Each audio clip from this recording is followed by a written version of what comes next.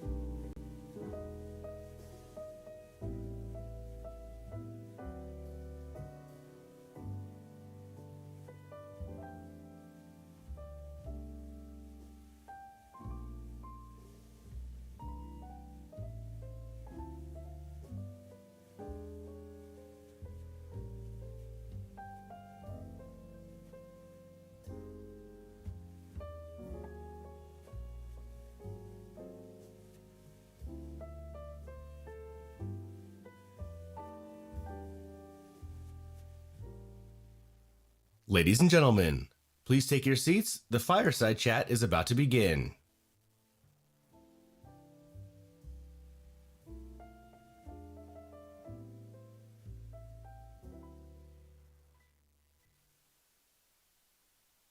Ladies and gentlemen, please welcome member of the Board of Trustees of the Ronald Reagan Presidential Foundation and Institute, Andrew Littlefair.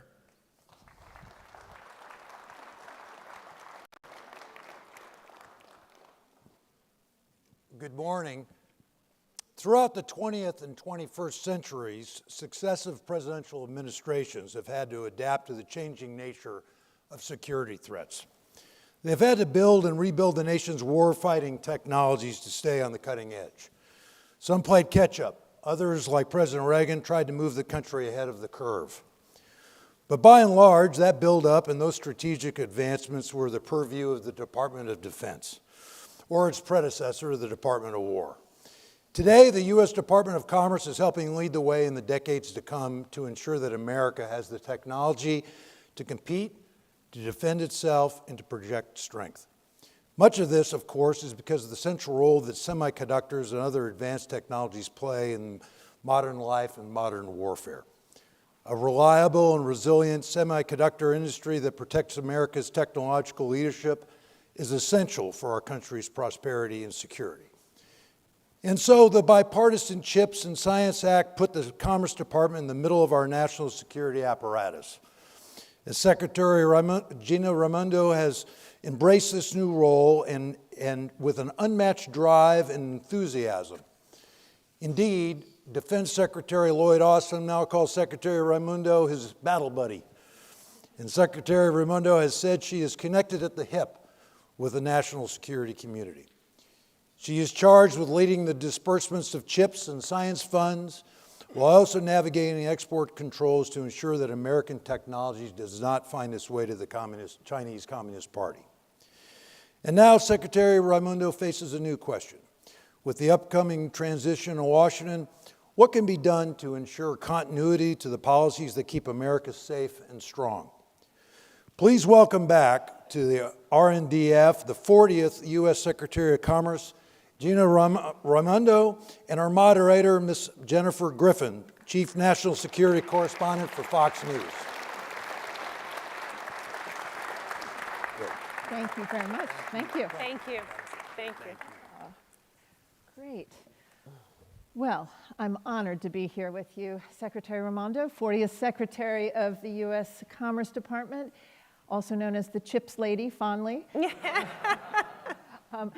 I wanted to start with some fun facts about semiconductors that I think were a little surprising to me.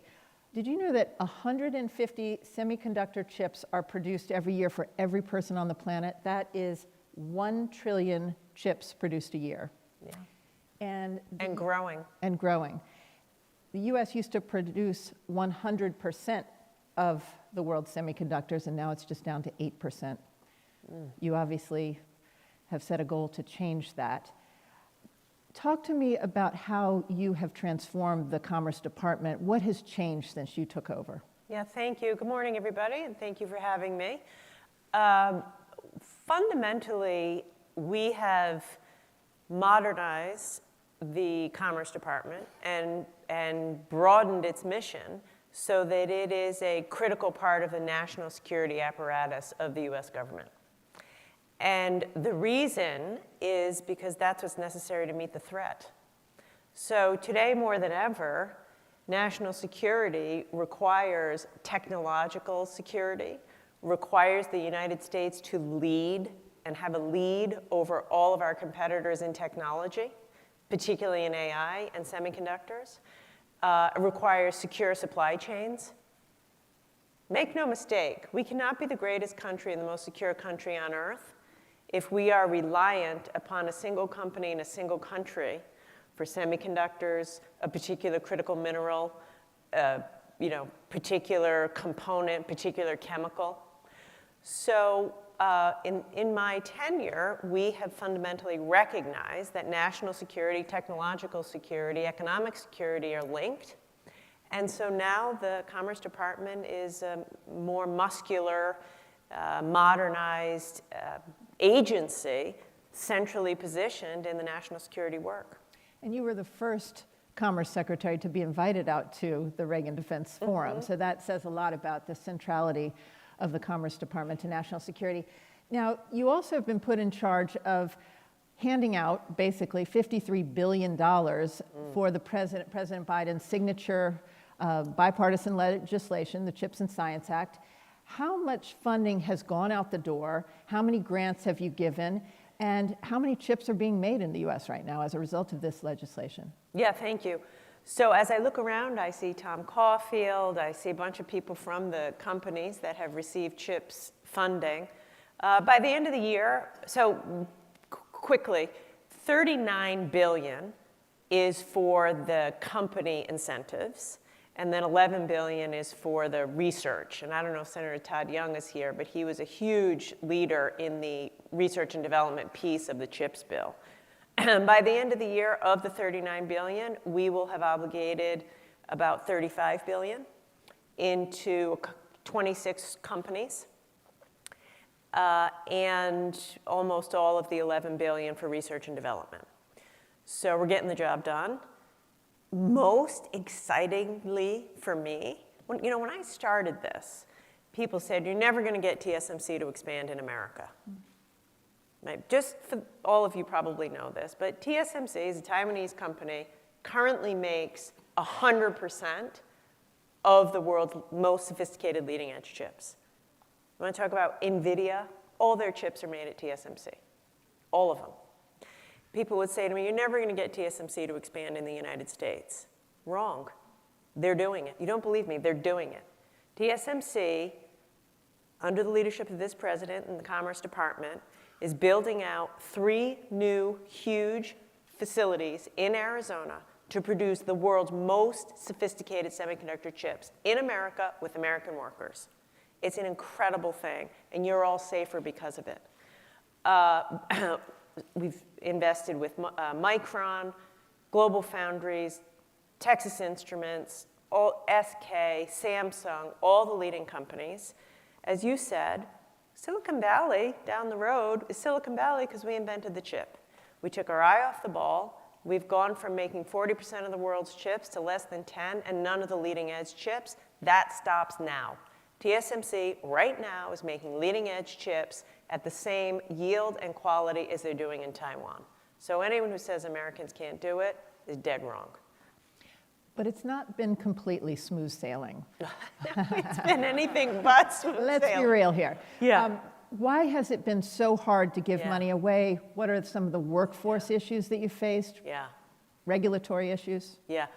Well, it's been brutally difficult. So first of all, although $39 billion is, of course, a lot of taxpayer money, you know, every single CEO that I met with, and I negotiated most of these deals, you got to get into the weeds, the conversation, they would come in and say, Secretary, we think we need X as a subsidy to do what you want us to do. And I would say, you'll be lucky to get half of that. Thus ensued a long negotiation. For the $35 billion that we're allocating, the private sector is investing $500 billion. So it's huge. Thank you for saying that. Audience feedback. So if you want to do it right, you know, we set out to say, at the end, we had national security goals. There's a national security program. We said at the end of these investments, by the end of the decade, we want to be making 20% of the world's leading edge chips in America. We want to have leading edge memory in the United States. We had leading edge packaging in the United States. We had goals. And so we drove a hard bargain with every one of these companies. But we're going to get it done. And it's like 10 to 12x private sector investment for every taxpayer dollar. Workforce needs are really an issue. You know, if you say to yourself, what do we have to do to secure America's national security? Workforce, workforce, workforce. We've got to invest in it. Research and development. Students coming out of colleges, community colleges and high schools need to be ready to work in tech fields, in science fields, and in manufacturing. And it matters deeply. You want to make ships again in America? You need Americans who know how to make ships, war ships. You want to make chips in America? You need to have Americans to do it. So it's a huge piece of the puzzle. What are the flaws in the CHIPS Act that you think need to be addressed? It's a great question. I think over time, you will need more funds to continue to build this out. By the way, to put this in perspective, right now, China is building 21 new semiconductor fabs. And they're going to keep going. Like, China is a worthy competitor, and we better be serious about it. So I think over time, and I am not a person who likes to spend taxpayer money. I was a governor. I watch every penny, which is why I negotiated these deals. But you have to invest in our future. We have to continue to invest in AI and research and development and job training. So there'll need to be more. Look, I think we got to get serious about permitting reform. It can't take 2 years to go through permitting in order to build a factory. That is not competitive. If China says they want to build a new fab, they don't take 2 years to go through permitting, federal, state, local level. So I think there's a number of different things to clear out an underbrush of bureaucracy, to enable us to move faster, and just to have a closer relationship between technology, entrepreneurs and leadership in the private sector with the government. Let's talk about Intel. Earlier this week, the CEO of Intel was forced to step down. Its stock price has tumbled. Intel is the only US company to design and manufacture leading-edge chips in the United States. It was supposed to receive the largest grant under the CHIPS and Science Act. It's central to your strategy. How big a blow is this to your efforts to return chip manufacturing to the US, and what are you going to do about it? Yeah. So look, there's no secret. Intel has struggled, right? It has momentum now. I think its new technology is on its way, and they're taking a lot of the right steps. The board chose to replace the CEO. That's their decision. Look, anyone who's a semiconductor executive in here knows it's a brutally competitive industry. It is famously cyclical, and sometimes changes in leadership happen. But Intel is an important American company, and we need to get behind it to succeed. So we're backing them. I believe they will come out of this.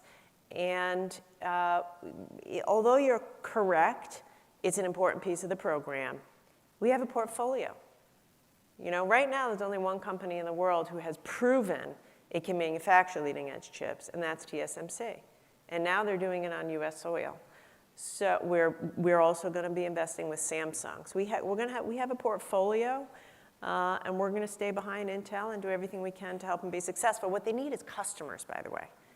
You know, not to get into the weeds here, but in the manufacturing of chips, it's a virtuous cycle. You need a customer to come in so that you can start to manufacture. It's a flywheel. It's a flywheel of innovation and iteration. And so that's why I have spent a lot of time with Tim Cook and Jensen and Lisa Su to say, take a bet on Intel so they can get better at what they're doing. But isn't there also a danger of picking winners and losers? And is it possible that the CHIPS Act accelerated Intel's problems by putting the focus on it? No, I don't think so. First of all, there's no guarantee that Intel or any of these companies will get the full amount of the grant. So this is hardly a blank check. You know, Intel, let's say they're getting maybe $6 billion, say $6 billion. They don't get a penny until first they clear some milestones. Then they have to do some additional milestones, including technical milestones completed, product milestones completed, getting customers. And then they'll receive a little bit more money. So I hear the question, but I think it's the opposite. We're trying to give them incentives so we're giving them a chance to be successful. If they can't get it done, they won't get the rest of the grant, any of these companies. Mm-hmm. President-elect Trump raised eyebrows in a recent interview with Joe Rogan on October 25th. He said that the CHIPS Act is a disaster, suggesting it should be scrapped and replaced with tariffs, that subsidies don't work, that tariffs are the only thing that work. Speaker Johnson then echoed that, talked about repeal, then he reversed. What are the implications if the CHIPS and Science Act were to be repealed? Is this a bad idea? It's a horrific idea. It's a reckless idea. Listen, I used to be a politician, recovering politician. I ran successfully several times, 2-term governor. Sometimes you say things on the stump, and I can only hope that was something to be said on the stump and won't be acted out. If we're in a place in American politics where we can't agree on national security and protecting the people of this country, then that's a very dark place. I will tell you now, whoever is the president, and I'd say it to my own boss, check your politics at the door when you're talking about American national security. It is untenable that the United States of America buys 100% of leading-edge chips used in fighter jets, AI technology, nuclear simulation, drones. 100% of those chips are made in Taiwan, and many of them are tested in China. Do something about it. Fix it. That's what we're doing. That's what the CHIPS Act is doing. So if you want to hold us accountable and say, go faster, you know, be clearer, you know, do a better job, fine. I'll listen to that. But if you want to say, undo it, well, that's not right. It's reckless. It's not fair. And it makes us less safe. By the way, tariffs have their place. You know, tariffs have their place. Legacy chips right now, I'm looking at my pal, Tom Caulfield, who runs a fantastic American company, Global Foundries, making larger, feature-rich chips. Right now, China is subsidizing those chips in these new fabs, dumping them into the global market and tanking the price. That isn't fair, and there may be a case for tariffs on that, so we can compete on a level playing field. But let's just do our job. Can tariffs alone deal with the chips issue? No, Because that's absolutely really what President Trump is talking about. Yeah, 100% no. Absolutely, 100% no. But what has been your approach to tariffs? Because I think people would be surprised that you've used tariffs. And what about export controls? That you've been in charge of stricter export controls. Tariffs have their place. I mean, what's been the most successful tariff that you've implemented or kept in place? We kept steel and aluminum tariffs in place, for example. You know, China is subsidizing steel and aluminum, dumping it into the global market. We need a vibrant steel industry. We need a vibrant chip industry.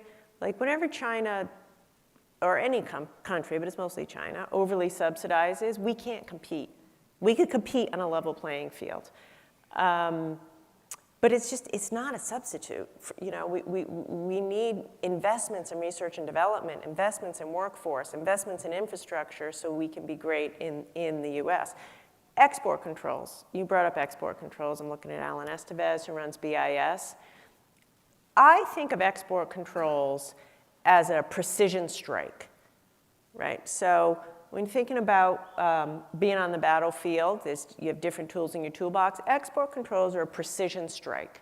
There's certain technologies we have, China wants, deny them. But it doesn't mean cutting off trade with China. That's escalatory, and that hurts America. So we've done huge, most robust, expansive export controls in US history we have done in our tenure. Mostly around semiconductors and semiconductor equipment. And the other thing about export controls is do it with your allies, right? Like you don't go into a war without your allies. Well, don't go into export controls without your allies. It's about US leadership with our allies, working with our allies to deny China the most sophisticated technology we have that they want. A year ago, you expressed some frustration that industry was taking your export controls and manufacturing right up to the bar. It wasn't really in the spirit of those export controls. Has that changed? What are your frustrations and what do you need from industry? Yeah, so I've learned that that's the way it works. We set the rules and they comply. So just under the wire. Just like this. So a couple things. So then we set the rules again, right? And I just can't say it enough, work with your allies. So it does no good if national security is the North Star, right? So when I set the rules, I have to make damn sure China can't just buy this stuff from Japan or Korea or the Europeans. So that's why we have to work with them. If I had more time in the job, I would try to do a better job having a pitch and catch and a dialogue on a continuous basis with industry. You know, I mean, really, we need them at the table. This technology is incredibly complex. Trying to figure out how to draw the cut line in a way that gets the national security goal but doesn't hurt US industry is really hard. So I think we need a continuous dialogue between the US government and the highest levels of industry to constantly get that right, recognizing there is a tension. My thing is, you can't put a price tag on national security. So if I dig into your profits, such is life. So it's been said that you are the member of the administration that China fears the most because you control the export controls, tariffs, and you've sat across from the table from the Chinese. What have you learned, and what would your advice be for your successor? If it's Howard Lutnick, what would your advice be? Be tough. Be tough. Be straightforward. Rhetoric is not useful. Rhetoric is not useful. Sit at the table, look them in the eye, tell them where you are, and stick to what you say. Don't back down. But the bravado, I think, is not necessary. Like here's the way it's going to be. It's matter of fact. It's not in our interest for you to get this technology, so I'm not going to give it to you. Also, my other piece of advice would be think harder about technology. Continue to modernize the department. When I sat here a year ago, the Commerce Department didn't have an AI Safety Institute. We've built an AI Safety Institute in the Commerce Department with some of the world-leading AI researchers and technologists. When I sat here a year ago, we hadn't obligated a single penny of CHIPS money. Now we have $35 billion out the door because I built a team of experts from industry. When we are doing our work for BIS, we're starting to use AI-enabled analytics so we can be better and faster. So I will continue to modernize the department in that way. And then my final thing would be, and I really believe this, I have religion on this topic, export controls matter, sanctions matter, holding China back matters, but it's just a speed bump. We are not going to beat China by trying to slow them down. We're going to beat them by going faster. So invest in America. Invest in our technology, invest in our companies, invest in our infrastructure, invest in our talent, and do it with our allies.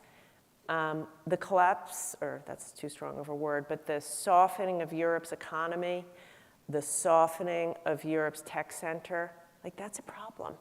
So fundamentally, I would say, it's a race. Tug on their shirt where you can to slow them down, but you better just be prepared to run faster. But you don't believe in decoupling from China? Absolutely not. Decoupling is a fool's errand. It's escalatory. It hurts America. By the way, they want to decouple. I always smile when people say to me, Secretary, are you trying to decouple from China? Like, absolutely not. But why do you think they're building 21 new semiconductor factories? Why do you think GM is struggling to sell cars in China and BYD is producing millions of cars a year? They want to decouple. Xi Jinping is very clear. Take Xi Jinping at his word. He wants a dual circulation economy. I think that's bad for the world, and I think it's bad for, certainly America. How did you respond when you were in China? They tried to humiliate you by rolling out this Huawei smartphone with a 7-nanometer chip. How did you respond? How surprised were you, and what did you do? Yeah. So they told me not to take it. For those of you who don't know, I was in China, first Commerce Secretary in 6 years to go to China. I went last year over Labor Day weekend, and they used the occasion of my visit to release their new phone, a Huawei phone with a chip in it that could only have been made if they violated export controls. So my billboards were in Beijing when I was there, releasing the new phone. My son. They transposed your face on They transposed my face on the thing. My son's like, Mom, you're famous in China. On TikTok, perhaps. Yeah, that's another discussion. Every mother's great worry. But yeah, and the Chinese told me not to take it personally. It was a coincidence. They didn't allow you to save face? So I was amused, touche. It was probably not a coincidence. Whatever. Like I played rugby. I'm a politician. I'm unoffendable and get back up when you get knocked down. Look, here's the thing. Our chips are better, our phones are better, and they're better because we're out innovating them. And this past week, we rolled out new export controls, putting 140 Chinese companies on the entity list, and doing everything we can, working with the Dutch and the Japanese, the big deal, to more effectively deny China the tools they need to make the chips that will go in the Huawei phone. We have a few minutes left. Let's end by talking about Taiwan. President Trump recently said about Taiwan that we put up, and this is a criticism of the CHIPS Act, we put up billions of dollars to rich companies, referring to TSMC. They stole our chip business. They want us to protect them. The mob makes you pay money. He complains that the US is paying TSMC to make chips in America and thinks the same can be achieved, again, as we mentioned, through tariffs. How should we be thinking about Taiwan? You've been a part of kind of war games to see, China's intent with Taiwan is well known. What is your reaction to former President Trump-elect's comments on Taiwan, and what would your approach be to Taiwan, and what is dangerous about this kind of talk? Yeah. Maybe I'm just too practical, but escalatory rhetoric is just not useful. It benefits no one to have a hot or cold invasion of Taiwan. So, of course we have to be prepared. We have the best military in the world, best intelligence in the world, and we have to be prepared. We also have to be prepared, which is what I'm doing, if God forbid, China cut off the flow of chips to the US from Taiwan. So we have to be eyes wide open about that and do everything we can. But at the same time, we ought to be doing everything we can to de-escalate so it doesn't happen. I think, I can't remember the number, but there's like $1 trillion plus of trade that would come to a screeching halt if there were that kind of a conflict. So I think we just have to, we shouldn't allow it. And we have the ability, working with our allies around the world, to make sure it doesn't happen. One really important point on that, I'm constantly thinking about the future, like how do we innovate in government and modernize government to meet the threats of today? And one thing in that bucket is the Indo-Pacific. The United States, for too long, took our eye off of the ball in the Indo-Pacific. And so I hope the Trump administration has a serious economic strategy in the Indo-Pacific.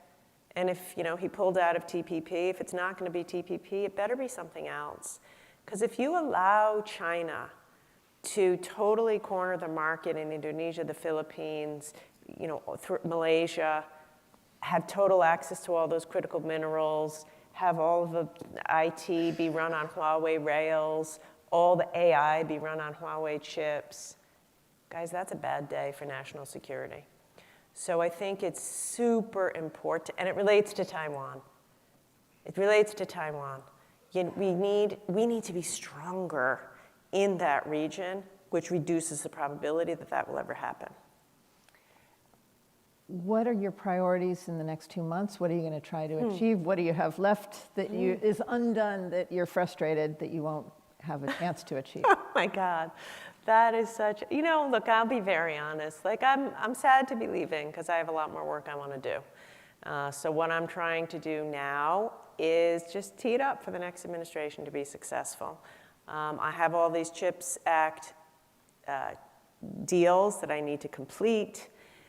There's a lot of work. I told you we just this past week, to give you a sense, people are saying, Gina, are you still working? This past week, we made several CHIPS announcements. I announced the result of a Defense Production Act survey into legacy chips, which I want to try to take action on before I leave. Possibly, there's a need for tariffs on legacy chips, as I've said. The AI work has to be done. So there's just a huge amount of work. I've told my team, buckle up, we're working till the 19th at midnight, and I'll have it ready for the next team to take over and not miss a beat. And in May, you will co-chair the first Reagan National Economic Forum. You seem to be one of a favorite Democrat of the Reagan Library, and a peace through strength Democrat, certainly. So thank you, Gina Raimondo. Thank you to the audience. Thank you. This concludes our fireside chat. Please remain in your seats for panel 2, or proceed to the Air Force One Pavilion for panel 3.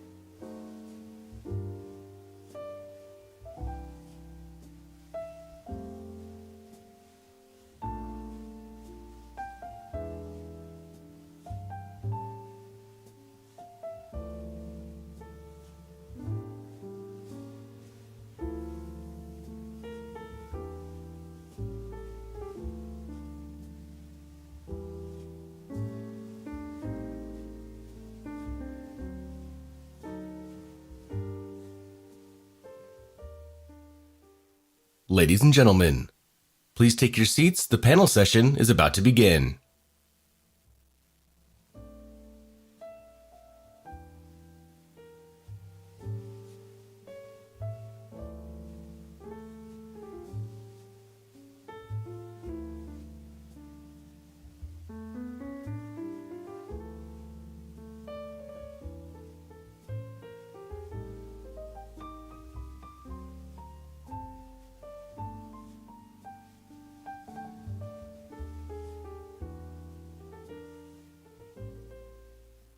Ladies and gentlemen, please take your seats. The panel session is about to begin.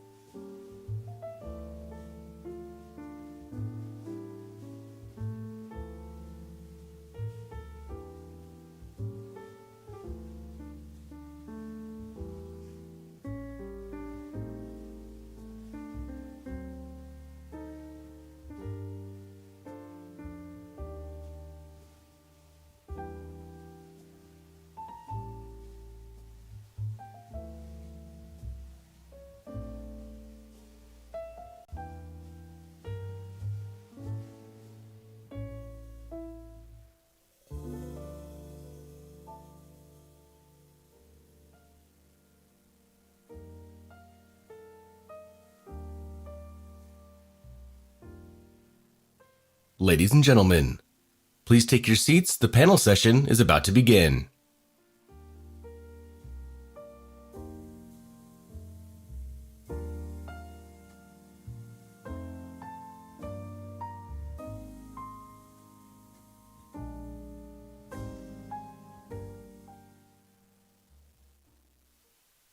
Ladies and gentlemen, welcome to Panel 2, Building the Blueprint.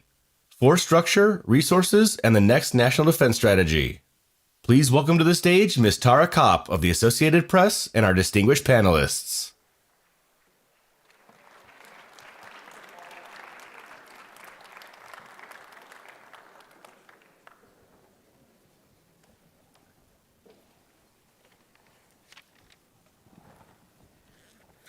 Well, good morning. I'm very excited. I feel like I have the fun panel and a great scene setter.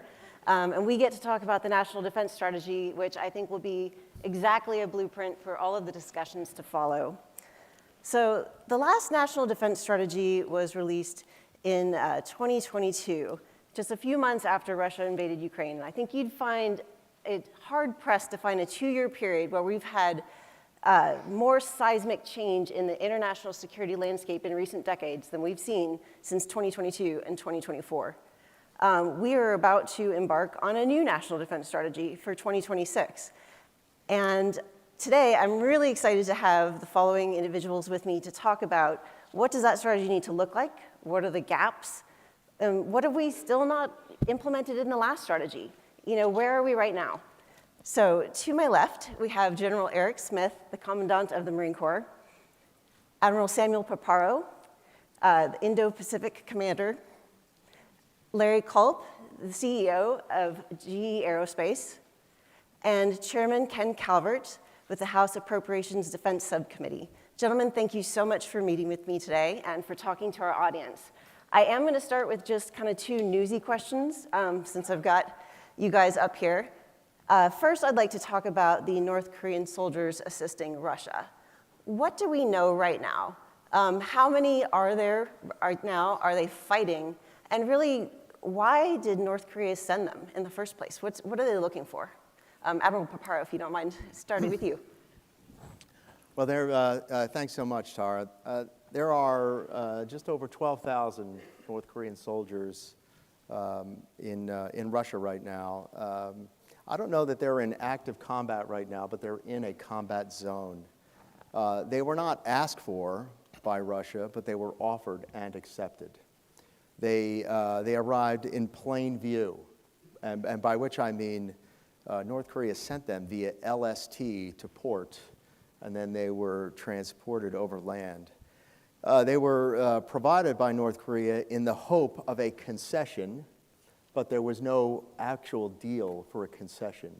A concession meaning, something coming back in return.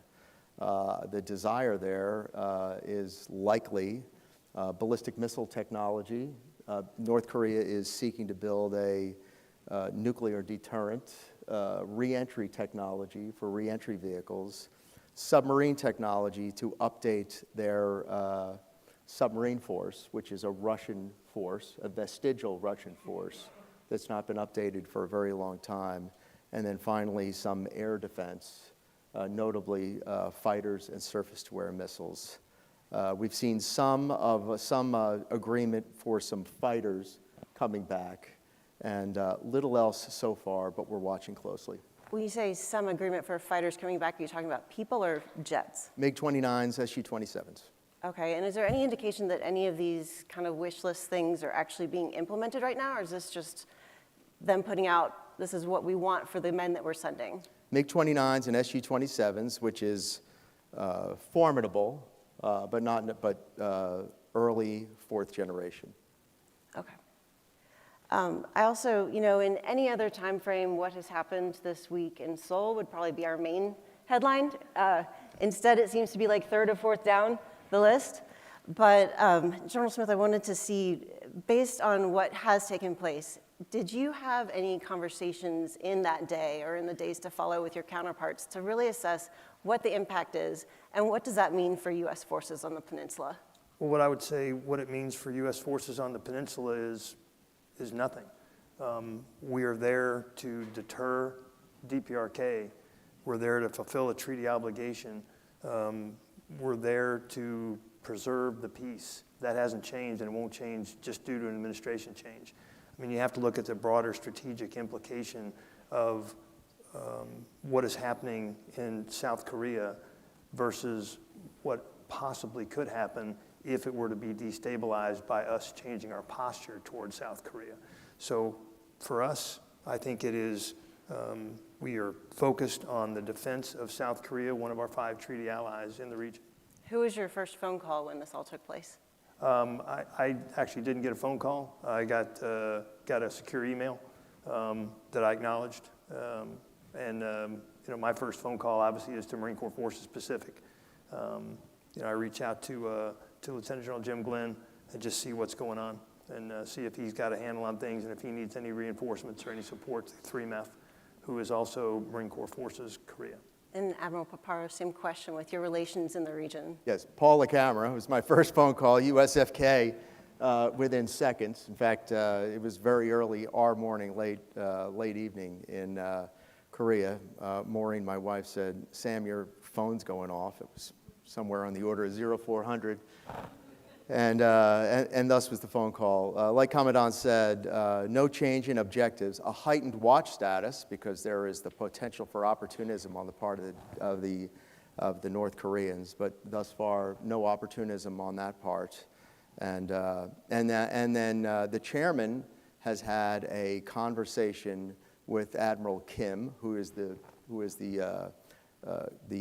South Korean, the ROC chairman, and a highly professional discussion.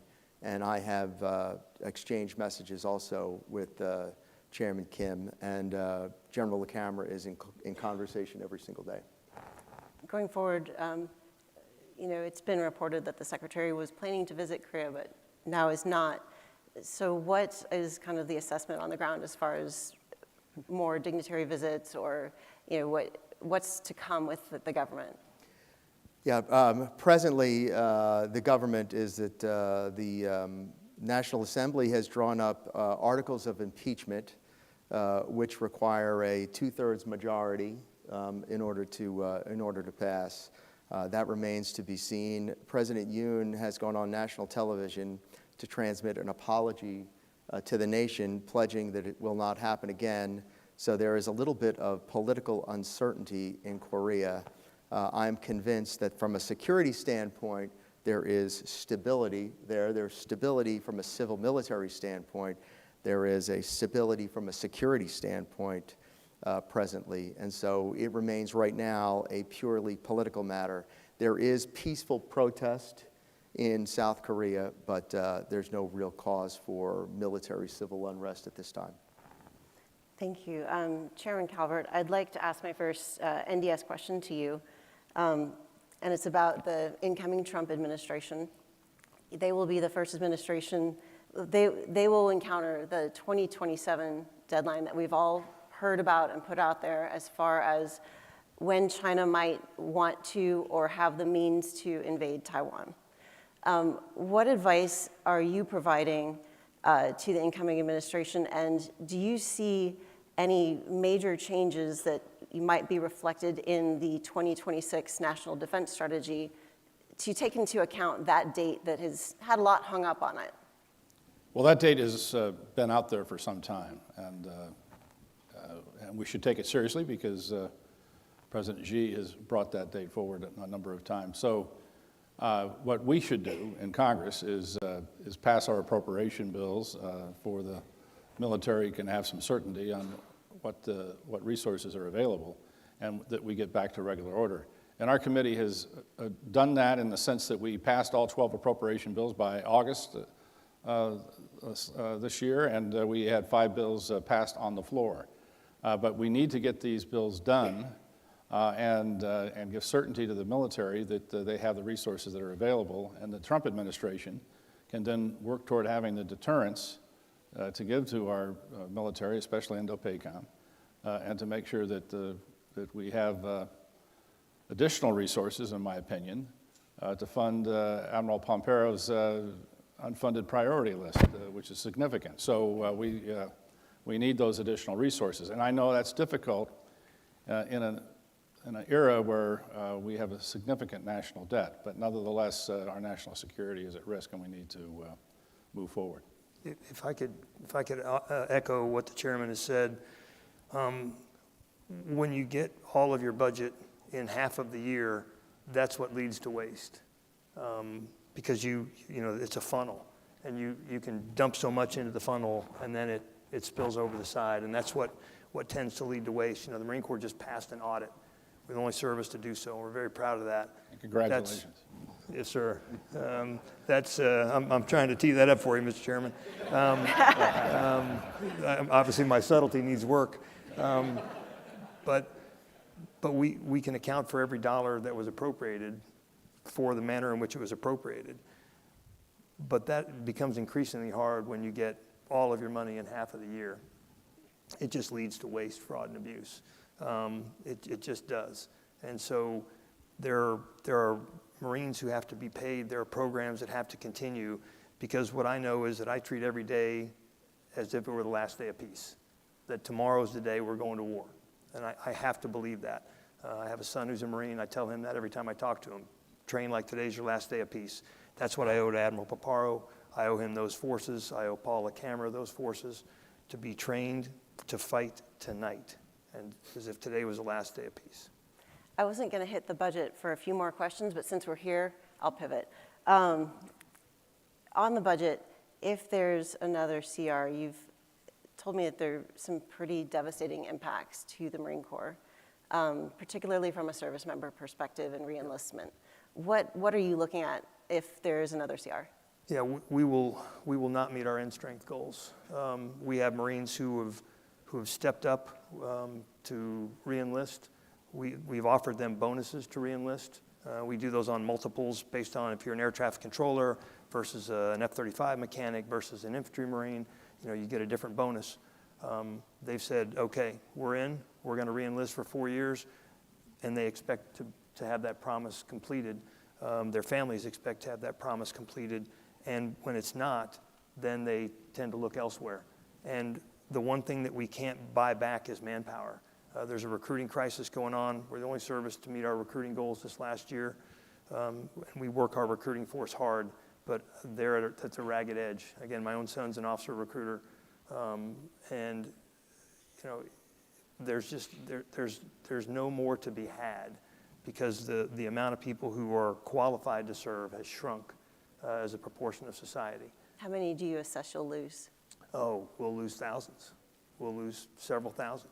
I mean, I would estimate, I'm just guessing here because I haven't talked to my manpower folks, but we'll lose 3,000 or 4,000 people. And that is an entire infantry regiment, and we can't afford to do that. So. And what's the real impact to the Marine Corps at that point? Well, the real impact is we're not ready. We don't have the manpower to put out on our Marine Expeditionary Units. We don't have the manpower to support General LaCamera in Korea. We don't have the manpower to support Admiral Paro in the Pacific. We don't have the manpower to go out into the Mediterranean and support our allies or to go into the Red Sea and knock down Houthi drones. It is a real impact.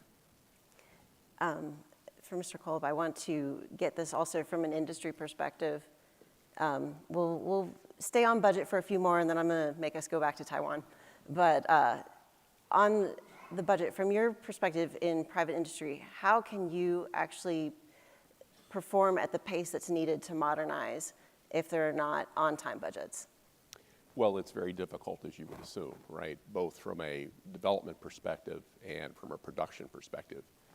Without that clarity, without that certainty, it's very hard for us, particularly on these long lead time activities, in developing a next generation engine for a next generation fighter, to keep everybody at the task. And that is a multi-year activity with these stops and starts, let alone some of the policy uncertainty of late.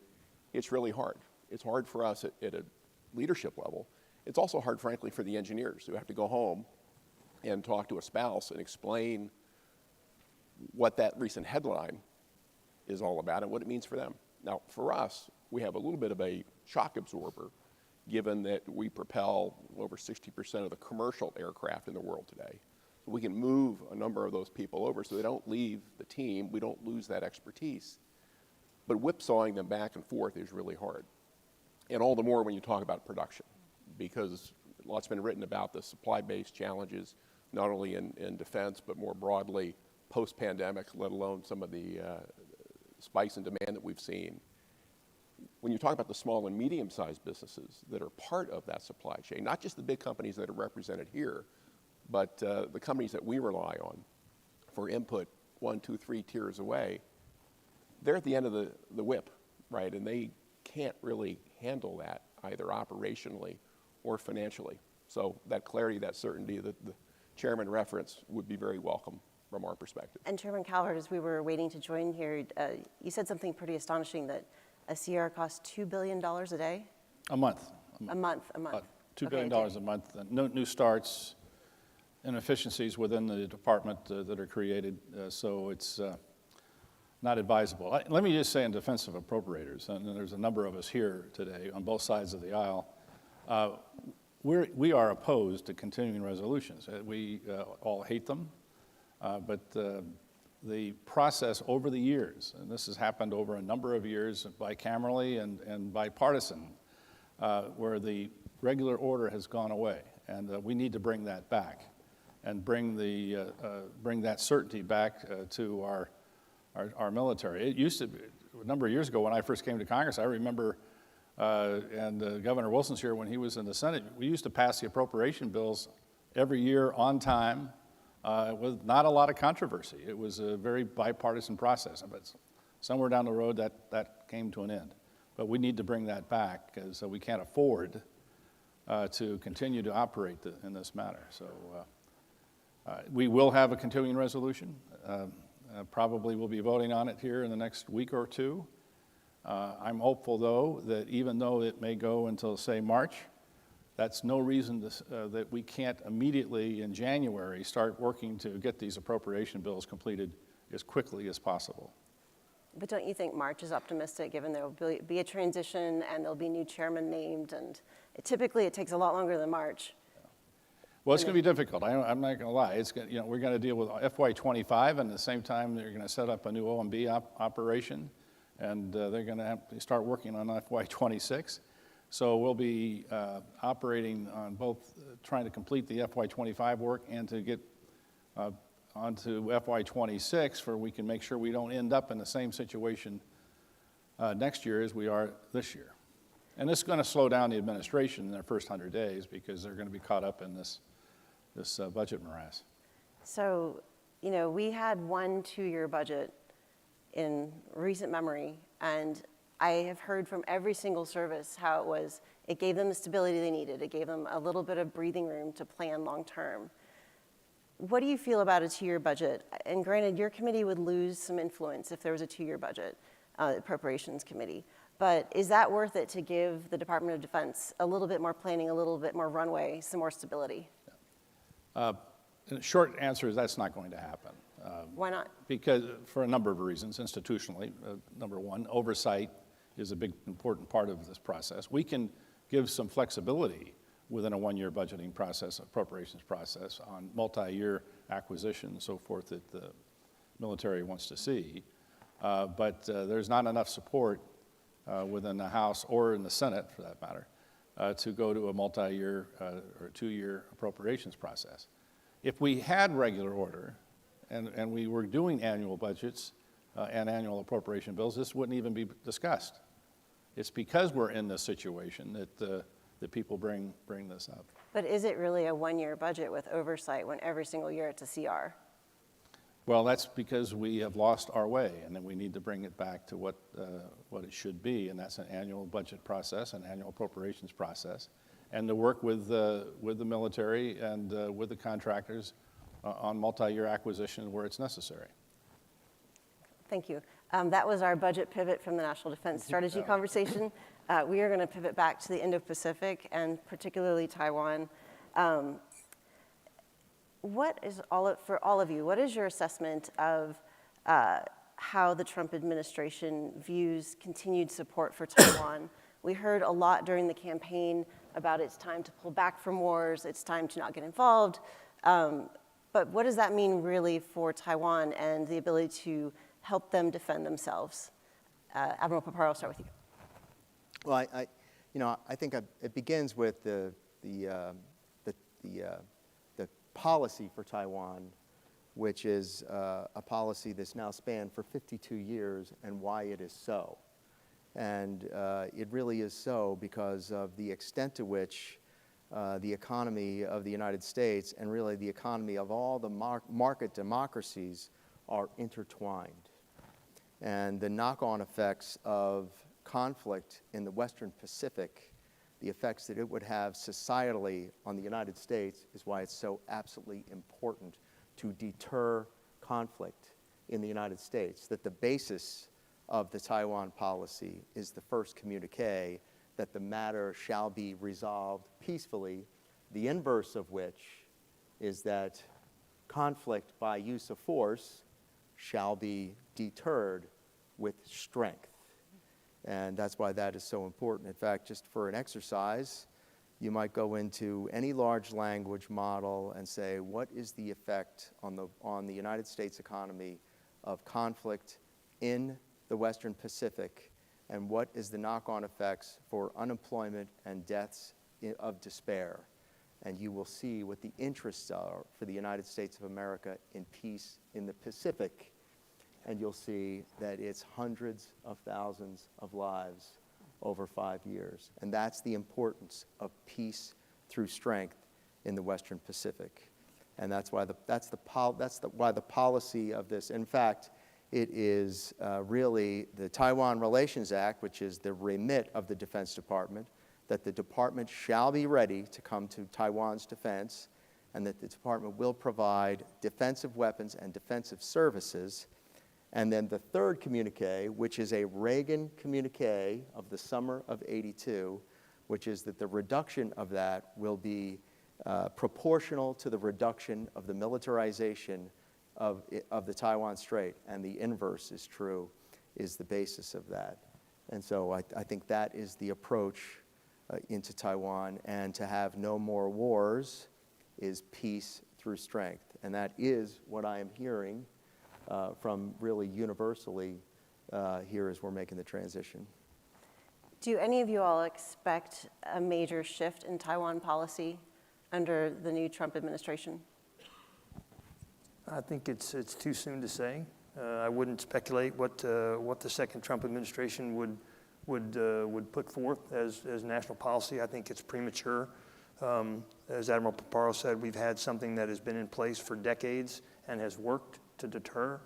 And it'd be my expectation that that would continue. But again, I wouldn't speculate on the next administration. I think you're always at risk of presuming things that are not known when you do that. I'll say the law directs the department to be ready. The policy is whether or not the President of the United States decides to employ the military at first. For the services or not, we don't get a choice in the matter. We have a tool that we offer policymakers, and we have to be ready every second of every day. So we are to some extent always ready to provide ready forces for the President of the United States for conflict in the Western Pacific, and we are always in a ready status to deter conflict. Mr. Colby, I would just bring a point up, but it's my assumption, based upon statements that were made during the campaign, that the president wants to have a strong military and a strong deterrent in the Pacific. And it's our job as appropriators is to fund that. And so we need to find the resources in order to fund that deterrent, for we don't have the best conflict, as everybody in this room knows, is not have one. Right.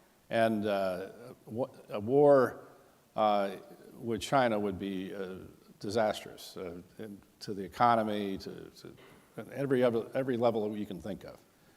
And so it's, and on the other hand, China's not building that military just to look at it. Xi's made very clear that he is going to be ready to go into Taiwan on or about 2027. So we should take him at his word, and we should be ready by appropriating necessary funds that we need to have, and do it as rapidly as possible. And I would make certainly that recommendation to the President-elect. And noting that, and particularly with the National Defense Strategy, what haven't we realized from the last National Defense Strategy to be ready for 2027 right now? Like if 2027 happened right now and China did take action, what would be the outcome? Are we ready to help Taiwan defend itself? Are there necessary resources in theater? And this can go pretty wide-ranging, but we have tied up our defense industrial base in supporting both Ukraine and the wars in the Middle East. So are we ready right now, or what needs to change? I remain confident that we'd prevail in a conflict with the PRC over Taiwan. And in fact, the PRC also doubts their own ability to prevail in such a conflict. That's why they set the benchmark 2027 also. That doesn't negate that if they decided that there would have to be a war of necessity, they're going at tremendous risk to themselves for doing so. Our concern is that the margin, and the margin is expressed in risk of succeeding, in lost lives, in lost capability, in lost money, in lost time. Our concern is that margin is eroding as a function of the extent to which we are building the right capabilities and the extent to which the PRC is building the right capabilities. And over the last few years, we have made some great gains in certain key capabilities.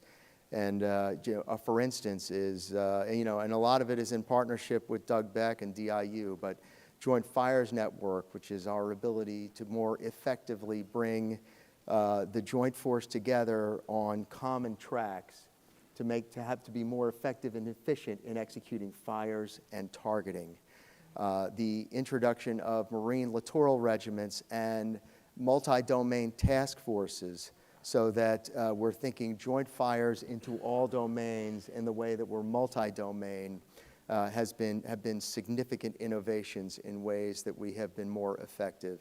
In the way our alliances and partnerships have been affected in some of the posture moves that we've made. More access to the Sakashima Islands, to the Ryukyus, ectosites which are now reserved for humanitarian assistance, disaster relief, building partnerships, through AUKUS, building partnerships through the Quad, through the Squad. In all of these ways we've made, and then other posture projects throughout the Pacific, places and emplacement of particular airfields, improvements to ports that improve our posture for our capability. But in some of the air, missile, maritime capabilities that are going to gain us the battle space in space, counter space, that give us the counter C5ISR capability for us to gain the space to be able to put the 21st century capability in action inside the first island chain while we are still capable. We are losing pace. And so those are the areas where we have to, we've got to double down on our ability, getting away from CRs as a part of it, becoming more agile in our acquisition, thinking differently about the weapon systems themselves is a part of it, embracing the 21st century and 21st century tools is a part of it, but also we have to accelerate some of our in situ programs as well. We have to act with a sense of urgency. But sometimes it's not just weapon systems, sometimes it's actual US troops. Do we need to send more Marines to Taiwan? Is that enough of a deterrent signal? Well, what I would say, I'll defer to Admiral Paparo on whether we send Marines to Taiwan or not. But what I would say is the advantage lies with us because our last combat was captured on somebody's iPhone 14. The Chinese's last combat was captured on oil and canvas, and they should not forget that. It is easy to bluster, but it's another thing when you actually have to go toe-to-toe and go in harm's way. And we have a lengthy history of going in harm's way. In Iraq, in Afghanistan, we've built a culture of warrior excellence. We've built a culture of warfighting. We've built a culture of interoperability in the joint force. The PRC has not yet had to deal with that. They haven't had to deal with that in decades. So I would not undersell the value that our combat experience brings to this fight. Because again, their last combat was captured on oil and canvas. Well, Admiral Paparo, is there a room for augmenting the small number of US Marines that have been helping Taiwan? And at what point does that become provocative? It becomes provocative for US troops to be on Taiwan, for any US troop to be on Taiwan. And the real key to success is for the enablement of Taiwan to be more effectively, the feed a fisherman to fish, and for Taiwan to be effective in its own ability to fight, to have the operational constructs for it to defend itself, so that the matter can be resolved under peaceful conditions with the principles of self-determination. And so U.S. troops on Taiwan has the tremendous risk of tripping China's 2005 anti-secession law, specifically Clause 2, which is a foreign power intervenes on its behalf. And so, however, defensive services is an element of the Taiwan Relations Act.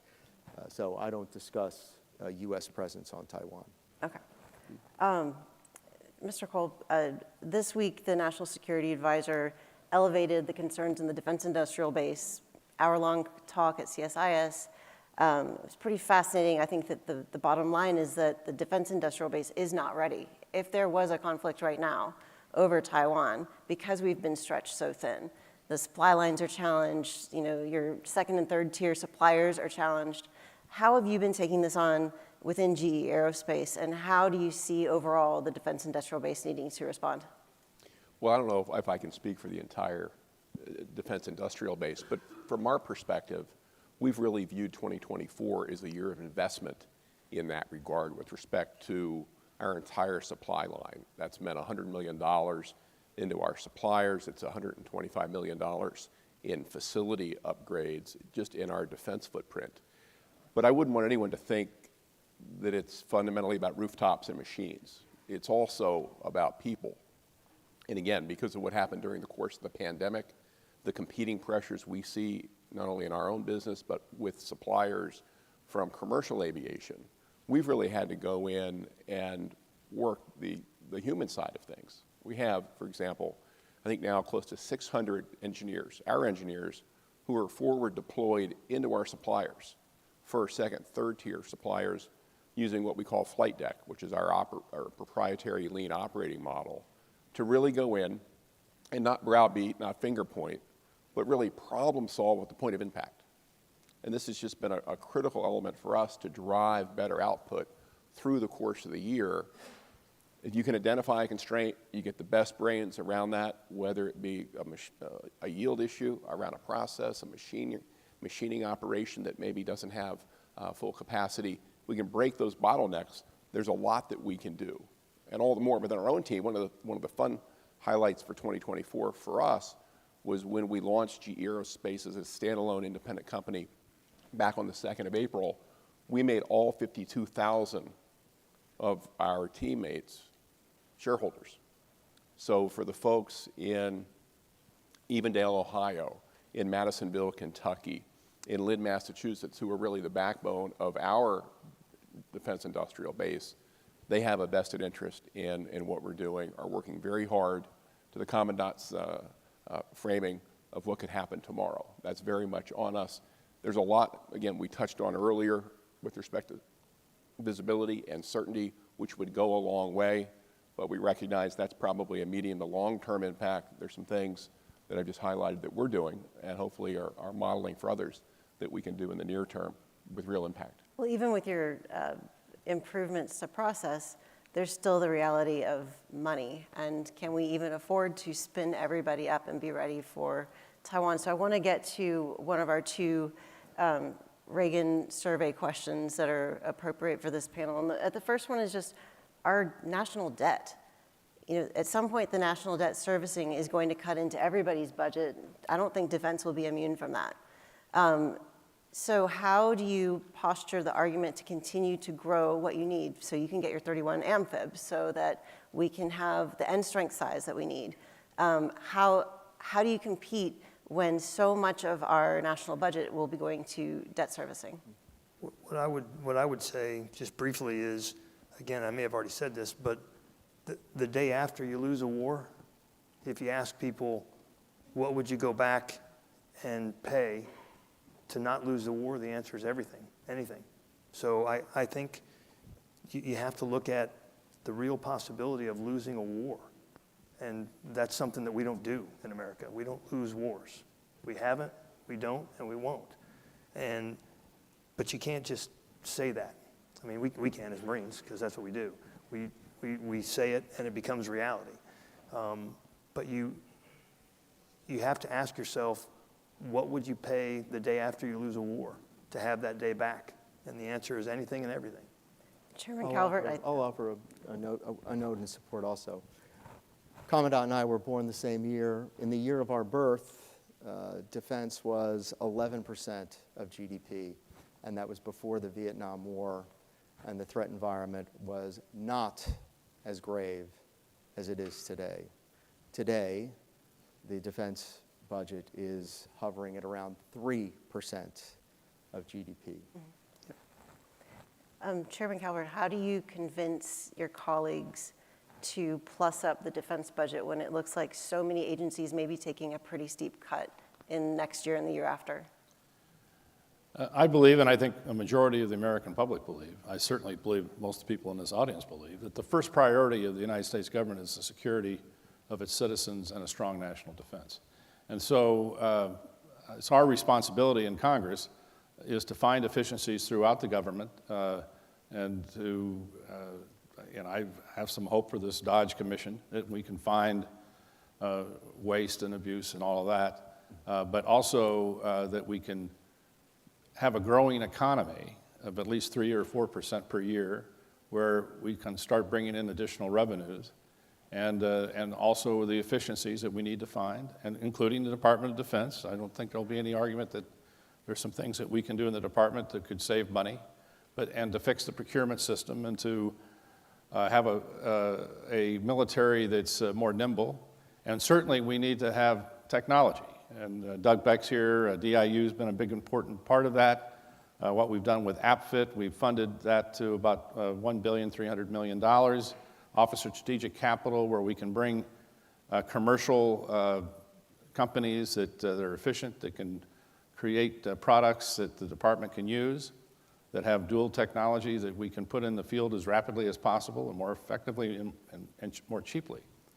Replicator is a program that I think is a step in the right direction. I was happy to see that it looks like that's moving the right way. Hopefully we can make those products cheap. They need to be. And then we can have a strong deterrent here in the short run while we try to fix our budget problem. We didn't get to this $36 trillion debt overnight. Everybody participated in doing this. There was a discussion about that this morning. And we're not going to get out of this overnight. But we need to put together a program that puts us in the right direction, that we start addressing the national debt and at the same time meet our priority in defending this country and the people of the United States. You know, with the size of the budget that DoD has, I mean, it's well over $800 billion now. We'll be probably hitting $1 trillion. Well, really, it really is $1 trillion. The base budget is $833 billion, and you throw in the MILCON accounts, and then you throw in the nuclear weapons program, you're probably at $1 trillion right now. But still, as the Admiral mentioned, we're still at less than 3% of GDP relative to what was spent in the past. And we're spending more money on interest on the national debt this year than we will on our own national security. From the perspective of people who do not cover national defense regularly, though, they'll look at $1 trillion and they'll say, there's got to be room in there somewhere to cut. Absolutely. But we've seen over the years, though, that it's so tempting to cut into the end strength of the services or to cut into their weapons, their procurement programs, and it seems like we're at the bone on that stuff, that it can't come from personnel anymore. Look, our committee, we fund not just the military, but we fund the Central Intelligence Agency, the NSA, the NRO, the NGA, all the agencies that are associated with our national security. There are efficiencies that we can use to bring down that cost. No doubt about it. I've been a critic of the growth of the civilian employees within, and I say the Pentagon, I mean in defense overall, and we need to bring that in line, and we can do that. We have about a 10% turnover every year. We should be able to hire, say, half that and start bringing down the number of civilian employees, have a more efficient way of procuring. I'm sure that Larry would say that the procurement system in the United States is broken. The Department of Defense procurement system is a mess. It costs too much. I can go on and on. We need to do all that. We have a responsibility to do that. But also throughout government, we need to find what efficiencies that we need to have, and at the same time, grow this economy and bring in the revenues that are necessary to pay the bills and pay down the debt. I want to quickly get to the second survey question, because then we haven't even touched on drones, so we'll spend our last 10 minutes on drones. But how big of a military do we need at this point? We're not doing a two-war construct anymore for how we size our forces. Is it still one war and deter another, or is it where we've seen this kind of gelatinous gathering of everybody, Russia, Iran, North Korea? Like, are we going to have one unified front that you just have to prepare for, where they're helping each other with people and supplies and weapons, et cetera? Well, I think the next national defense strategy is going to lay that out, whether it's to defeat one adversary and deter another, or be able to simultaneously defeat two. And if it's the latter, then we're going to have to grow. I mean, flat out. So I think that remains to be seen. But I would say that there is collusion amongst all of our adversaries. I mean, to think that the DPRK, Russia, China are not working together in aspects of research and development and weapons transfers is naive. And so I think that we have to be ready to grow the size of DoD, but that comes down to recruiting. And it is a tough recruiting market. Again, we're not bragging, but we're the only service that made our recruiting numbers. And you passed your audit. And we passed our audit, so which I'm pretty proud of. Give them 2 more stars. Sir, I'm good. But the recruiting is everything, because machine to machine learning only gets you so far. At some point, it takes a human to stand on the ground and say, this ground is mine. I own this. You can put a drone over the top and you can secure it for a period of time, but it takes a human to physically occupy terrain. And with the shrinking pool of those who are eligible to serve and the lack of propensity for Americans to serve, that is a national crisis, in my opinion. And it requires national, I won't say national leadership, it requires a national effort to reinvigorate the value of military service. I mean, functions like the Reagan Forum hopefully help in that regard, but I actually think that it's those people who don't tune in to the Reagan Forum who are the ones I need to talk to. It's every high school in America. We recruit in every zip code in America. And again, I've said it before, my son's a recruiter. And he makes missionary, doesn't come home for Christmas.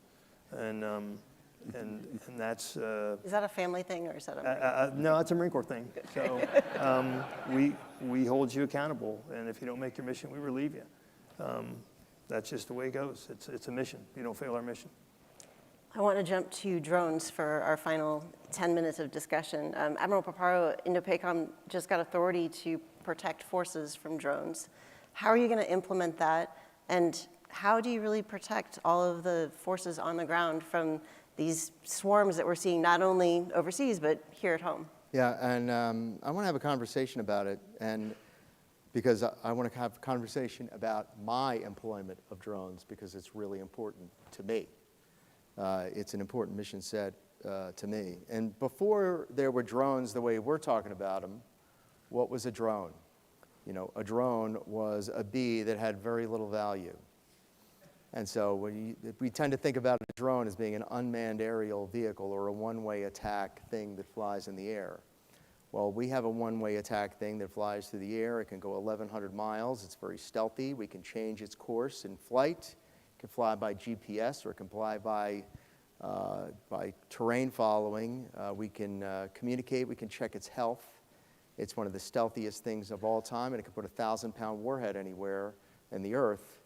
And we've had one since 1984. It's called the TLAM. The problem is that it costs over $1 million.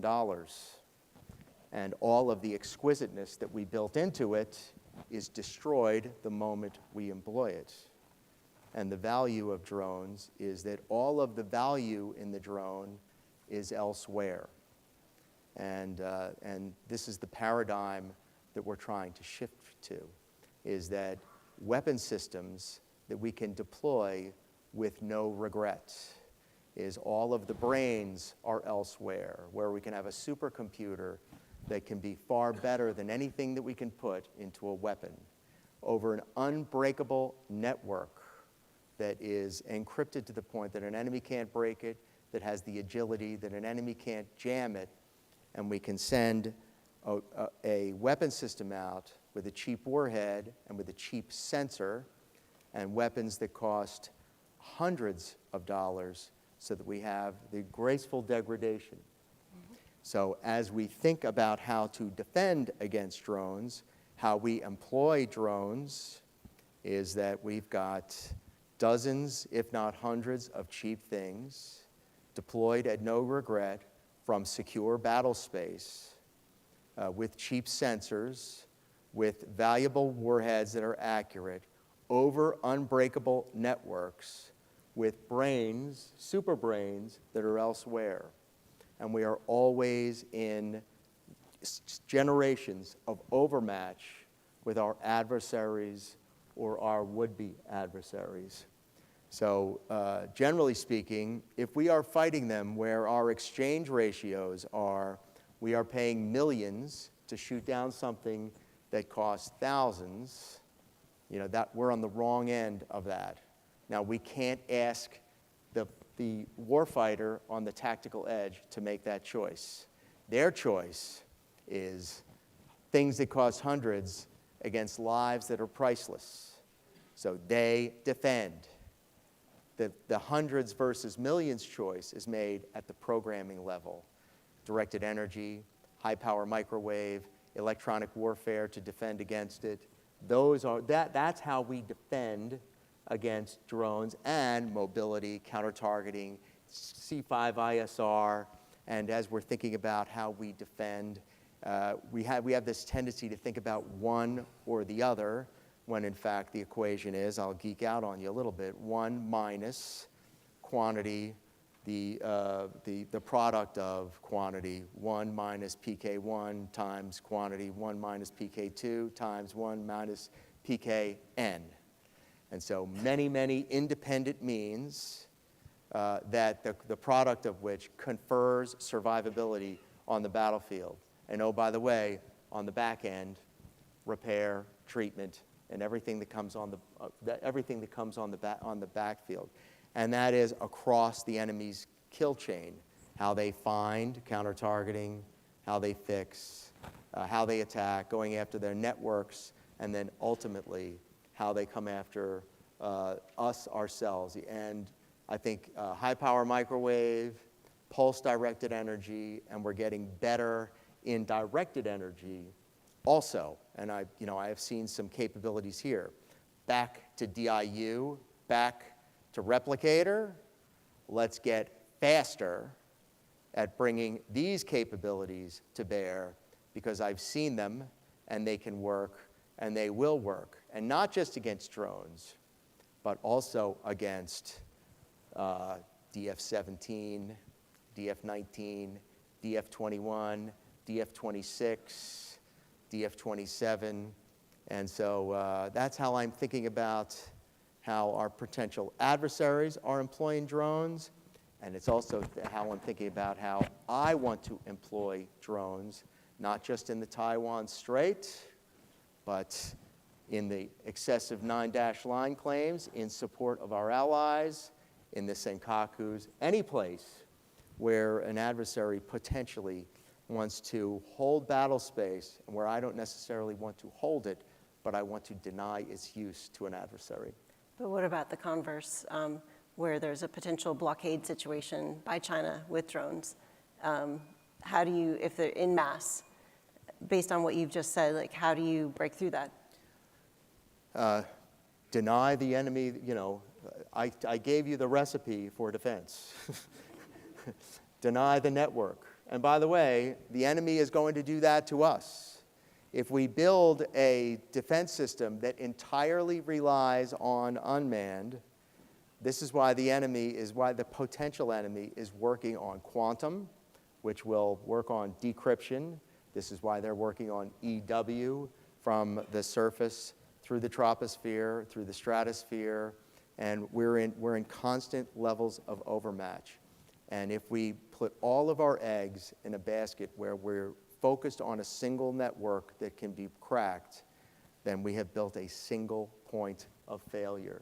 So redundancy, unbreakable networks, multiple levels of redundancy, and that also includes our defenses. What about just, General Smith, what about just physical security for a Marine on the ground? I mean, we're seeing this in Ukraine on a daily basis. How are they learning lessons from Ukraine on how to better protect themselves in this evolving threat? Yeah, we have a Marine Corps Center for Lessons Learned at Quantico, and we do study what's going on in the Ukraine. We do study what's happening on the battlefield, and what I can tell you is it is incredibly hard to kill someone on the battlefield. People are incredibly resilient. A drone is an attack weapon system that can be defeated, and you can survive it. Again, it is incredibly hard to actually kill someone on the battlefield. It takes hundreds of rounds of ammunition to actually strike a person, because the adversary is nervous, they're jittery, they're sweaty, they're hot, their vision is obscured. It is, again, it is not a, well, he has a drone, so I'm dead. It doesn't work that way. I think Our Center for Lessons Learned and our Marine Corps Warfighting Lab is currently in the process of teaching Marines how to make themselves hard to target, how to reduce their signature, because if you can be sensed, you can be targeted. If you can be targeted, you can be killed. So first, don't be sensed. Second, don't be targeted. And that sounds like a play on words, but you can make yourself a hard target. You can reduce your signature, because you still have to be sensed to be targeted. The drone's just not going to go out there and miraculously find you. You have to emit some kind of signature, either through movement or, more importantly, the electromagnetic spectrum. And if we can reduce our signature and we can do end-to-end encryption on our, and burst transmission on our radios, directed beam energy with our radios, we're going to be much more survivable on the battlefield. We're down to our final 2 minutes here.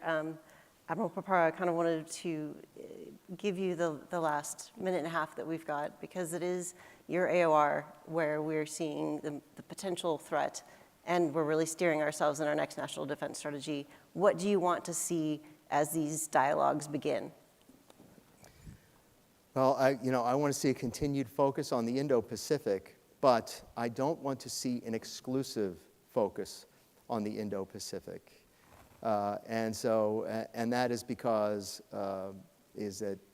success, Russia's failure in Ukraine is having a direct deterrent effect on the PRC. They're watching. And so I just want to be clear about that, is that the two are not Pareto optimal from one to the other. And so I don't want that to be politicized in any way, but there are relationships among them. They are symbiotic, transactional relationships, and each is taking notice, each is learning from another, and there is a significant linkage. But the capabilities that we're on, I don't want to lose momentum on the air, missile, maritime, joint, all-domain capabilities that all of the services are doing across counter C5ISR, targetable, common intel picture, fires, survivable fires, and the platforms that employ them, and the sustainment that is capable from all domains, all services, from all domains into all domains, and then the focus on allies and partners and posture. It deters. I want to thank all of our guests for your insights today. Excellent conversation. That wraps us up. Look forward to seeing you all at our next panel. Great. Okay. Ladies and gentlemen, this concludes Panel 2. Panel 4 will begin in 10 minutes on this stage, and Panel 3 will begin in 10 minutes in the Air Force One Pavilion.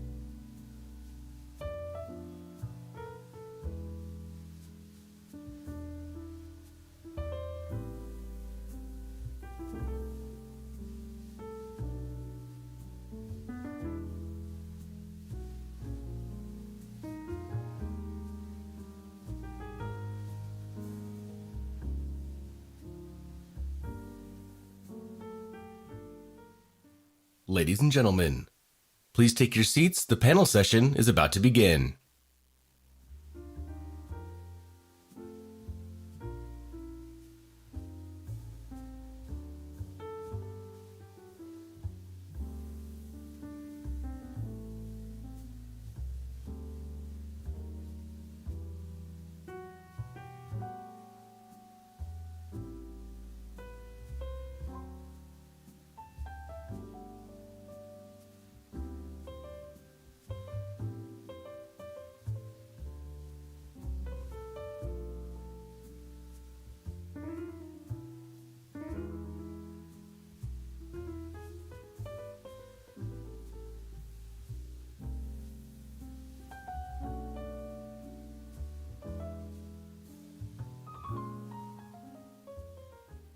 Ladies and gentlemen, please take your seats. The panel session is about to begin.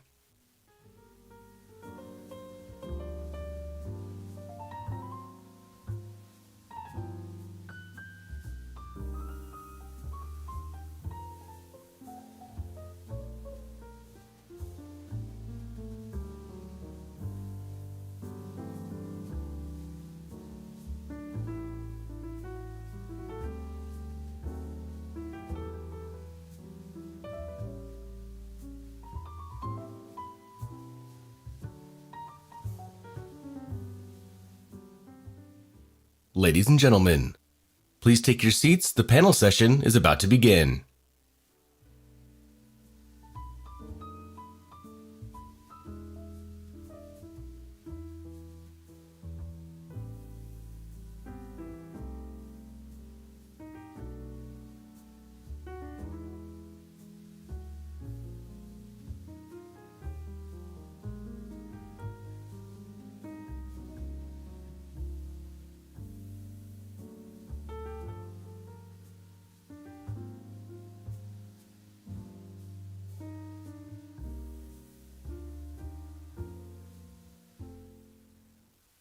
Ladies and gentlemen, please take your seats. The panel session is about to begin.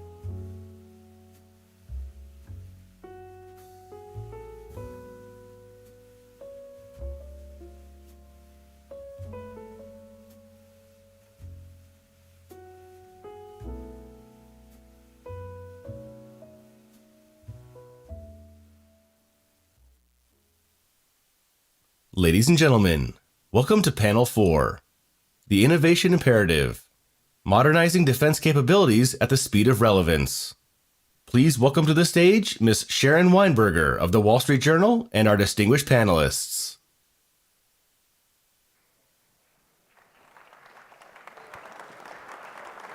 Thank you.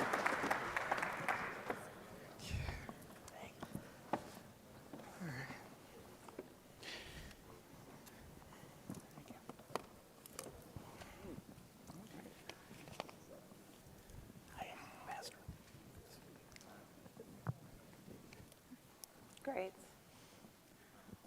It's such a pleasure to be here and to talk about the strategic imperative in innovation. It's one of the things that I've cared most about over the past couple decades. I wanted to start by introducing our panelists who are here. We've got General David Alvin, the Chief of Staff of the U.S. Air Force, Joe Lonsdale, co-founder and managing partner of 8VC, the Honorable Heidi Shyu, the U.S. Undersecretary of Defense for Research and Engineering, Ms. Toni Towns-Whitley, the CEO of SAIC, and Senator Todd Young of Indiana. I want to make my remarks very brief. One of the reasons that I think this panel is so important is I've spent the last more than 2 decades of my career looking at science and technology innovation and national security. I started off in 2000, right before I went into journalism, working for a small defense company under contract to the Office of the Secretary of Defense. And I was a very young research analyst, and I was assigned to go around to the country, to the DoD laboratories, and interview them about what they were doing. And I was impressed by 2 things, which is a tremendous legacy of innovation from the Cold War, but also a tremendous sense of disillusionment and just dejection. They didn't have the funding they needed. They couldn't attract the talent that they wanted. And I remember one laboratory director saying, what we're doing here is second rate, but we're still proud of it because the country needs it. And I understood both of those messages much better a year later after 9/11, understanding that the country and that the Pentagon needs innovation. It needs science and technology, but it hadn't been willing to fund it. Going into journalism over the next 2 decades, one of the things that still stuck with me is every year it felt like we were writing the same thing. We were writing about cost overruns of aircraft programs, of aircraft carriers. And I remember one colleague turned to me one time at a briefing and said, I can't do this anymore. I can't spend another year writing articles about the same programs and the same problems. But having covered this for the past 2 decades, one of the things that has been so exciting to see over the past few years is the tremendous rate of innovation and the change in the defense industrial base, both with new companies entering the market, but also a real welcoming of this change from parts of the Pentagon and from the government. So I wanted to start off by asking General Sullivan, part of what comes with these new entrants to the defense industrial base are sometimes radical ideas. We've seen Elon Musk in recent days, and he said this before, talking about the future are drones, that the era of manned aircraft is over. And some of the statements are quite provocative. What do you make of that? Do you agree? Well, thank you very much. First of all, it's a great honor to be here. This idea of the innovation imperative is something. It's a topic I'm very passionate about having for some time. So before I get to the answering of the very provocative question, I do want to say first that I was thinking about the dialogue that we're going to have today, and that for my part, there may be things I say, I think we need to do this or we need to consider that, which may seem like I'm a bit critical. And that's my job to be critical as Chief of Staff of the United States Air Force. But I want to set the backdrop for this, is that our United States Air Force is the most dominant Air Force on the planet and in history. And the capabilities and all those things are the things that enable us, but it is powered by our airmen. And our airmen continue to show up every day and do everything we ask them and more. And so we owe them the very best capabilities. And also with that in mind, I do want to actually correct the record for my colleague and good friend from the previous panel, the Commandant of the Marine Corps, who actually mistakenly said that the Marine Corps was the only one who made the recruiting numbers last year. That was true for the fiscal year 23, which was 15 months ago. But I'm very proud that was the one year that the United States Air Force did not. But since then, we not only made our recruiting goals last year, but halfway through the year, we increased the goal, and we met that goal as well. So it's something that we can't take our eye off the ball, but I am continually impressed that Americans are raising their right hand and saying this is what they want to do. And so we owe them an Air Force that will provide them the capabilities and the kit that enables them to win, just like Admiral Papar was talking about before. With that as a backdrop, thank you for that. I would say in the context of this evolution, or maybe it's a revolution, of crewed and uncrewed platforms, of autonomy versus manned platforms, I think the arc is pretty clear. And my own belief is that the future is really about the most effective human-machine teaming. I think one can take the idea of drones or uncrewed warfare, you take it to the extreme, and if you take the human out of this very human endeavor, which is warfare, then it becomes too easy to do. Warfare is always a human endeavor. So to my mind, the money to be made here in the future, in the innovation, is developing capabilities that maximize the best performing human and machine on the battle space. And if you can effectively do that and demonstrate that, you may not even have to get to the battle space. So I think there is a path that we're on there is a vision in the future of the effectiveness of putting autonomy, of leveraging AI, like Mr. Carper's talking about this morning. Those sort of things can make the capabilities more important. I think the secret sauce is in that human-machine teaming element. So let me be a bit provocative and direct this to Joe. Do you agree that for the foreseeable future, it's the teaming, or do you think we need to go further with AI and faster? Well, you know, it's obvious right now that things are shifting more towards needing more of these distributed autonomous things that complement what we already have. So I think you have to be realistic about where we are today, and you're not going to all of a sudden change everything. We already have a base. It's a very powerful base. That's a big advantage we've invested in. And yes, it's very expensive and it costs a lot in maintenance, and it has certain things you probably would do differently if you go back again. But it's, you know, right now, today, when we're building, whether we're building new fighter jets that don't have people in them to complement the existing ones, whether we're building new swarms on the ocean to complement our fleet, it'd be silly to say you're going to just replace the fleet. Of course you're not.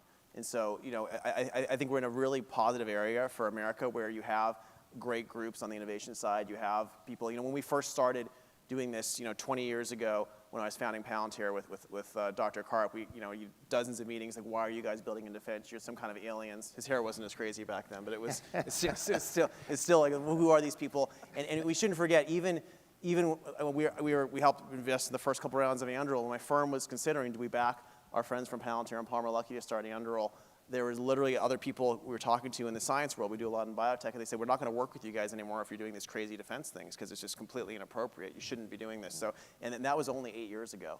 You know, and now things have changed to the point where we actually have, you know, hundreds of people contacting us out of the blue from top universities, applying, trying to work in the defense world. So it's a very, very exciting time for defense, and it's clear that warfare is changing dramatically. Like, what's possible today is completely different than what you could have done 5 or 10 years ago.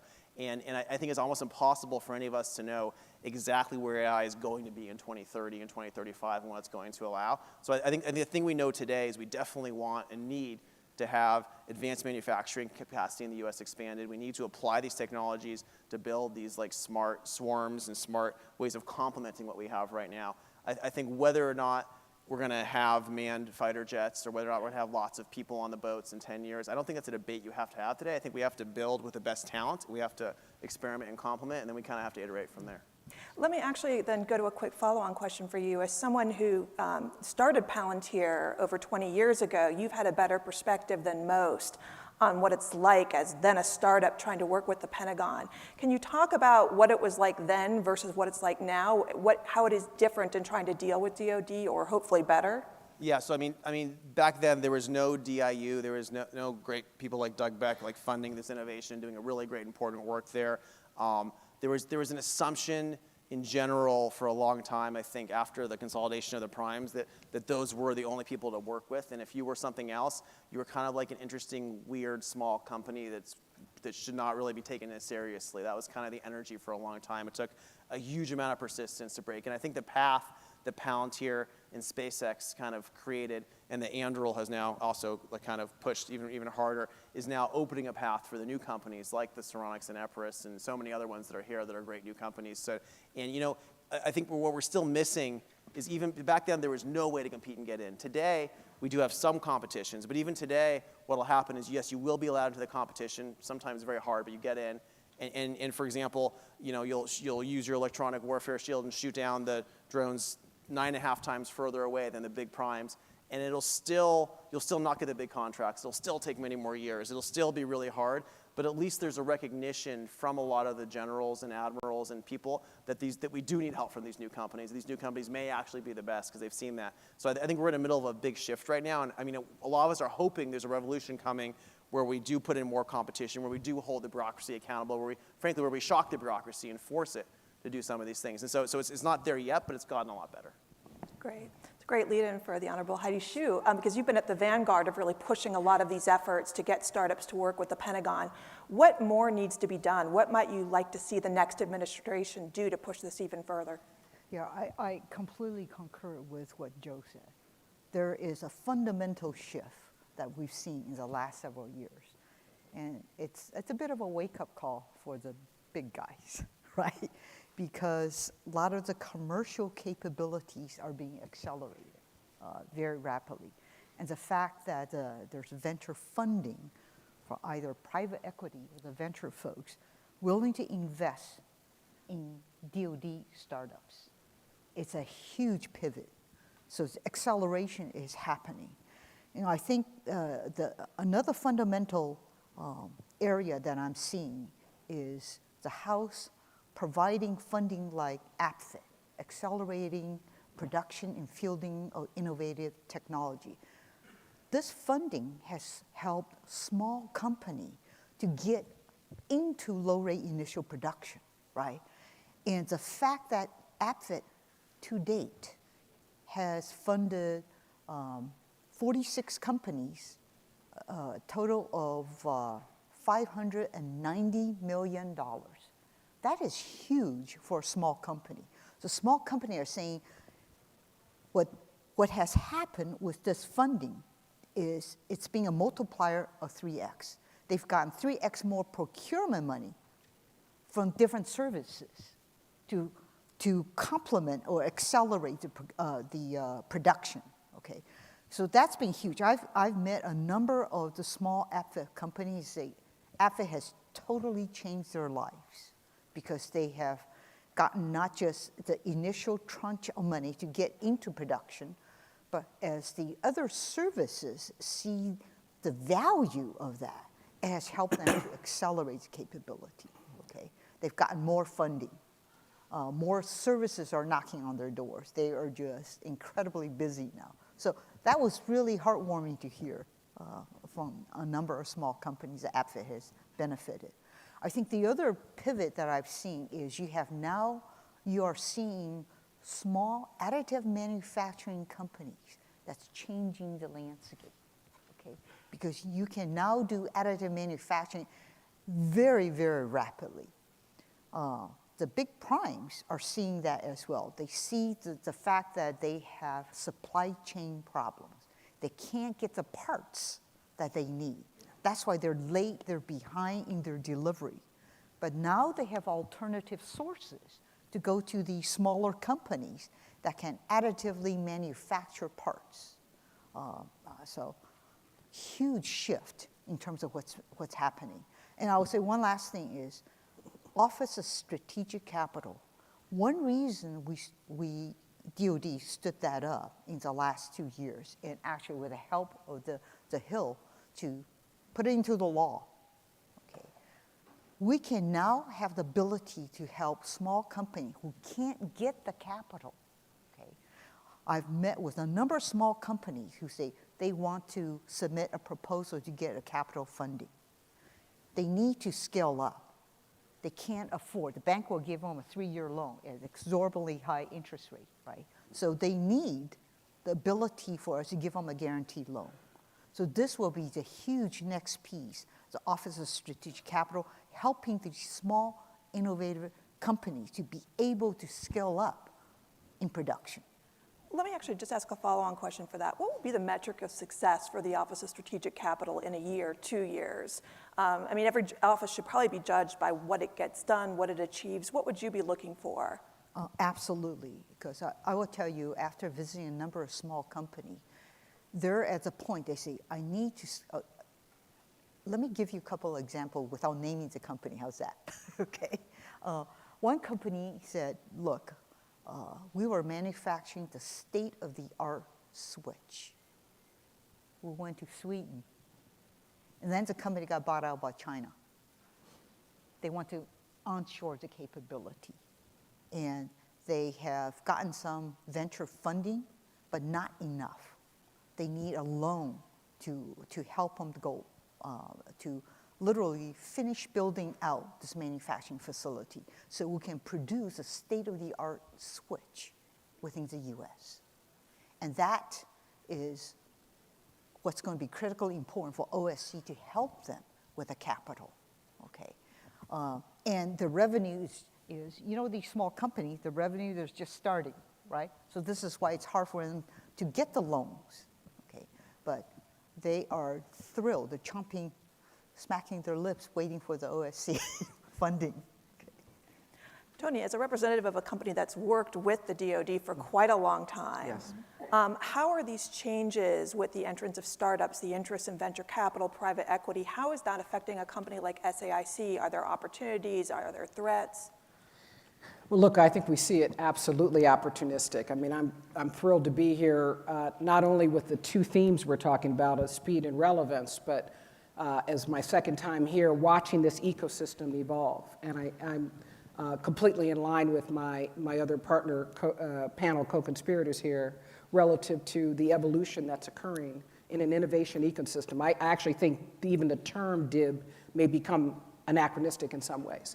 It's a national security conversation, not just defense.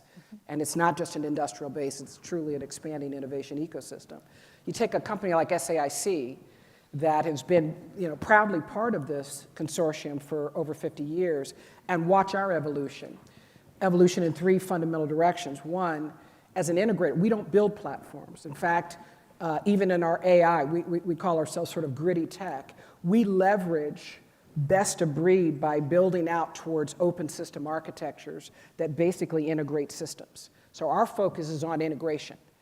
And you can bring a lot of shiny tech to a problem. If it doesn't integrate in a mission environment, if it doesn't operate in a secure environment, if it's not DDoS, if it's not, quite frankly, air-gapped, there are some aspects of the military environment at the mission level that have to be integrated. And we've got a lot of legacy. The government cannot afford to just build new for every new startup. We've got to modernize the legacy and get it integrated, as Joe mentioned earlier. So we sit at the intersection of this sort of mission experience, tech integration, and ecosystem. What I love about what Heidi says, we measure ourselves about what role are we playing in the ecosystem, not just as a participant, but as a builder of the ecosystem.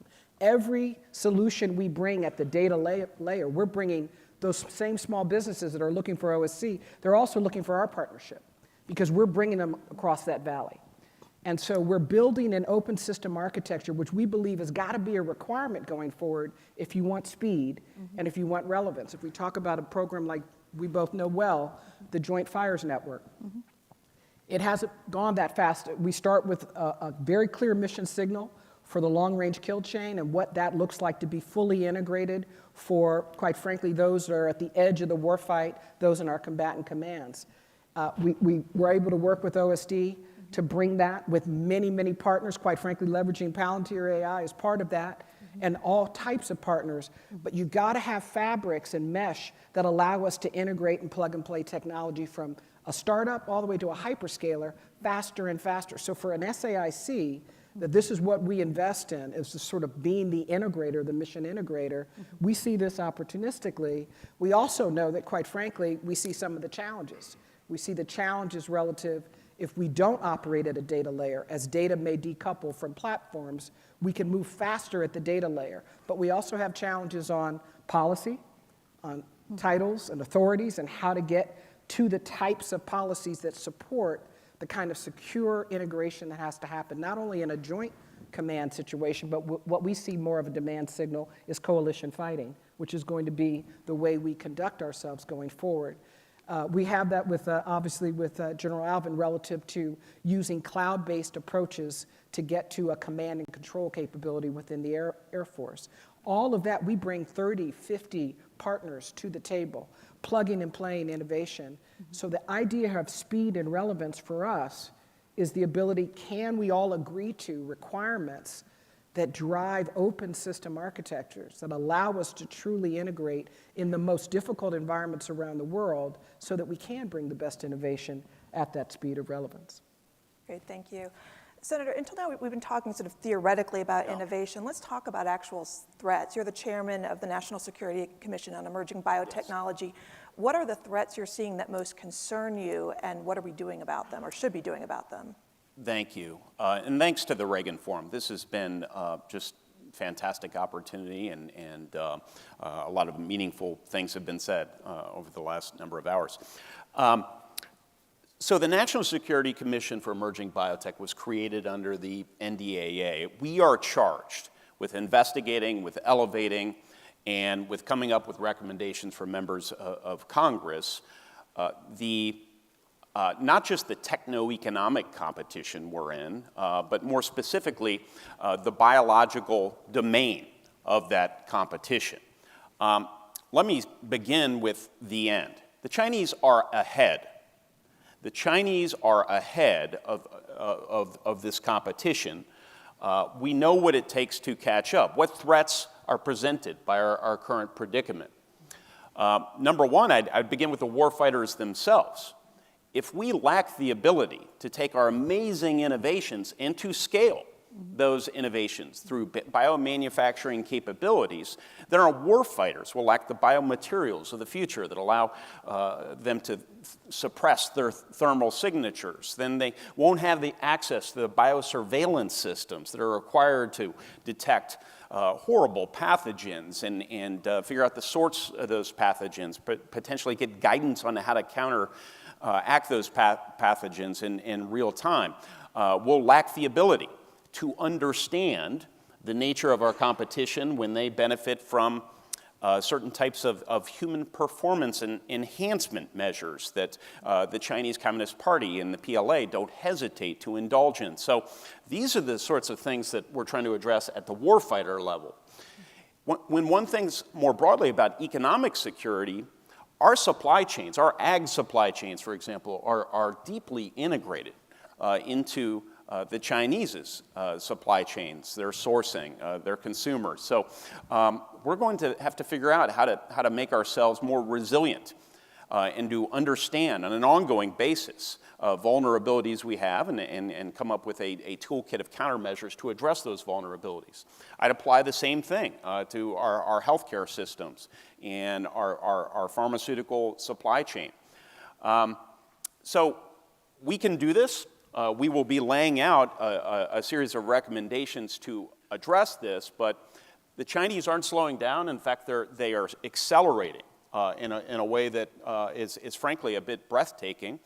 On account of developments in biotech, artificial intelligence paired with some amazing research findings that have happened over the years, and then this gene editing technology that we know is CRISPR, the ability to, with precision and predictability and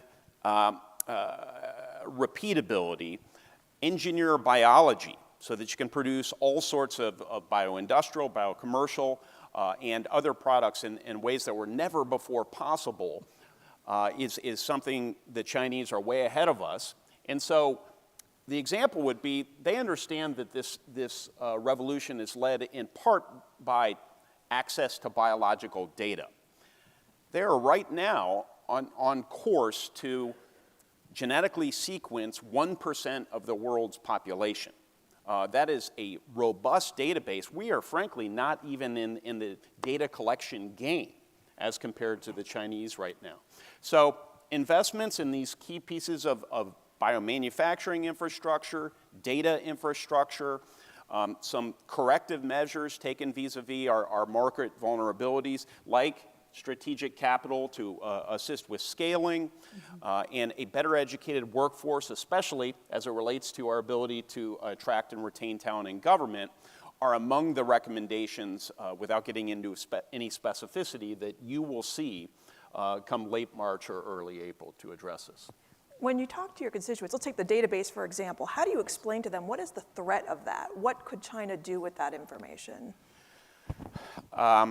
Some of this is of a classified and quite troubling nature, the things that I think my colleagues will find most compelling, and we'll come up with, we will adopt, I hope, a series of recommendations that will be included in a classified setting to respond to those things. But listen, I alluded sort of more vaguely to the vulnerabilities in our supply chains. Mm-hmm. And so when one goes out and buys pills at your local pharmacist, if those APIs are sourced in China, there could be things in those APIs that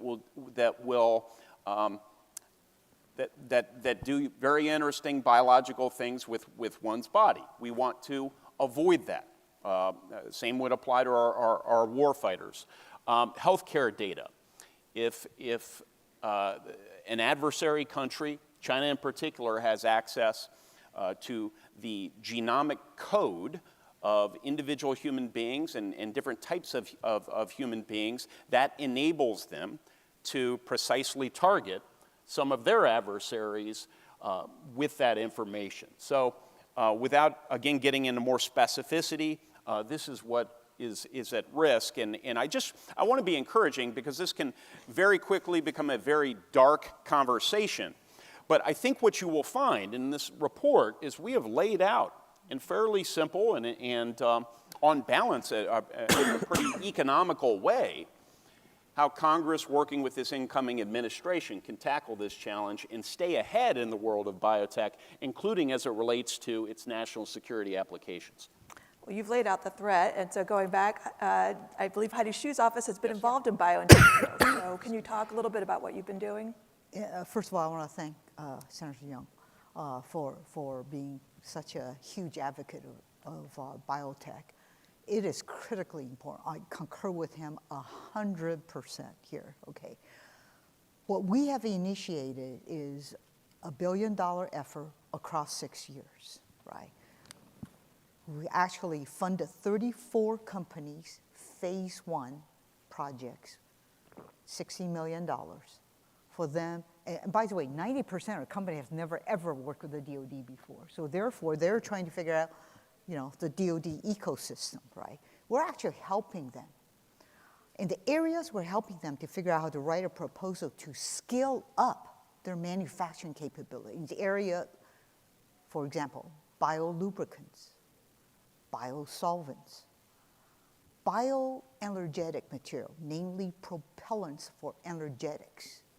They can use biology to produce, okay? A lot of different things we can do via the biology world. We're accelerating. So shelf-stable blood, if I could just interject. Absolutely. Synthetic blood. Synthetic blood, okay?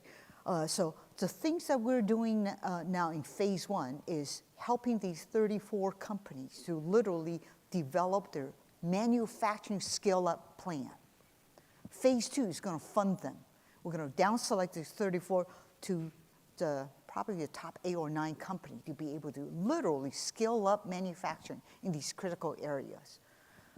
My biggest fear is cuts by the Senate of the funding. If you help a company say, I'm going to help you to scale up, get going, hurry up, produce. And then I don't think you can spend the money fast enough. You take the money because of CR. We're screwed. We're screwing these companies, right? I worry about gap money in between. So this is a piece that's critically important for us collectively to understand. If you initiate these efforts, get these companies going, help to sustain them, keep them alive to scale, and not kill them via budget, valley of death. Actually, maybe, Joe, you could address the valley of death because you've been investing in companies, not necessarily in the biological threat area, but are there opportunities there that you see working? Yeah, well, we actually am doing a few things in the biodefense area. Actually, I'm excited to talk more with the senator about it. I think it's a very important area for us to address for our country.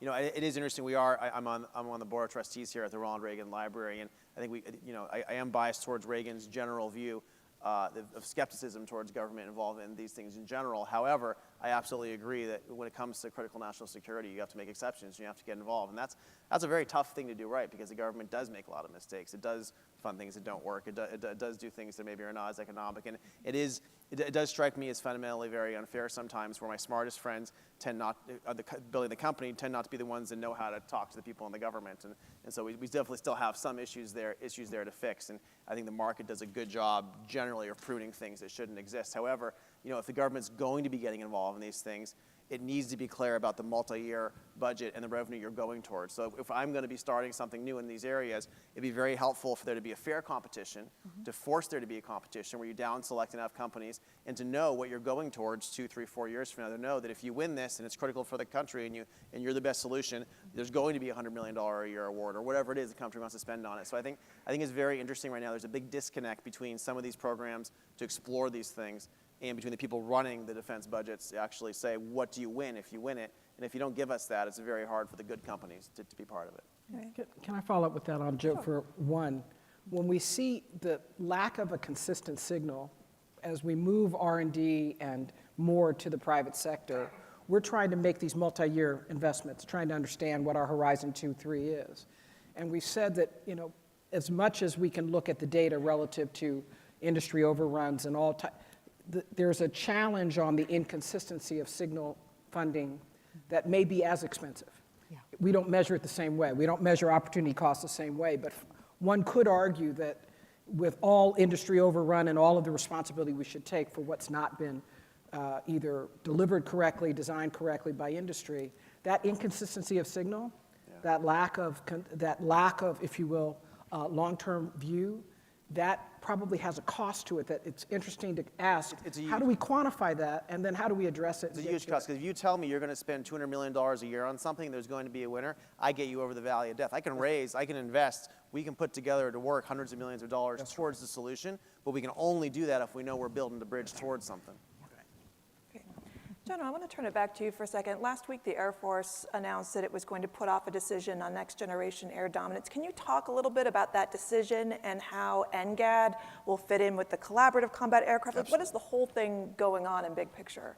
Yeah, thanks. So it's interesting because a lot of the things that are being said are, I'm reading them back and looking at some of the paths that we're taking, and it makes me be encouraged that we're doing the right things. So here's the thing. Right now, I find that we are at an interesting hinge point in history where we have come from what I call the Air Force that was designed in the built-to-last era, and we now live in a built-to-adapt era.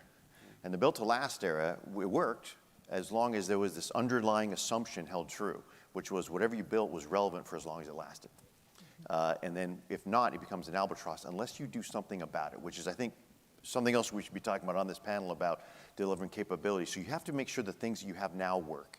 But if I woke up today and we had no Air Force and they said, Alvin, go build me an Air Force, what would I do? Well, I would start doing it differently, and it would be very consistent with what's been talked about here.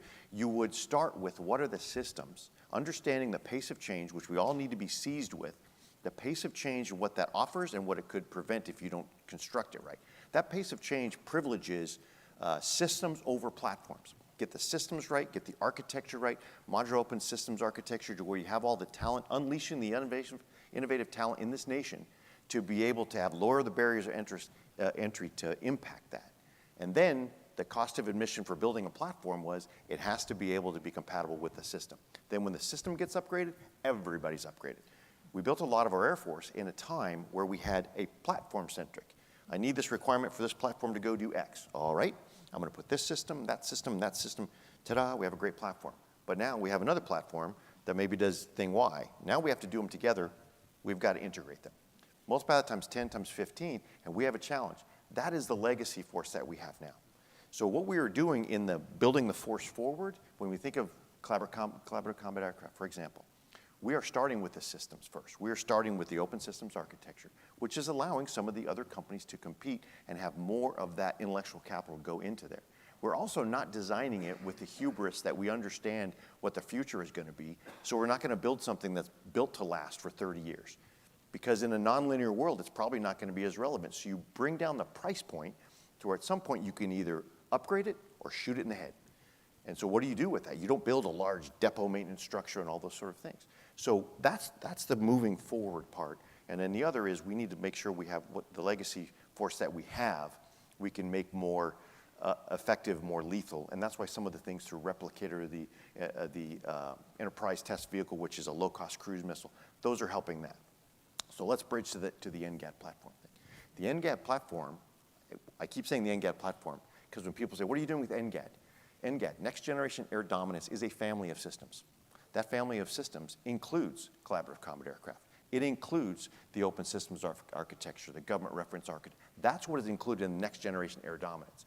There's also a platform associated with it. That's what's gotten all the attention. Now we're to the point where we're about to go through a one-way door. And before you go through that one-way door, we thought it prudent that we look at the arc of the threat, how this platform integrates with the rest of the capabilities of the Air Force, and whether that integrated set of capabilities was going to meet the threat and be able to exceed the threat. We've had a series of fantastic analysis since then, and that was the reason for it, because you're about to enter a one-way door. And so through that, what we've gained, I will tell you, the analysis has shown me very clearly, it's brought into focus not whether the platform is any good or not. Obviously, there are technology capabilities on that platform, which are incredible, of both of the competitors. The question really is, does it meet mission outcomes, and what does that require it to do? So what are the interdependencies? And that's why when you look at the interdependencies with this advanced platform, along with the collaborative combat aircraft that can maybe improve your cost exchange ratio because of the cost of them, and the integration of, you also have to be able to protect the tanker fleet that will bring it forward. The long-range kill chain that Admiral Paparo was talking about in the previous panel that largely comes from space.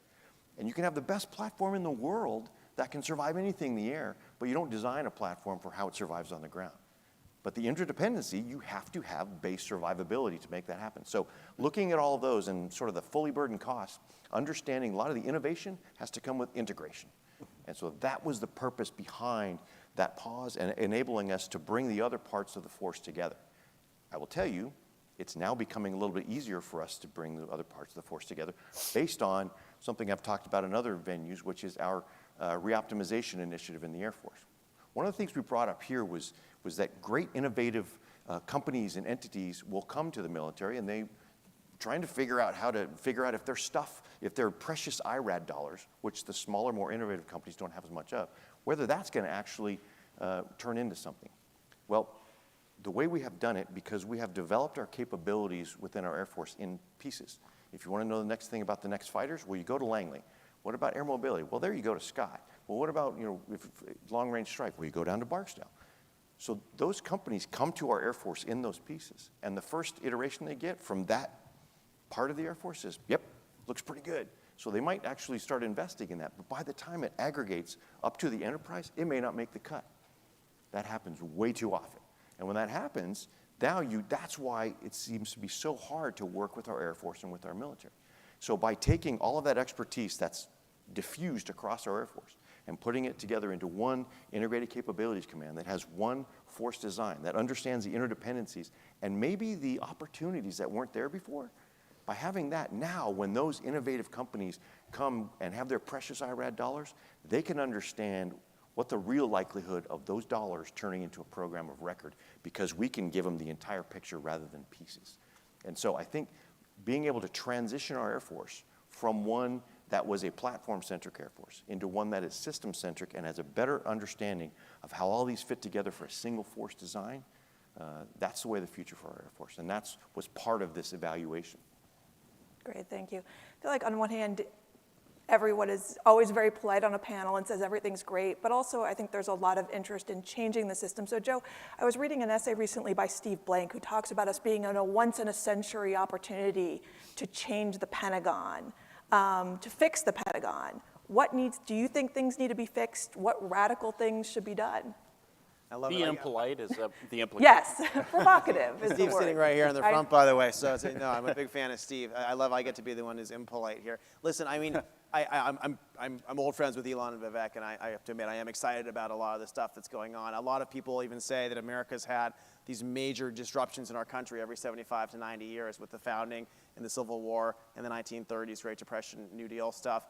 And it seems like we definitely are due for one in our government right now. There's a lot of stuff that's broken. So if we want to be totally honest, first of all, we have amazing people in a lot of parts of the DoD and a lot of parts of the officer class. At the same time, if you look at our country, starting in the 1880s, we put in laws saying you had to get tested and pass really hard tests to run anything in the government. This was a big part of our country for 100 years. When we went to the moon, when we fought the wars, the people running those government departments, there was real accountability.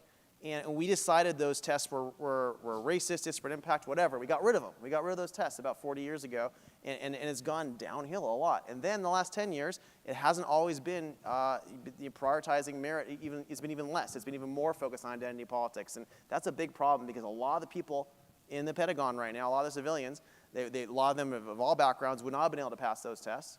And a lot of them are very, very hard to fire and have not been fired when they should be. And so if I were in charge, yes, we would put back the tests. You'd probably clear out the bottom third with hard tests, and then you'd shock the system, and you'd have you'd have competition. So what happens right now in a lot of areas, and by the way, there's like I said, there's lots of smart people, but there's a lot of risk-averse people. That's their incentive we're giving them. And so the government is a monopsony in a lot of areas. Monopsony means there's one buyer. So in a lot of these things, rather than just have only one buyer, why not have 2 or 3 buyers to compete? And that'd be much better for the country. Rather than spending $15 billion in one group, have 3 groups spending $5 billion each, and let's see what results come. And the reason that's so important is we're at a time right now where there are possibilities that where there's something that's like much better for 1/10 the cost. And if you only have one group, they're not going to take that risk.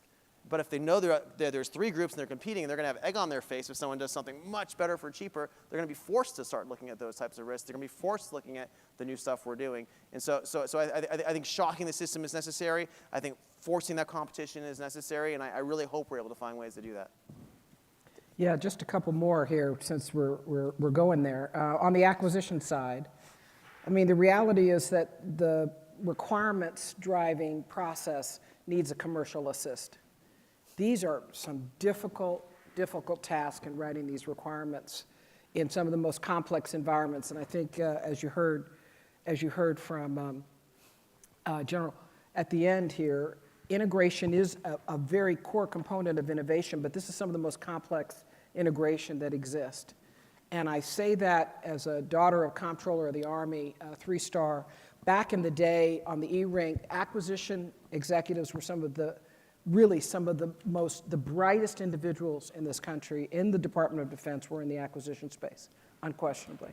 Deep skills to be able to build, just think about the kind of weapon systems and the kind of technology.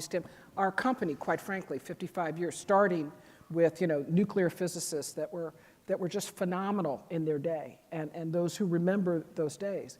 We have to, first of all, look at the acquisition community and make sure that we get back to acquisition excellence.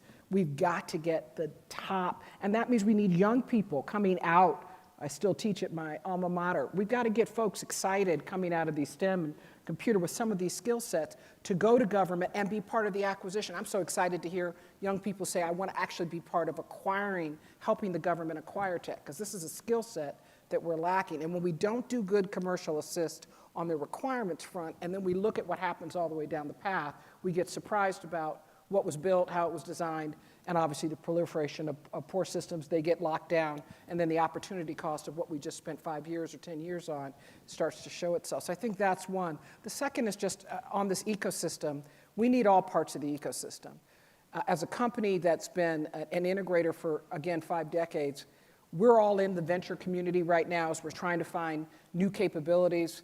This is what we kind of love about this open ecosystem, as we're finding new opportunities to bring small business venture startups. But there is a difference for a public company than a private company in supporting DoD. Let's just acknowledge that. Mm-hmm. And again, we've got to make it easier for public companies as well as private to engage in this ecosystem.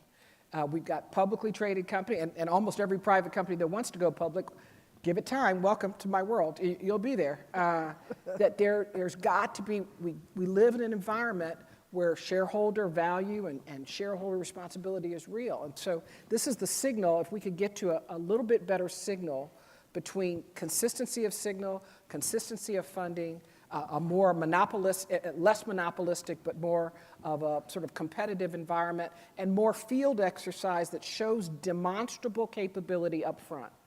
I don't know a company that I work with that isn't excited about and interested in demonstrating their capability up front. Let's build that into the acquisition process more and more so the government knows what it's buying ahead of time.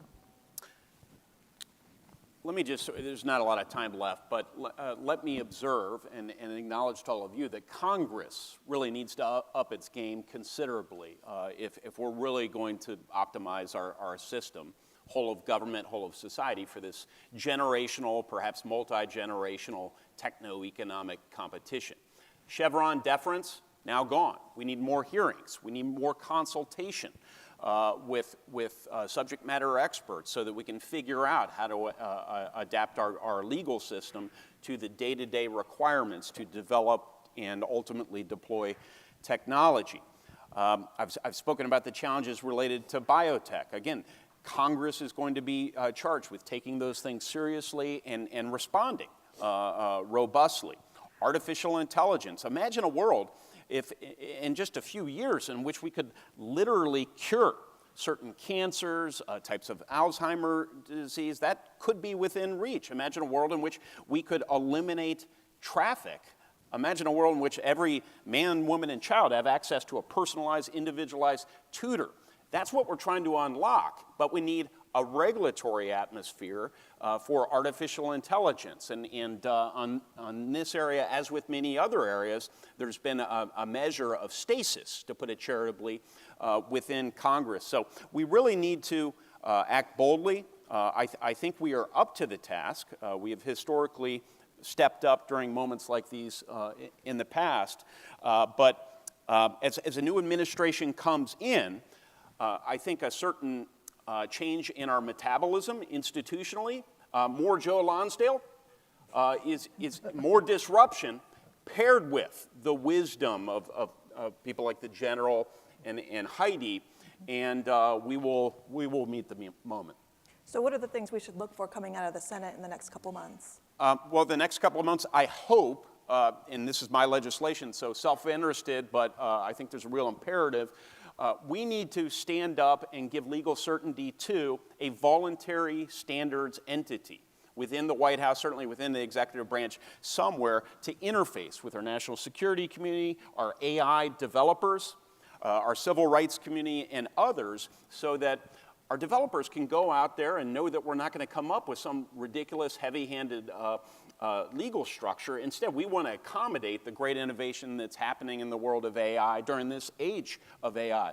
We need to make some research investments. And I'm advocating for those as we approach year's end. I'm not predicting that the science portion of the CHIPS and Science Act will be funded, but I have heard from multiple tech executives who may or may not want it publicly known right now that, yeah, America does development really, really well. They rely on our research community, our federally funded research, to develop mission-critical research that they can commercialize and often times give our warfighters the benefit of. So those are two things I'm intently focused on. And then lastly, I would throw in tax reform.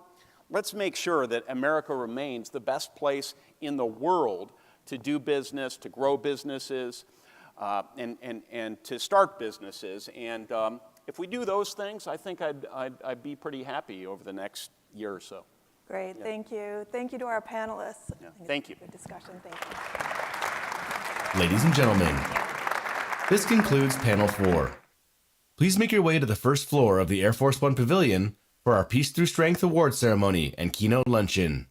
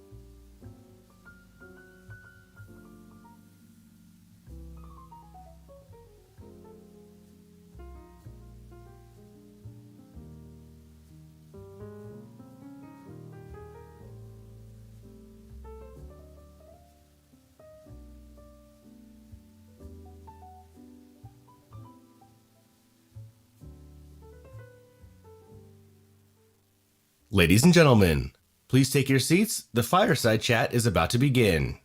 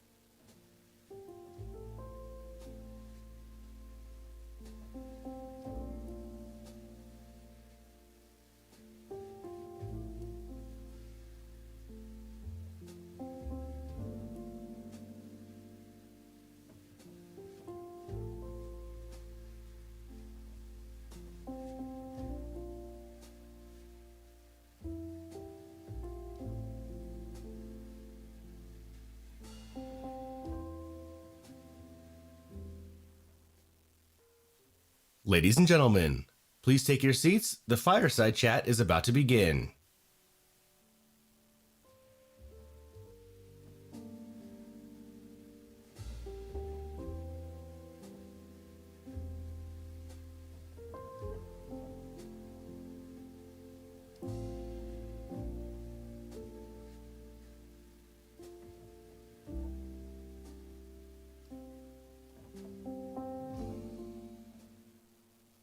Ladies and gentlemen, please take your seats. The fireside chat is about to begin.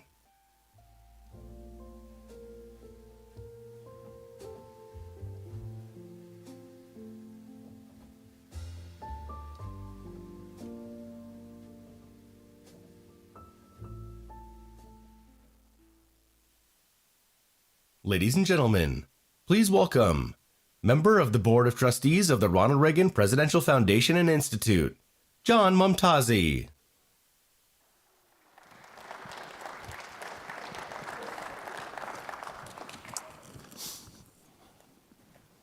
Hello, everyone. Great pleasure to be with you today. It's such an impressive group of folks. This afternoon, I have the great honor of introducing National Security Advisor Jake Sullivan and welcoming him to his very first Reagan National Defense Forum. We are very grateful for his participation and the participation of so many senior administration officials. It sends a powerful message to our allies and adversaries alike. In America, a strong national defense is a bipartisan cause. Jake Sullivan has served as National Security Advisor for the entirety of the Biden administration. Among his many, many accomplishments and responsibilities, Jake has been called the quartermaster of U.S. support for Ukraine. And he has also been vocal about what's at stake, asserting there's a clear good guy and a clear bad guy. That kind of moral clarity in defense of freedom and democracy is always welcome here at the Reagan Library. Now, for anyone who isn't familiar with Jake Sullivan, before he was National Security Advisor to President Biden, he was National Security Advisor to Vice President Biden. He's worked for the State Department and in the Senate and holds degrees from Yale and Oxford, among many other achievements. An impressive resume that no doubt prepared him to be the youngest National Security Advisor since the 1960s. Today, we're asking him to reflect on his tenure in this administration, as well as preview the challenges that will face the next administration. As he prepares to leave his current post, we are also thanking him for his service and congratulating him on his next role as congressional spouse to U.S. Representative-elect Maggie Goodlander. Very impressive family. Ladies and gentlemen, please join me in welcoming U.S. National Security Advisor Jake Sullivan and our moderator, Ms. Shannon Bream, anchor of Fox News Sunday.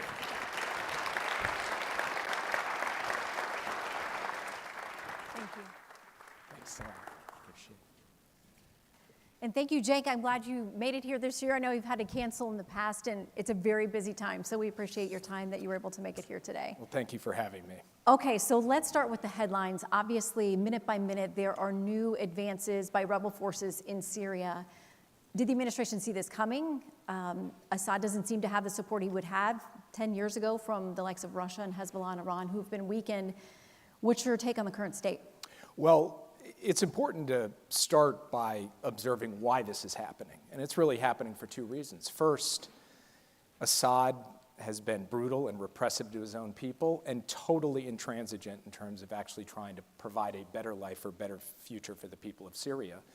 And so the people of Syria are fed up. Second, Assad's backers, Iran, Russia, and Hezbollah, have all been weakened and distracted.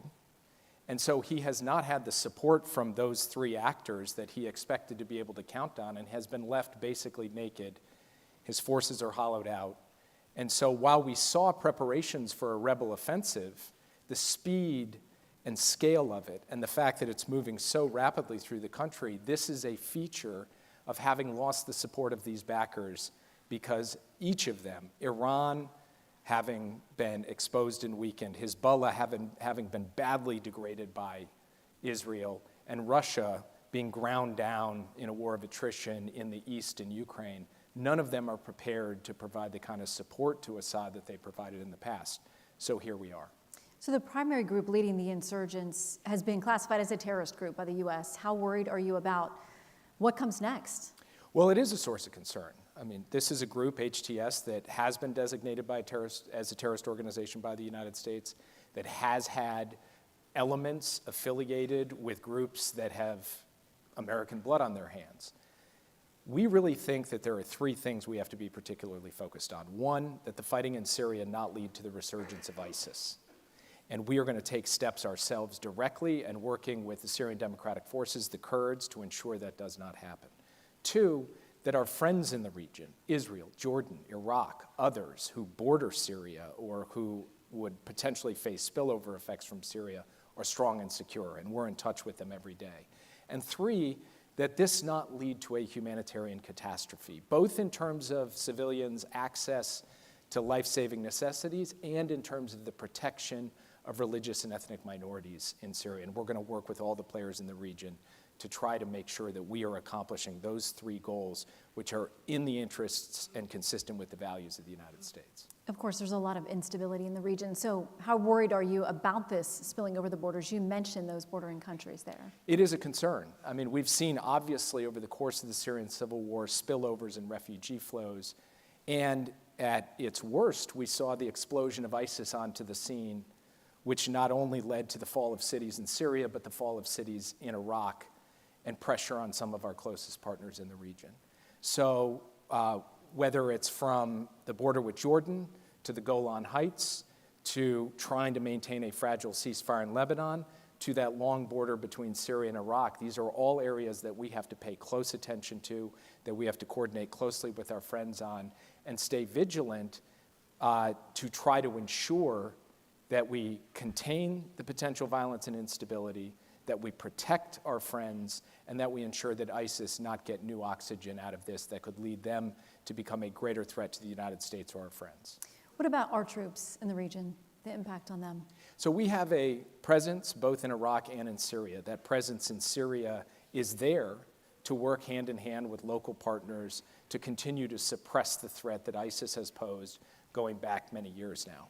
And we've had significant progress in that fight just even in the last few months. Major players taken off the battlefield, large-scale degradation of those ISIS forces.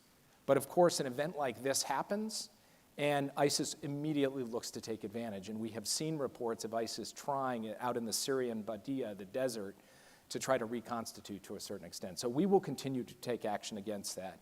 And we will continue to make sure that force protection, the protection of our service members who are serving at a range of bases in eastern Syria, is the paramount concern from the president on down. Now, the threat to those service members is not just from ISIS or from this violence. It is also from Iranian-backed Shia militia groups who themselves could try to take advantage of this. And so we are also doing what we believe we need to do to prepare for, deter and protect against any potential attacks from that group of actors, which of course we have seen over the course of the past few years, and which we under the Biden administration have responded to at several points with direct strikes against those forces, both in Syria and in Iraq.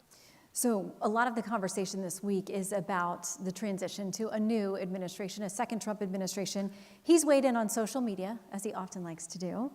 I'll get you to the all caps part of this post, in which he says, the United States should have nothing to do with it. This is not our fight. Let it play out. Do not get involved. So you've referenced ways that we could be aware and preparing for the situation, responding as we can. But what is our role, or isn't our role, with regard to Syria?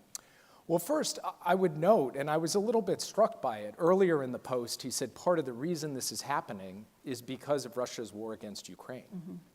And I think he even referenced the sheer scale of the casualties that Russia has suffered in Ukraine. And for that reason, they're not in a position to defend their client, Assad.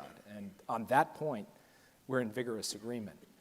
Equally, the United States is not going to militarily dive into the middle of a Syrian civil war. What we are going to do is focus on the American national security priorities and interests, and I named the three of them that I see. The first, critically, is do not let this allow for the resurgence of ISIS, and we are going to take steps to make sure that that happens. That's not about the move down the highway from Hama to Homs to Damascus. That's about what's happening out in the east, and we will remain critically focused on it. Second, we do have a profound interest in shoring up the security of our partners, and we'll, in the region, Israel, Jordan, Iraq, others, we'll do that. And third, we will attend to the humanitarian situation because we believe that we have an obligation to do that. And frankly, attending to the humanitarian situation, defending religious and ethnic minorities, that was a feature of the Obama policy in Syria, the Trump policy in Syria, the Biden policy in Syria, and I would expect that to continue as well. So it's a very long post, but you mentioned his wording here about the loss of 600,000 soldiers for Russia and how they're stretched very thin and tied up in other areas. He also, though, in this post, not in all caps, says, this is where former President Obama refused to honor his commitment of protecting the red line in the sand, and all hell broke out, and that's when Russia stepped in. You were part of that administration, so how do you respond to that? Well, first, I think, going back to the entire set of events that unfolded in Syria from the outbreak of the civil war through to the Russian involvement, an incredibly complex set of factors came into play. No one thing led from point A to point B. Equally, President Obama made clear he did not want to see the United States directly militarily involved in the middle of the civil war. That is precisely what President Trump is saying at the end of his post today. So it seems to me that on that point they agree. Ultimately, the future of Syria should be up to the Syrian people. That has been true from the moment this civil war broke out. It's been true across multiple administrations. What is amazing about the moment we find ourselves in right now, though, is that Iran, Hezbollah, and Russia are all in a position of relative weakness in the Middle East. And our core security partner in the region, Israel, is in a position of relative strength in the region. And we believe that the United States has taken steps over the course of the past year through military deployments, through diplomacy, and through engagement with all of our partners that have helped to bring about this set of conditions. Now, there are positives in that and there are risks in that, and we've just talked about some of those risks. So what we have to do is try to take advantage of those positives and manage those risks as best as we can through a handoff back to the Trump administration in just a few weeks' time that's got to be as seamless as possible. And for that reason, I'm in contact with my successor. Our Middle East team is in contact with their successors to make sure that we have transparency, coordination, and that the baton gets passed smoothly, because we don't want to miss anything between January 19th and January 21st. How is that going, the coordination between incoming and outgoing? It has been professional, it has been substantive, and frankly, it has been good. Obviously, we don't see eye to eye on every issue, and that's no secret to anybody, but there is a deep conviction on the part of the incoming national security team that we are dealing with, including my successor, and on our part, directed from President Biden, that it is our job on behalf of the American people to make sure this is a smooth transition, and we are committed to discharging that duty as relentlessly and faithfully as we possibly can. That's true in every transition, but I think it's more true in this transition because you have a war in Ukraine that requires a very smooth handoff. You have the ongoing conflicts in the Middle East that require a very smooth handoff. And then, frankly, you have the continuing pacing challenge of China and events unfolding there on a day-to-day basis that require a smooth handoff. So the nature of the world we find ourselves in today only elevates our responsibility to be engaged, to talk regularly, to meet regularly, to be transparent, to share, and to make sure it's an effective transition. And we are doing all we can to live up to that responsibility. So, you know, Reagan does a national defense survey every year where they ask people about a lot of these really pressing topics. And one of them, they were asked about the increased economic and military cooperation between Iran, Russia, North Korea, and China. 86% of Americans have significant concerns about that. So how do you answer critics who say this alliance of bad guys has actually gotten tighter and, you know, in a way, more solidified under this administration? Well, look, I think there is no doubt that there is increasing alignment among these four actors. That is true, and it's something actually I've spoken about, we've pointed out. We have a national security memorandum that we are in the closing phases of pulling together that is memorializing the work we have done within the U.S. government over the course of the past 4 years across defense, diplomacy, development, all aspects of American power to deal with what is an emerging reality. But why has this happened? It has not happened because these countries are so strong. It has happened out of necessity because these countries are under pressure. Russia, under pressure in Ukraine, had to turn to Iran for munitions and North Korea for personnel. Iran, under pressure, tried to turn to Russia to get help because its attacks against Israel were defeated and its own air defenses were badly degraded. And if you look at China, when we came into this administration, the prevailing storyline was China will surpass the United States in economic strength by the end of this decade. Now there's a lot of people who say it will never happen. When we came into this administration, serious people said China's going to dominate the future of AI. Now that script has been flipped. So you look at these countries and the relative challenges that they are facing, all four of them, and then you look on the other side of the ledger at America's alliances, and they have never been stronger. NATO is bigger, more unified, more purposeful than ever before, and NATO allies are paying their fair share. When we came into office, 9 NATO allies were paying 2%. Now it's 23, and the remaining 9 have all committed to get to 2% and have a path to do it. You look at the Indo-Pacific, we've started AUKUS. We've elevated and institutionalized the Indo-Pacific Quad.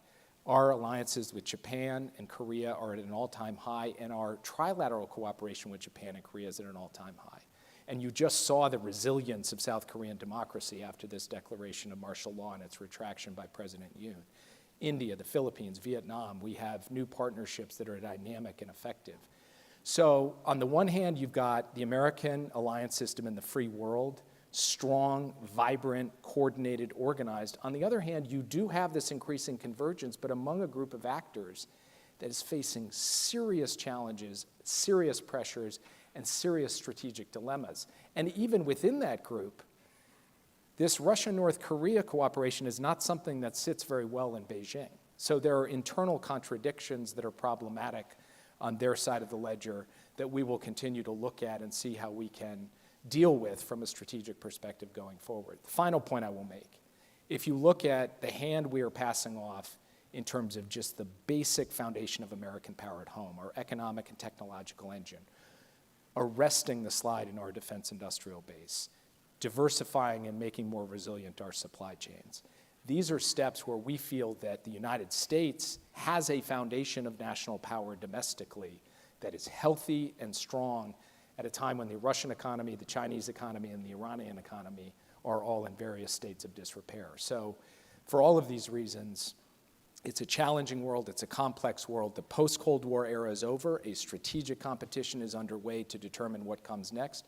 But America has a good hand to play, and it is a hand that we believe we have made stronger when we pass it off to the next administration. I want to go back to Iran since there's some news this week. An intelligence report out from the DNI office this week says that they now have enough fissile material to make more than a dozen nuclear weapons.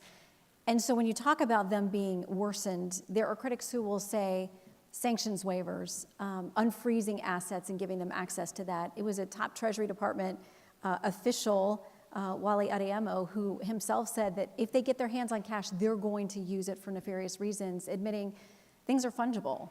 And that, the Reagan Defense Survey also shows Americans think it is time for us to actually get tougher with Iran, and that this administration hasn't been tough enough. What I find odd about that argument is Iran's major proxy in the region, Hezbollah, is absolutely weakened, shattered. Iran's own capacity to project conventional military capacity in the region has been exposed and defeated directly by the United States working with Israel and other countries. Iran's economy is in an absolute shambles, and Iran is nowhere to be found in defending its main client state, Assad, as rebels take city after city on the way to Damascus. So is Iran in good shape? I would say they are not. Has American policy over the course of the past 4 years and over the course of the past year contributed to the circumstances Iran finds itself in? I would submit to you that it has. Now, the nuclear program in Iran remains a source of immense concern. President Biden made the same commitment President Trump made and President Obama made, that we will never allow to get Iran a nuclear weapon. That is a promise we intend to keep till every last day in our administration, and I presume the incoming administration will also do what is necessary. They have advanced their nuclear program. They've done so because the nuclear deal that was in place that put enormous restraint on the program was removed by the last administration, and because we haven't been willing to just lift sanctions to get back into it. In fact, we have not lifted sanctions. We've imposed more sanctions on Iran over the course of the past 4 years. The Middle East right now is in a period of considerable transformation, but one thing is for sure. Iran is in a weaker state today than they were when we took office, and that creates both opportunities, but it also does create risks, including the need for us to continue to constrain and deter their move should they choose to make it as a matter of policy towards a nuclear weapon. But to be clear, there were some sanctions waivers.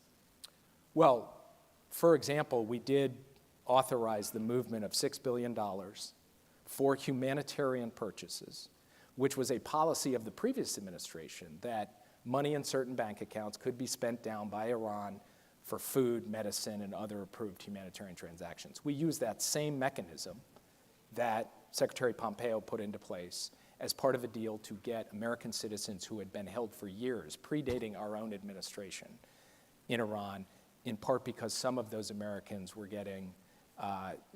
facing significant health challenges. After October 7th, we froze that. So those $6 billion were frozen in Qatar, have not in fact been used. But this president has shown a willingness to take tough decisions to get Americans home. He stands by those decisions, and in this case, we actually ended up freezing the $6 billion in place in Qatar. I want to give you a chance to respond to a critic from within your own party. This comes from Senator Chris Van Hollen. He says, in an op-ed piece in the Washington Post, nothing will haunt President Joe Biden's foreign policy legacy as much as his failed policies in the Middle East. For too long, President Biden has been unwilling to uphold our values and enforce our interests in the Middle East. What do you say to him? Well, the main point that he was making in that op-ed was that we should have cut off weapons from Israel because of what they were doing in Gaza. That's his view. I would guess that there are many people in this audience who would take the exact opposite view and say, actually, the problem with the Biden administration was you paused the 2,000-pound bombs because you were worried about their use in densely populated civilian areas. You shouldn't have done that. So we have critics on one side saying you should have cut off weapons, Van Hollen argument. Critics on the other side who said, or you should have cut off all offensive weapons. Critics on the other side who say you shouldn't have cut off or paused any shipments of any particular munition. And this is faced with a very difficult situation where we are going to back our partner to the hilt to take out a murderous terrorist organization like Hamas, but we also care about protecting civilians, and the humanitarian situation in Gaza, we chose a course of making sure Israel had what it needed to beat its enemies, backed up by American power, including American aircraft carriers, fighter squadrons, and other capabilities in the region. But we were going to take certain steps, like saying you do not need to drop 2,000-pound bombs in densely populated areas because you are going to kill too many civilians, and you can take out the terrorists without them, which Israel has. That's the position we've taken. That's going to draw criticism.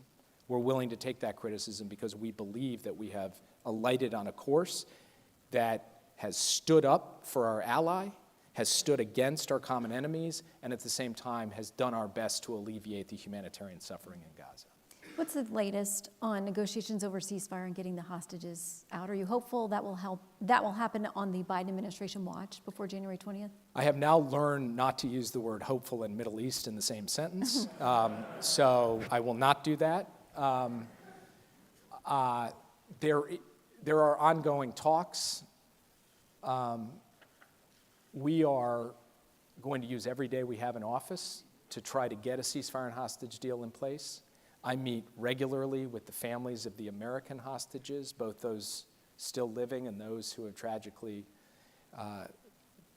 either were killed on October 7th or, like Hirsch, were murdered, gunned down in tunnels during the conflict in Gaza. It is just a paramount priority of ours to make this happen, to get this in place. We're coordinating with the incoming team on it. We're coordinating with the Israelis on it. I can't make any predictions about whether it will or won't happen. I can only tell you that we're going to use every ounce of effort and every last hour to see, to try to push this across the finish line. So when people were asked here in the survey, Reagan Defense Survey, what's the biggest threat to the U.S., they far and away had China as the number one on that list, followed by Russia, North Korea, and then Iran. How would you assess that? Does that line up with what the Biden administration thinks the current threat assessment is? Well, and I think you heard this from Secretary Austin, China is the pacing challenge and threat to the United States for a very simple reason. It's the only power with the capacity and, frankly, the aim of displacing the United States as the world's leading military, economic, technological, and diplomatic power, and we are determined to make sure that never happens. And I think if you rack and stack where we are today from where we were 4 years ago, the picture looks strong from the point of view of the United States' leadership position in the world, the health of our alliance systems, the health of our economy, the health of our technological advantage, and increasingly, the health of our military capacity, including in areas like the submarine industrial base, which we've invested heavily in after decades of decline in that capability, and also bringing new concepts to the fore like AUKUS. So I think China is the challenge of the next quarter century. It is a challenge we are prepared for, and a challenge that I will be proud to hand off to the next team, a strategy that we have been executing against, I think, quite effectively, so that America is in a position to succeed in that competition. Second on the list was Russia, and of course, with Ukraine, there's a lot of polling information too from the survey about that. How people think this will end. The largest group said that Russia is going to take some territory from Ukraine, and that's going to be part of wrapping it up. What do you think? How does it come together to an end?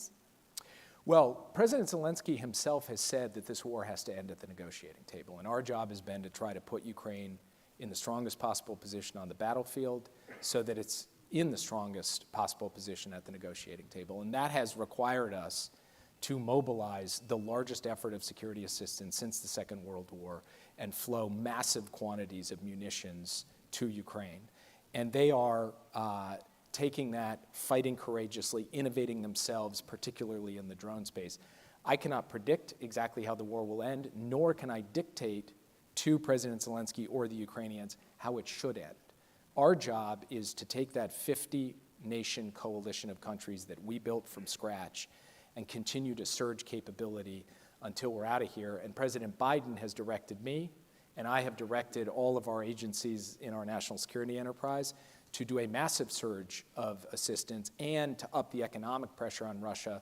And if you look at Russia's economy right now, just in the last few weeks, you've seen the warning bells begin ringing much more strongly. And Russia really has mortgaged its economic future. All of this can help build the kind of pressure that can be put to bear at the negotiating table to generate an outcome consistent with Ukraine's future as a sovereign, free, independent state that can deter future aggression backed by its partners like the United States. Okay, and one last chance to answer some critics, again from your own party with respect to Ukraine.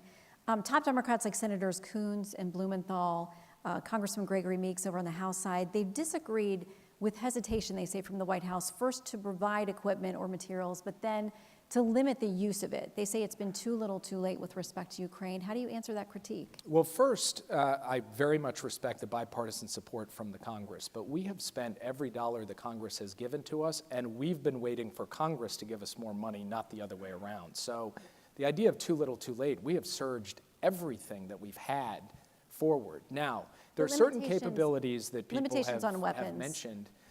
I'd identify two that our military raised questions about whether the limited dollars that we had should be spent on them. One was Abrams tanks, the other was F-16s. When it comes to Abrams tanks, we have sent Abrams tanks to Ukraine. Those Abrams tanks units are actually undermanned because it's not the most useful piece of equipment for them in this fight, exactly as our military said. When it comes to F-16s, President Biden authorized the sending of F-16s to Ukraine last May. It's now December of 2024. And we've had a limited number of pilots trained, not because we're not prepared to train them, we are, as many as possible, but because the Ukrainians do not have the pilots to be able to build a full F-16 capability in time. So I think this focus on these types of capabilities misses the point, which is this war is about munitions, and we have surged munitions to an unbelievable degree as fast as humanly possible. Air defense capabilities, and we have gone so far as to take the extraordinary step of asking everyone who buys air defense from the United States, wait in line, we're sending it all to Ukraine. These were not things that Congress or critics asked of us. These are things we developed and we did. Third was making sure they had cluster munitions and now landmines so that they could defend their territory effectively. Again, critical capabilities they need that we generated, not something that we were being told by critics or Congress or anyone else to do, but stuff we went and did with some controversy. And then finally, on the question of ATACMS long-range strike, the issue there has always been both the size of the U.S. arsenal, the shot volume capable, and here too, when we were able to develop a sufficient number of these to send, we sent them for their use. And then when the Russians took certain actions, we authorized their use inside Russian territory, which has happened now.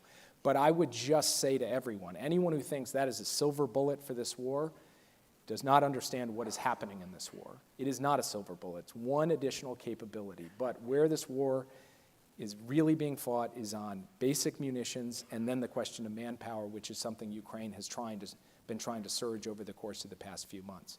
At the end of the day, I think when history actually records what we have done predating the war, building the supply line and capacity, what Secretary Austin has done, building the UDCG, 50 nations flowing munitions in, and how we have been able to execute that over the last 2.5 years. It is an extraordinary feat of logistics, production capacity, and delivery capability from the United States.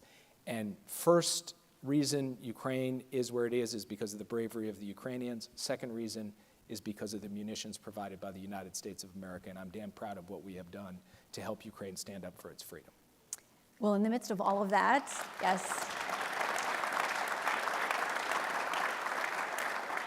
Thank you for taking a break from all of that. You're never really taking a break, for giving us a few minutes. So I'll leave you with one last question. What are you looking forward to most as a semi-retired, I don't know, a congressional spouse? I think I get a pin, actually. Oh, okay. Which would be cool if that's true. I'm not actually sure if that's true or not. But mainly I'm looking forward to sleeping. So. That's true. Well, thank you for taking a break from all of that and your nap for us. Thank you. Thank you. This concludes our fireside chat. Please remain in your seats for panel 6 or proceed to the Air Force One Pavilion for panel 7.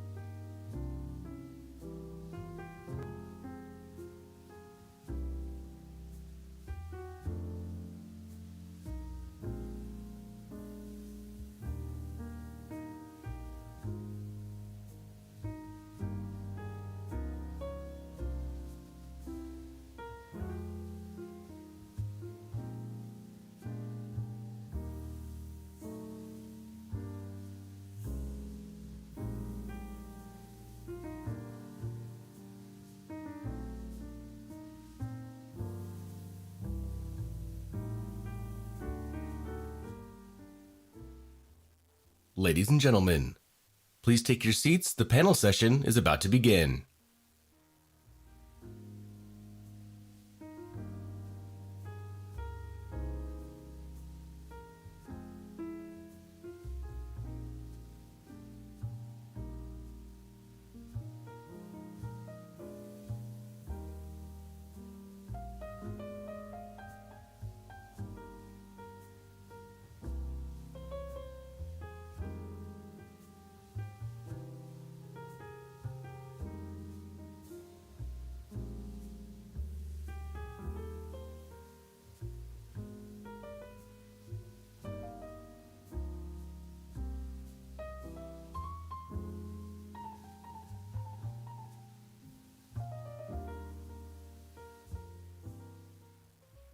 Ladies and gentlemen, please take your seats. The panel session is about to begin.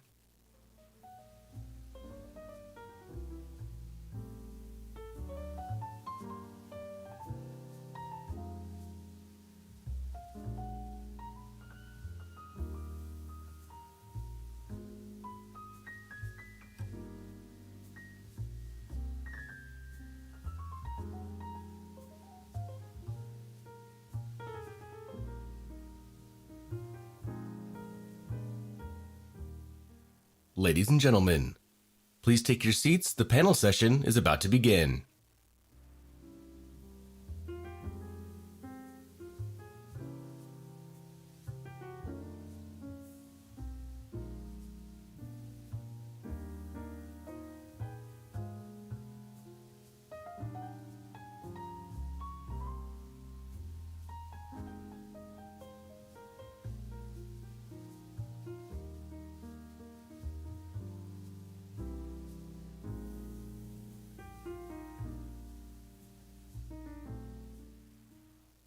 Ladies and gentlemen, please take your seats. The panel session is about to begin.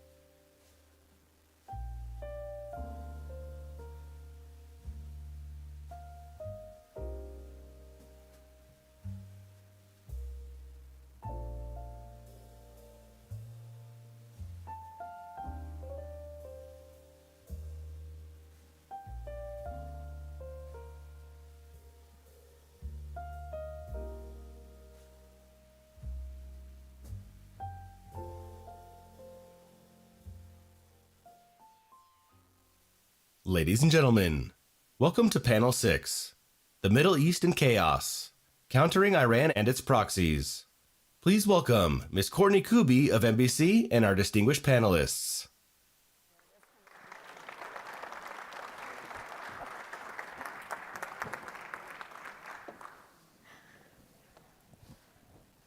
Thank you very much. Thank you so much. Welcome to this panel. Oh, Secretary Panetta. We were up here together a couple years ago. He hasn't spoken to me since. Not since. Good to see you. Welcome to gorgeous, sunny California. So our panel today is about chaos in the Middle East and how Iran and Iranian proxies are contributing to that chaos. A few weeks ago, this panel may have been a little bit different than what we're going to talk about here today, but there has been so much news recently, especially in the last 48 hours or so, out of Syria. We just heard a little bit from Jake Sullivan about that, and so I think we need to start with that. And I have written my questions completely out of order with how everyone's sitting, so I'm going to hop around. So we're going to embrace the chaos here in the stage as well. I'll start with General Reed. General Randall Reed is the 5th Commander of U.S. Transportation Command. He served as Deputy Commander of Air Mobility Command. He spent much of his career in the military in logistics, but interestingly enough, was also the Senior Defense Official and Defense Attaché to Turkey, which is sort of unique given your career field. General Reed, welcome. General, rebel fighters, primarily a group known as HTS, or Hayat Tahrir al-Sham, they've taken 2 of Syria's largest cities. They may be close, if not literally while we're sitting here, may have taken a third, Homs. It's moving so quickly. They are threatening Damascus in a very real way right now. Has State Department asked the US military for any help getting American civilians or citizens out of Damascus? And then if and when that call comes, how difficult is that mission going to be given the tremendous instability there? Thank you. As you mentioned, State Department does have the lead whenever something like that occurs. Right now, State Department is not currently present in the country, but I did see in the open press that they sent a warning out to anyone who's there to get out by any means that you can. There is a caretaker country that is there to help, and folks have been asked to contact them if they actually need assistance. And whenever the State Department does feel a need that they need help from the Department of Defense, they actually ask, and then when we are tasked, we do whatever it takes. Great. And I also forgot, I had an administrative message at the top that I completely forgot about. On your app, you guys can ask questions to the panel up here. I don't know how it works, but I'm told that if you click on the app, look, this has been a long day already, friends. We're gonna go totally honest here. But if you click on your app, apparently you can ask questions, and they'll come up on this iPad here. So ask away. Senator Joni Ernst, there are a lot of people who want to hear from you here today. Sure. Yes, they do. Senator Joni Ernst served more than 23 years in the military, deploying to Iraq and Kuwait, and retiring from the Iowa Army National Guard as a lieutenant colonel. 10 years ago, she became the first woman elected to serve in federal elected office from the state of Iowa, and the first female combat veteran elected to serve in the U.S. Senate, where she currently sits as a member of the Armed Services Committee. Senator, welcome. Yeah, thank you, Courtney. Thank you. Yeah, Yes. Thank you. Senator, HTS, this group that we were just talking about, the rebel group, they grew out of the former al-Qaeda affiliate al-Nusra. They are designated a terrorist organization. Jake Sullivan just spoke about that by the United States. I looked on the DNI's website this morning. They say that the group's goal is to replace the Assad regime with a government guided by a fundamentalist interpretation of Islamic law. They want to instill Sharia law in Syria. What does it mean to the US, and I guess to the region, if this group takes over? Well, I'll put it maybe in Iowa terms. It's like a dumpster fire and a train wreck all wrapped up in a Sharknado. It's really bad news for the United States, especially when we are trying to move ahead and stabilize that region. So we have seen what's going on in Israel, and I know we'll talk more with the ambassador about this past year in Israel with Hamas, but other Iranian proxies that are engaged in the region, which has completely destabilized and made it a very dangerous area, not just for those that inhabit those countries, but for those of us that go through that area using it with trade, or those that have our American troops there that are trying to provide stability. So we cannot neglect the Middle East and its importance to the rest of the globe. So I do think HTS, everything that is going on there, it is such a hot mess, and there are so many different organizations that are tied in so many different ways. We all recognize that the Middle East is complex. I would say double that complexity when you're looking at Syria. Wow. If next year Reagan has a panel called Dumpster Fire and Sharknado, now you have to be on it. I'll be on it. Yeah. I will be on it. It's going to be yours. Yes, absolutely. Ambassador Michael Herzog was appointed to Israel's ambassador to the United States in summer 2021. Before that, he had a long career in the IDF. I can't even list off all of the jobs that you held, including strategic planning and intelligence and multiple senior positions in the Ministry of Defense. And you also spent decades as a peace negotiator in many different areas. Ambassador, Israel conducts airstrikes against Iranian groups in Syria. They seem to have an impact in many cases on the flow of weapons, particularly some of these advanced missile parts that are coming into groups, mainly Hezbollah, but Iranian-backed groups. But none of this has stopped Iran from actually operating in Syria. And now we have this surprise offensive that actually may even strengthen Tehran's ties with Syria, depending on what happens. Can Iran actually be defeated in Syria? Is that even possible? And how? So let's understand what's happening in Syria. The events there are dramatic. You have a whole country falling apart, melting down. Damascus is in danger. The Assad regime is in danger. What does it mean? First thing to note is that this is a major blow to Iran and the Iranian axis, because Syria was a vital link in what the Iranian calls the regional axis, the axis of resistance. It was Iran's connection to the Mediterranean.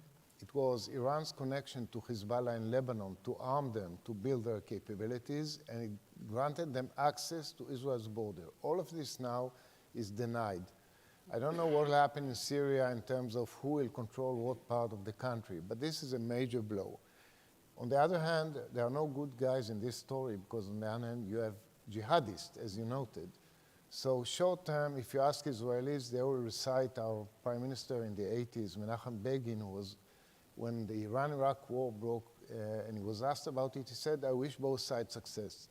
So in a way, that's short term. Longer term, we'll have to see, because as we don't want the Iranian axis to rebuild its capabilities. It's a major blow to them. Let's be clear about it. We don't want jihadis to put their hands on strategic capabilities like chemical or other types of capabilities that are there in Syria. We will have to follow it very closely.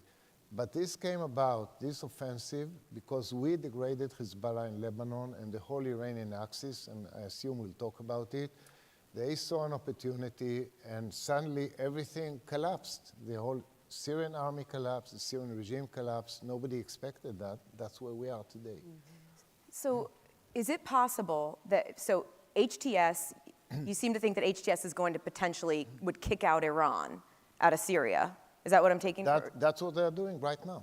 So is it possible that you could see, because, I mean, look, Syria, is it possible that Israel could support the HTS if it means getting Israel, or getting Iran out of Syria? We are not involved in this in any way. We don't take action. We are just following the events very closely, and we are protecting our own interests. But in fact, without any of us interfering, that's what's happening. They are kicking the Iranians and Hezbollah out of Syria. Congressman Pat Ryan was elected to the House of Representatives in 2022, representing the Hudson Valley, where he grew up. He sits on the Armed Services Committee and is the first West Point graduate to actually represent the district where the academy is. When you were a cadet suffering through Hudson Valley winters, did you ever think, I'm going to represent this place? I thought we were going to beat Tulane in football so strongly last night that we're going to now beat Navy on Saturday. That's what I thought. It's fighting words. It's fighting words around here. Thank you for being here. You also served as an intel officer in Iraq. Part of your job there was actually studying some of these Iranian-backed militia groups that we're talking about here today. What happens to U.S. troops? I know that Syria, as we just heard from the ambassador and from Senator Ernst, Syria is such a mix of different groups throughout the country that it's really hard to say this, but the U.S. has about 900 troops there. What happens to them if HTS takes over? Well, and again, I think the ambassador made a really important point going back to how the Middle East used to look with Iran and Iraq and sort of dual containment, and the decision we made in 2004 and what that's opened up and what that's meant for a lot of service members, including folks I wear, on this memorial bracelet, and I know a lot of people here do. So any decision that we make has to be centered thinking about, especially in Syria, alone and unafraid on small outposts, what the consequences are going to be. And I do think us thinking we could leave the Middle East, particularly thinking we could leave Syria and that there would be good outcomes for anybody, especially for our most critical ally, it was wishful thinking, and I hope the next administration understands that. What does everyone think happens to Bashar al-Assad if Damascus is really threatened or starts to fall? I'll go down the line. Senator, what do you think? I think he's going to take a very long vacation in Siberia or somewhere lovely like that. No, I think he leaves as quickly as he can. Ambassador, what do you think? He'll If Damascus falls, he'll probably run away, maybe to Russia, maybe somewhere else. He has no future in Syria. General, I won't ask you to speculate on that, but unless you would like to. But I'll watch the news like everyone else. Congressman, you agree? I'm not going to make the joke that's in my head about where he might go. Yeah. No, I think we'll see him go to one of the multiple proxy or sort of sponsor states. I would assume Russia, actually. Yeah. General Reed, your official bio says that a TRANSCOM mission is to project and sustain U.S. military power globally. Another very challenging proxy group in the region has been the Houthis. They've had a catastrophic impact on shipping for the last 14 months. They've been a threat longer than that, but really over the last 14 months, they've tremendously stepped up their work there. How aggressive have the Houthis actually been? And have you ever seen a terror group that has had such an impact on global shipping as what we've seen over the last 14 months or so? So I'd have to say in my role as TRANSCOM, being a career logistician, one of the things that happens by nature is things just don't work out right as planned all the time. And so we expect disruption. And disruption is part of how we organize, train, and think about things and how we go about approaching a problem. Murphy's Law is one of the greatest enemies of logistics. Something will go wrong somehow.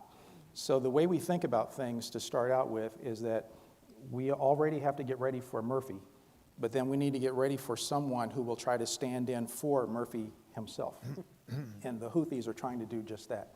And so as we look at what they are doing to interrupt the globe, if you will, and how the globe operates, assisted by Iran, it's one of those things that I look at every morning, the first moment that I walk in.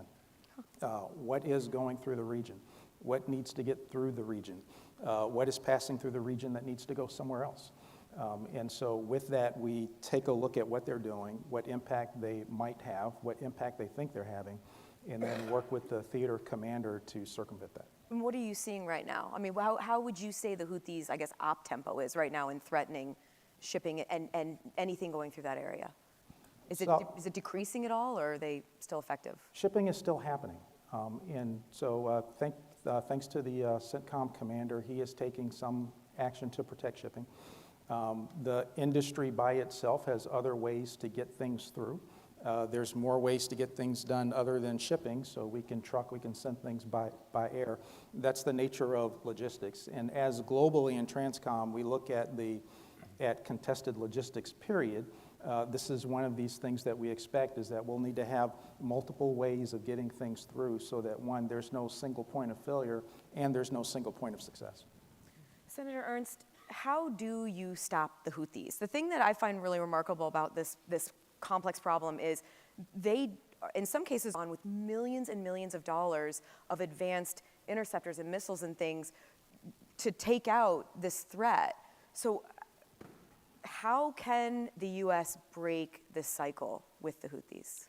Well, we do have to degrade the Houthis. I mean, that's really important, and a number of ways of doing that, but ultimately it comes back to Iran. And I would state that so many of these proxy organizations, it all stems out of Iran. They are being funded by this state sponsor of terror.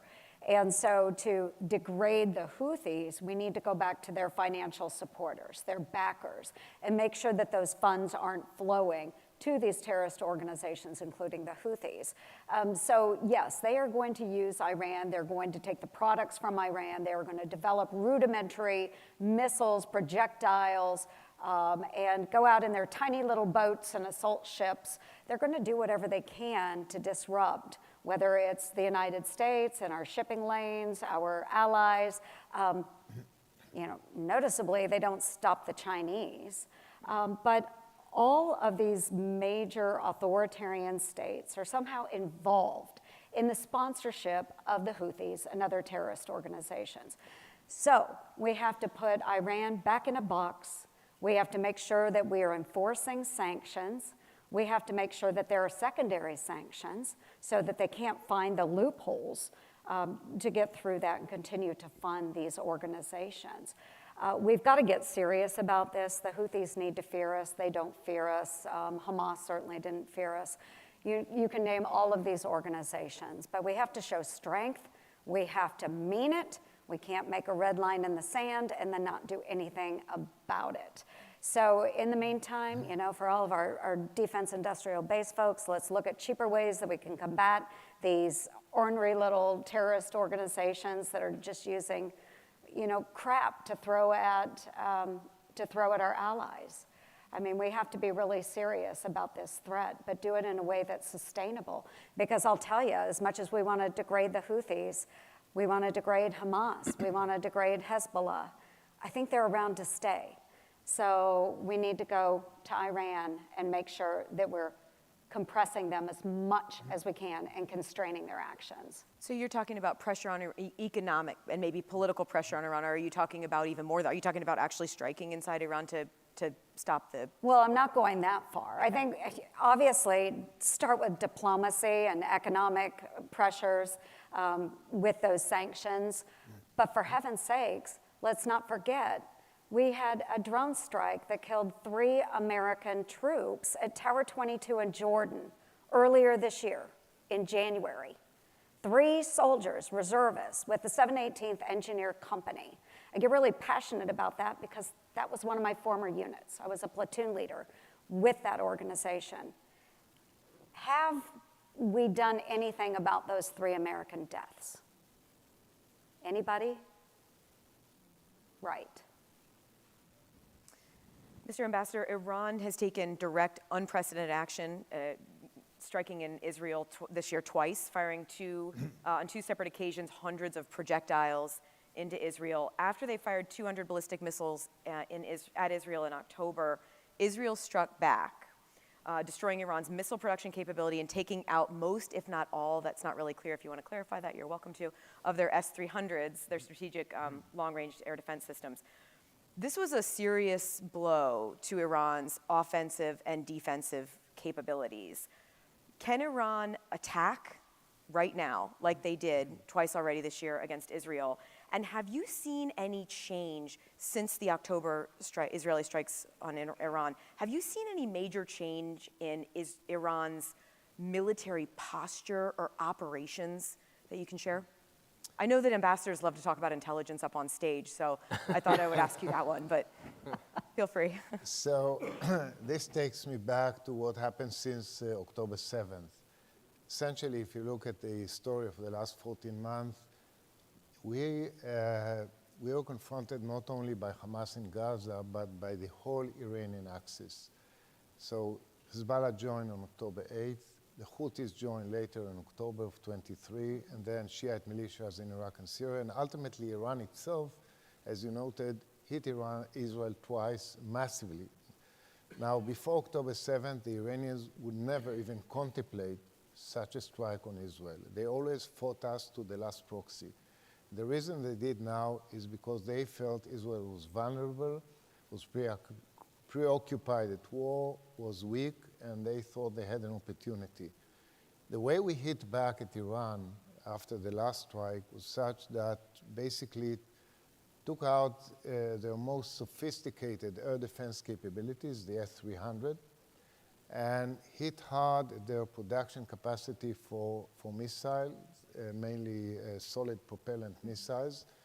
And suddenly it dawned on them that they are blinded, that they are vulnerable, that we can go in and out at please. We can hit any target in Iran. This posed a serious dilemma to Iran, and the fact of the matter is that nearly 2 months after that strike, they have not responded to us. It tells you a lot. Now, if you add to that the serious degradation of Hezbollah achieved by us, the Iranian axis in Iran itself are weakened, are vulnerable. Add to it what's happening now in Syria. Taken together, this axis has suffered a very serious blow. I believe it offers unique opportunities for the future to push back against Iran as the most destabilizing actor in the region in many, many ways. Iran is not, the 800-pound gorilla that everyone thought it is, and this affords a huge opportunity amid the tragedy of war in the region. Did those strikes in October shift the balance of power in the region? I mean, did it have... Absolutely, yeah. Taken together with the degradation of Hezbollah This produced a ceasefire deal in Lebanon against the will of Hezbollah because they are weakened, and all the factions in Lebanon want a ceasefire, and we disconnected Lebanon from Gaza because Hezbollah said all along, we will not stop firing as long as there's war in Gaza. We disconnected them because Hezbollah is much weaker. Iran is now deterred. As I said, they haven't responded. The whole region looks at it now very differently. So what they call the axis of resistance is much weaker now. And this, again, affords major opportunities to the region. I think we should look differently also at the other elements of Iranian destabilizing power, their nuclear program, their cooperation with Russia, and other elements of what they've been doing. How long before they'll be able to have their S-300 capability back? Years? Months? It'll take a long time, especially now that Russia is preoccupied in Ukraine, so they cannot replenish that. Congressman Ryan, one big factor, we're up here talking about Iran and policy, and this whole conference is talking about peace during transition. So a big part of this is going to be what happens in the next administration, who's in various jobs. President-elect Donald Trump's pick for Defense Secretary wrote in his book, The American Crusade, drawing parallels between the Crusades and current day and pushing back on some immigration by Muslims. He seemed to talk about now as being similar, juxtaposed to the right before the Crusades. What impact will comments like that have if he is the Secretary of Defense when he's sitting across from some of his counterparts? How will that impact the U.S. military and potential U.S. policy in the region? Well, I think the the fact that that's a question in and of itself is incredibly, it's just stunning. That being said, that is where we are.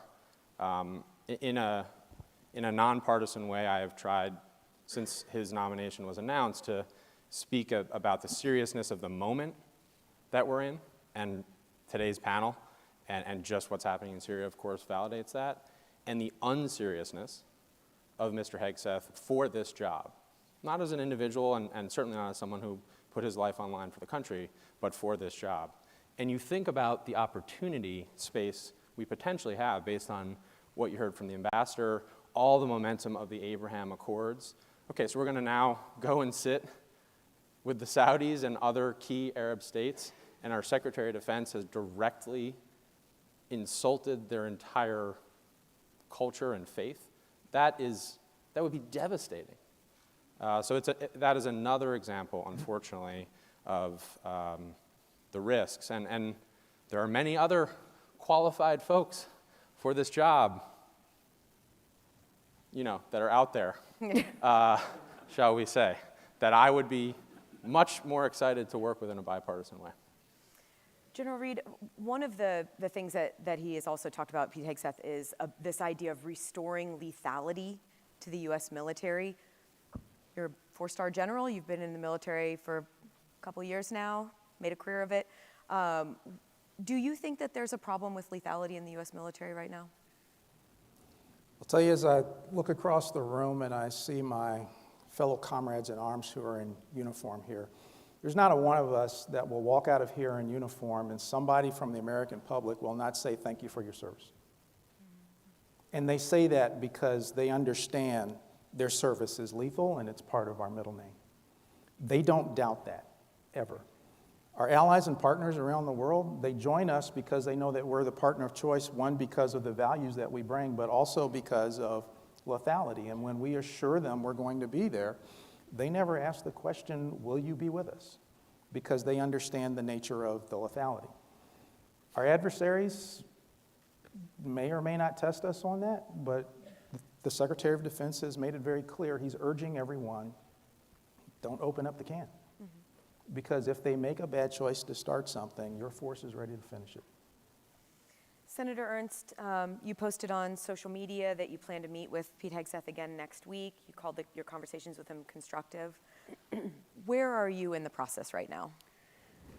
I have met once with Mr. Hegseth, and we will meet again this next week. And I do think it's incredibly important that we offer him the opportunity for a fair and thorough process. I take my duties in vetting all nominees very seriously. That's one role that United States senators have, is to properly vet any nominee that comes before us. And again, we need to go through that entire process.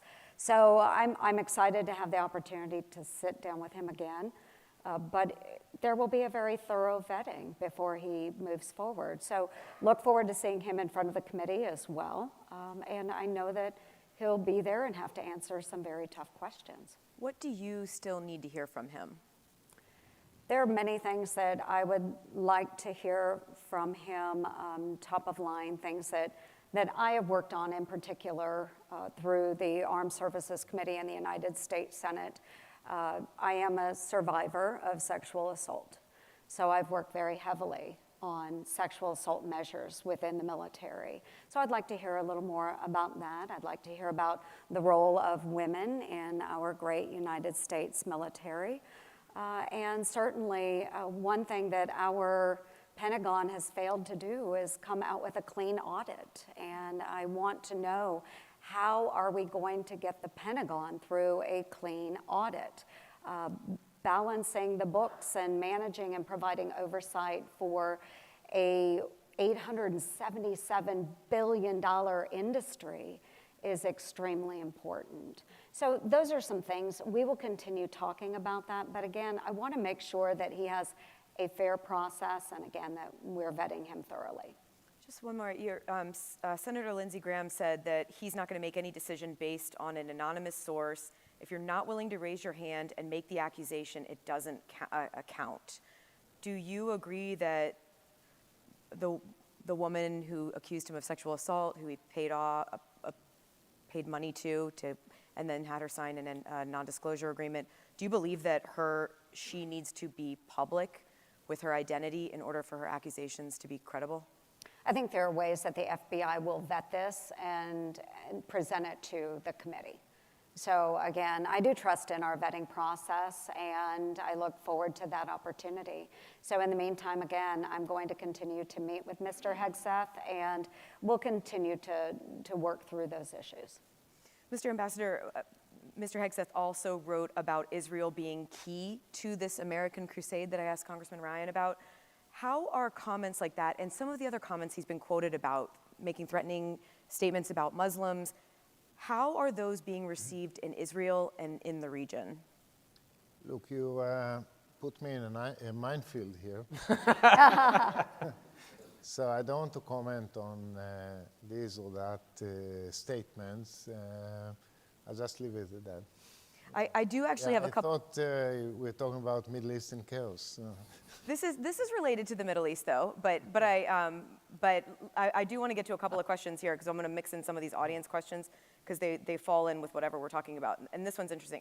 They don't have names here, so I don't know who asked this. If you want to raise your hand and take credit for it, you're welcome to. With Iran on its heels abroad, do we have a unique opportunity to contain their sponsorship of terrorism? I put that to the group.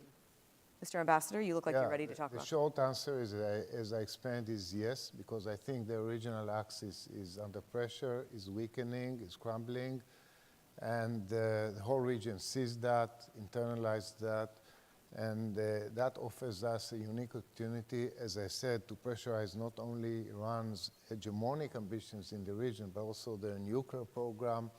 In many ways, you can put economic pressure, political pressure. You can push back against them in many other ways. I do see a unique opportunity. To that, I would like to add one more element, which is the internal situation in Iran. I believe that most of the population in Iran does not support the regime. I've been following that very closely. I think the regime lost the majority of the population in Iran. Historically, I think they will not survive. I don't know how many years it's going to take. But we collectively ought to come up with a strategy of widening this divide between the regime and the people, and that adds to the whole mix that I just analyzed. If I could add on Please, to that, Courtney, as well, and I think the ambassador is absolutely correct that Iran is at a point now where we need to really focus on putting it in a box, and a very, very small box. But then while we are doing that, we also need to continue to capitalize on the Abraham Accords. This has been such an important movement that we have seen and such a great success in the first Trump administration. We need to continue to build upon that, and Saudi Arabia will be key to that.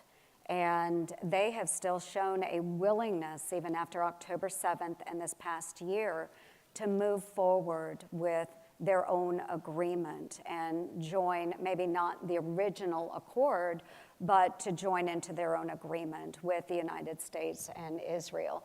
So I think that we need to continue to do this. You will see the Arab nations working in conjunction with Israel. They all want peace and prosperity in the Middle East. This is key. We all want this. So while Iran is put back on its heels, we need to take full advantage of this opportunity and leverage our friends and allies. And just to add to this, to add to the bipartisan spirit of that, Senator, I agree with you, and it's an imperative.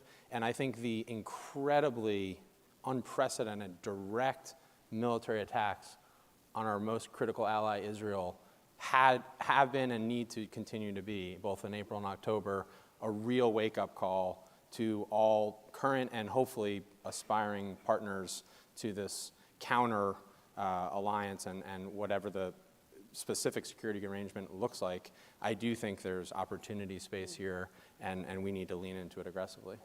What do you see happening in the next Congress as far as support, any kind of support for a bipartisan policy going forward on Iran? Is that possible, maybe given the attacks on Israel? I think, I've only been in Congress 2 years, so I'm caveating all this. But I think there's huge opportunity and need. I mean, I have felt for my entire adult life, we've been without direction in our overall foreign policy, and specifically in the Middle East, as and the American people feel this too, in all the surveys we've heard and seen. It feels like we're just trying to hold things together. There's a need and opportunity to set direction in a bipartisan way with our allies and partners, and I think the American people are demanding that rightly, and certainly that's something I'm excited to work on, and there's no more clear center of evil and terror and violence and death than Iran. General Reed, I know you're also relatively new to this job, but because you worked at Air Mobility Command, which is similar before this, I'm still going to ask you about how things have changed since October 7th. So how has the difficulty of getting weapons, logistics, anything into the region, how has that changed or evolved since October 7th until today? I'll tell you, on October 7th, when we all woke up, it was another day of walking in, taking a look around the globe, seeing what ships were where, what planes were where, what trains were where, what ports are open, what ports are closed, who needed support, who were we supporting, where would we need to shift things. And then the 7th happened. And so as we were looking at shifting priorities around the globe in competition, a crisis arose, and we see those, but this was a crisis like we hadn't seen in a while. In that sudden shift, because of the global view that we have at Transcom and how we work with the combatant commanders, we work our posture, we work the infrastructure, we work with the State Department for the access, the basing, and the overflight to always be able to respond, not react. And in this case, we had some ability to respond. I also have to make it clear that what was really important for us was the day-to-day advantage of the commercial transportation industry. We actually call them our fourth component. And since they were so involved already and they bring so much to bear, that allowed us to shift an emphasis to rush to the sound of the conflict. And when we were able to do that, we were able in record time to put force protection in place to protect American citizens and to protect our forces on the ground. And in that, being able to do that shifted the conditions on the ground. And in protecting ourselves, by de facto, we also protected our hosts and our allies, partners, and friends, which bought decision space. In essence, we were able to provide some deterrence from things going out of control and have some space to work things through. Since then, the conflict has evolved, the conditions on the ground have changed, but we are always working every day around the globe to make sure that we can respond to those as they occur, look around the corner to see what's going to happen, and also continue to support the other combatant commands. How much is moved by commercial industry right now versus moved by military lift? So depending on the needs and the permissiveness of the environment, in some cases it's overwhelmingly commercial. And so we simply could not be the defense transportation that we are, but that is all founded on the fantastic transportation nature of the country to start with. Senator Ernst, what can the next administration do to go after some of these proxy groups? Are there, you've mentioned sanctions and secondary sanctions against Iran, but are there any additional levers, and maybe there aren't, that exist that the next administration could try to pull to try to really stop Iran from supporting these proxy networks? Yeah, I think that, again, we have to go back to sanctions, we have to look at trade opportunities, but we also have to lean in on our allies as well. As I said, there's such a mixed bag of relationships in the Middle East, and we need to understand all of those different relationships and who is tight with who can work with who, and then use those as levers. There are things, though, in a bipartisan way that we can do through Congress to send signals to those adversaries, in particular Iran and some of those proxy groups. We've already passed, in support of Israel, we have done the Defend Act. That's already in place, where we bring our allies and friends together in an integrated air and missile defense system as a way to push back against them. We have the STARS Act, which addresses the element of space and working with our friends and allies. We have the Maritime Act by Jackie Rosen and I that address the maritime domain. There are so many different ways that we can work together with our friends and allies. And as we are presenting a cohesive unit, then we are pushing back against Iran and those proxies. The more we are working together, the more we lessen their opportunity to take advantage of any one single element of this cohesive unit. So we've just got to continue to build upon it, Abraham Accords, bring Saudi Arabia in, continue to work on mill-to-mill relationships, exchanges between Israel and their Arab friends and the United States. So many things that we can do, but again, if we're presenting a cohesive unit, it lessens their ability. And that's what we should focus on. Do you think the next administration agrees with that? I do, 100%. So I know there has been a lot of concern about the incoming administration, whether it's the president, whether it's the vice president, but I can say with 100% certainty that this next administration takes the defense of our country and our allies and friends very seriously. And if you look at, do we have the chart in front of us here? I'm looking at it. The number one issue and priority for the U.S. and the Middle East by the voters. If you look at this, number one, freeing Americans held hostage. What was the first tweet that President Trump put out about a week ago about our American hostages? He said, get them home now or there will be hell to pay on January 20th. Okay? Messages like that strike fear in Hamas, Hezbollah, Houthis, Iran. All of this wishy-washy stuff that we've seen in the last 4 years is over. So we expect results, and there's going to be tough talk, but there's also tough actions to follow. If we could put that back up, I want to bring up one other thing actually on that chart, and it's the, I think it's like right in the middle. It's the priority for advocating for humanitarian conditions. So this again is the Reagan survey this year. You guys have been hearing about it all day today. I was really struck by the humanitarian conditions because there is a very stark difference in how big of a priority that is for Trump voters versus Harris voters. Mr. Ambassador, the Trump voters, it simply wasn't as critical of an issue for them, making sure that the humanitarian conditions are in Gaza are a priority. Access to northern Gaza has been somewhat non-existent for the last couple of months, specifically since the big offensive began there. The situation has been so dire, it's been described as apocalyptic in a joint statement recently by the several UN agencies. And I wonder if you believe that Israel does have a role in getting this humanitarian aid into Gaza, and how you think, if you think at all, there will be a change in that as a priority for Israel once there's a new administration here in the United States.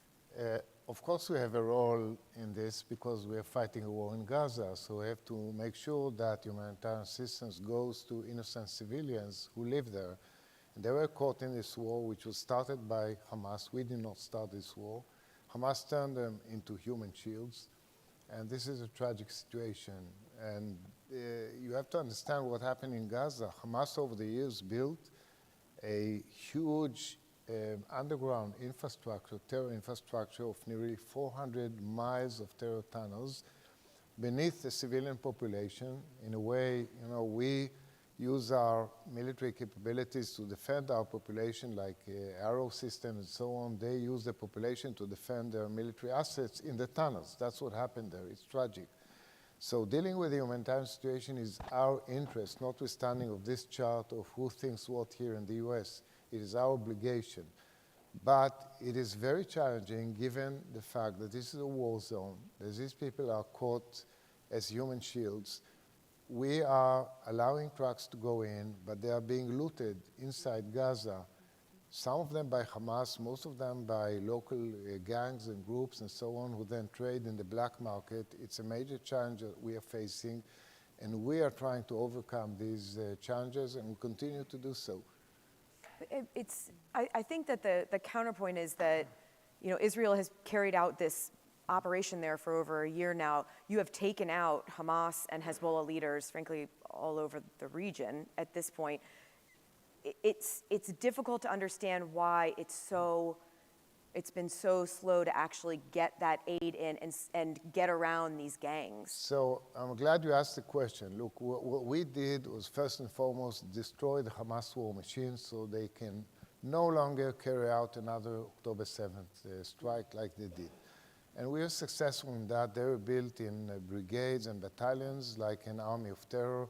We destroyed them, but there are still thousands of armed people who are regrouping and fighting us back, especially in the northern part of Gaza. We've been fighting there in the refugee camp of Jabalia for 2 months now.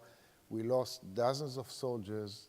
The war is still going on. I mean, they are defeated, but not 100%.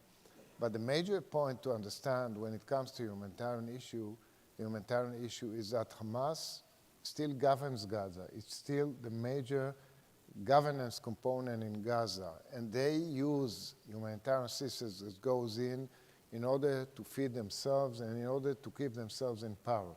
This is a challenge that we have to cope with. We are designing plans for what's called the day after to create alternatives to Hamas. It will take time, but this is the biggest challenge we face now because we don't want them to seize humanitarian aid and then use it in order to stay in power and rebuild their capabilities.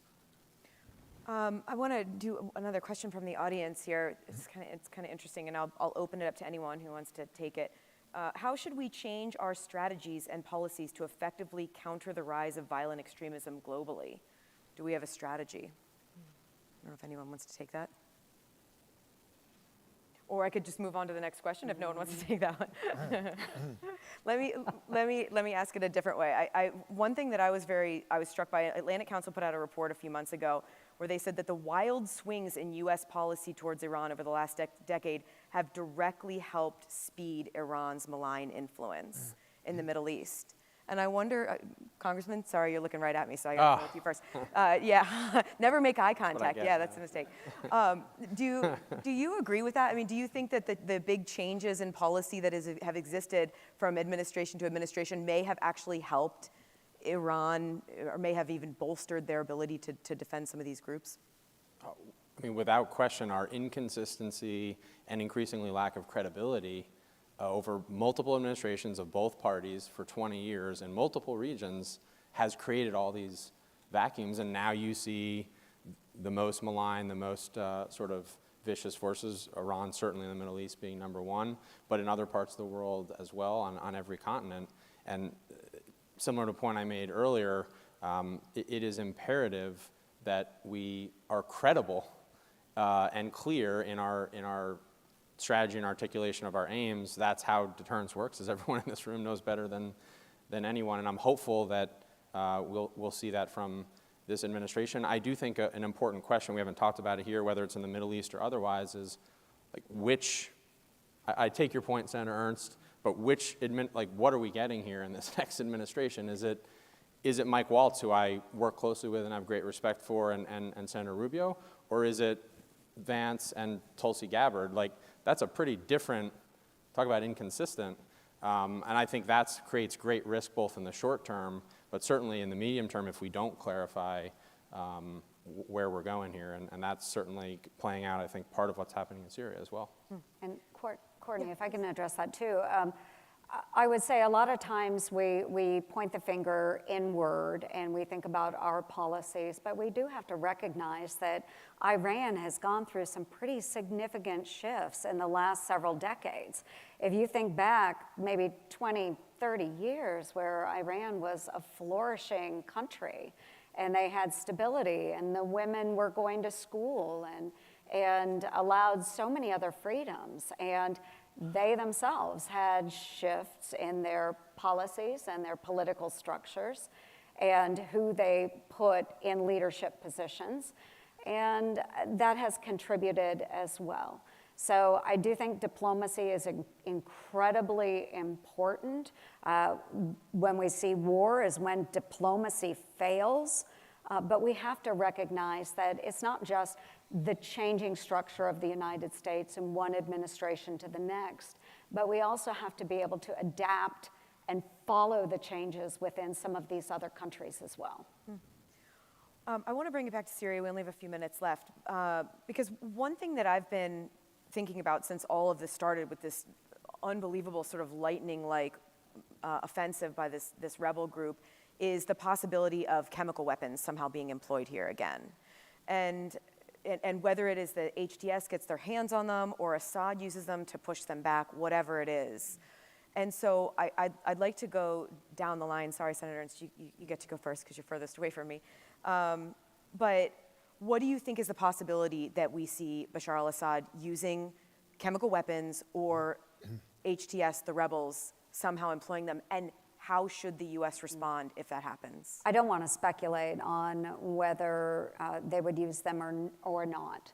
I'm not qualified to say that here today, but what I can say is that we need to be prepared for anything. And the men and women that we have serving in Syria, they need to be prepared. And I know they are. We have the best of the best serving in Syria. But it is something that we need to take seriously, and we can never say, oh, that will never happen. We just need to be prepared. Mr. Ambassador, what do you think? Chemical weapons have been used in Syria, and they could be used again. They are still there. There are residual capabilities left behind. We do not want to see them in the hands of either the Iranian Axis or jihadists. So we are on the alert and prepared for any eventuality. General? I too won't speculate, but we are prepared to make sure that our folks are protected, and we will sustain them, and that's exactly where we'll be with that. Congressman? Yeah, I think past performance is always a unfortunate good indicator of future, and we've seen Assad's willingness. I don't know that he's going to be actually in an operational position to do so, but I think your flag about other rogue actors, whoever that may be, amidst this mix of all these forces is incredibly concerning. And again, another example of what happens when we chose a few years ago, and there was a big debate to sort of pull out and leave a vacuum there. And I know our allies were concerned about that. I think you even, Senator Ernst, raised some concerns rightly about that in 2019, I believe. And then this is what we see coming forward. So these need to be calibrated. We can't be everywhere, of course, doing everything, but we also can't just say, hey, we're just going to let it go. So you think that if there's any, because I don't know what leverage the U.S. would have over this rebel group, HTS, to tell them don't use chemical weapons other than threats, but do you think if in fact that we see chemical weapons used in Syria, that's a case where the U.S. could get pulled even more into the area? Well, to be clear, if you're talking about military forces on the ground, I think absolutely not. And We have to be very clear about that. I mean, we know HTS has sponsors as well, and so there's some ability to make that clear to them. I actually think, though, if you look at how HTS has morphed from what the group was, they've said and shown actually an ability to do some level of local governance, and many would say better than the Assad regime in a lot of places. That's why they've had this success. So this is why I think sitting back and just observing with a little bit of tactical patience is important, clear-eyed about who they are and how they started, but also when the other option is Assad, controlled as a puppet of Iran, we got to choose between bad choices here. It is remarkable how quickly this has unfolded and how uncertain it really is still going forward. Senator Ernst, Mr. Ambassador, General, Congressman, thank you very much for this discussion. Thank you. Ladies and gentlemen, this concludes Panel 6. Panel 8 will begin in 10 minutes on this stage, and Panel 9 will begin in 10 minutes at the second floor of the Air Force One Pavilion.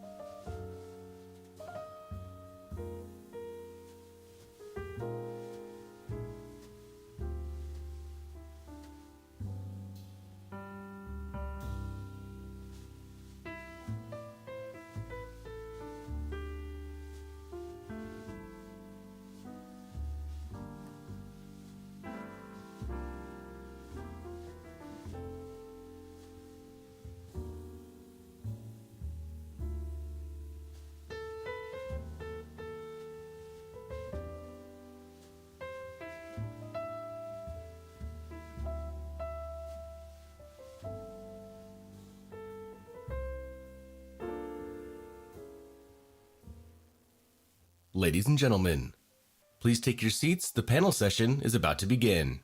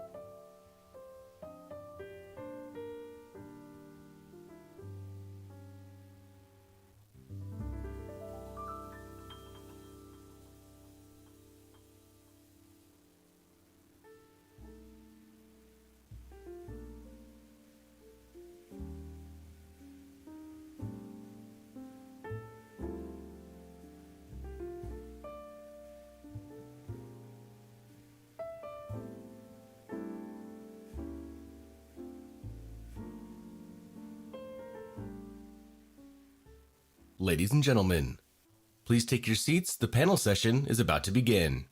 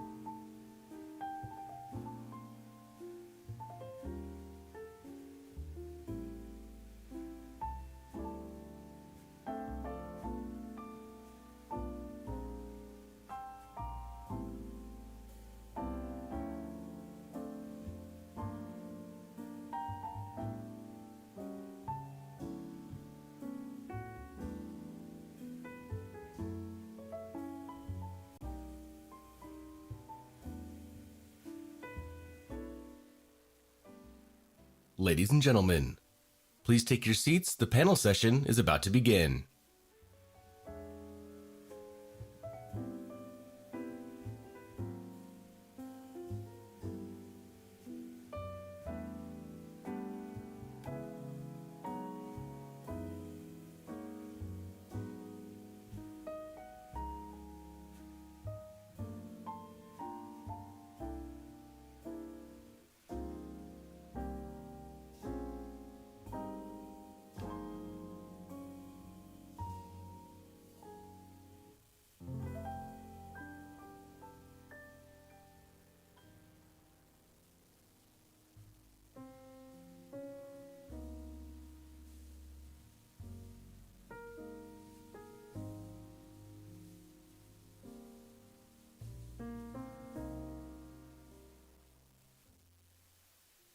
Ladies and gentlemen, welcome to Panel 8, Securing the High Ground, Space Capabilities and the Space Economy. Please welcome Ms. Morgan Brennan of CNBC and our distinguished panelists.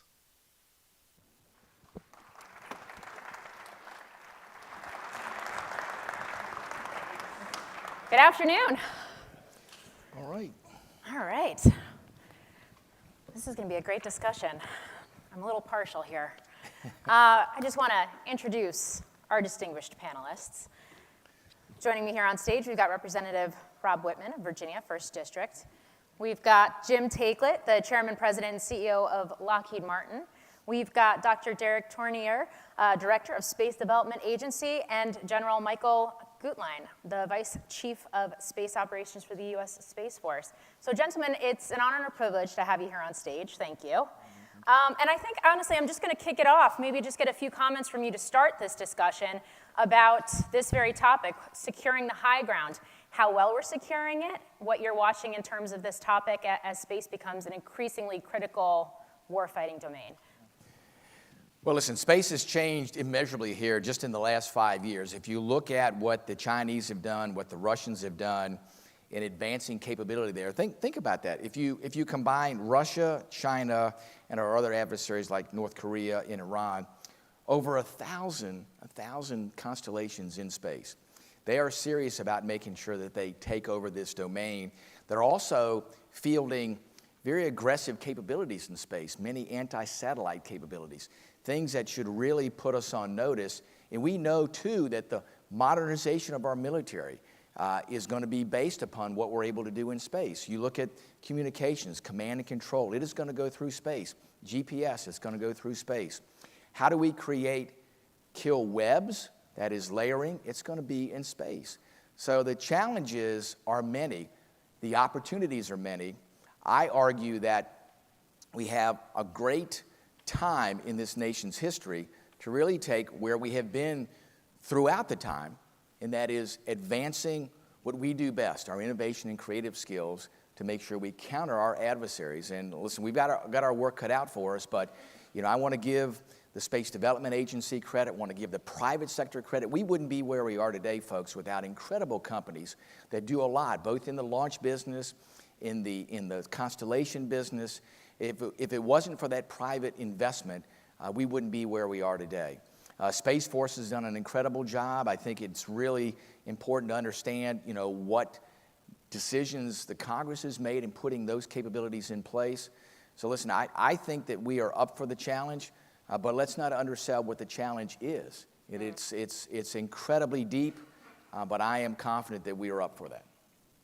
And I think industry's role in all this, Morgan, is to array and marshal all the talent and all the expertise we have in our country, whether it's small startup, Lockheed Martin, Northrop Grumman, Boeing, mid-sized companies, and both in the physical Newtonian space, satellites, rockets, etc., also the digital space, because if there's digital competition and perhaps active activities against each other by adversaries, we're going to have to defend ourselves as much with digital capabilities as we are with physical capabilities. So what I mean by that is cyber domain.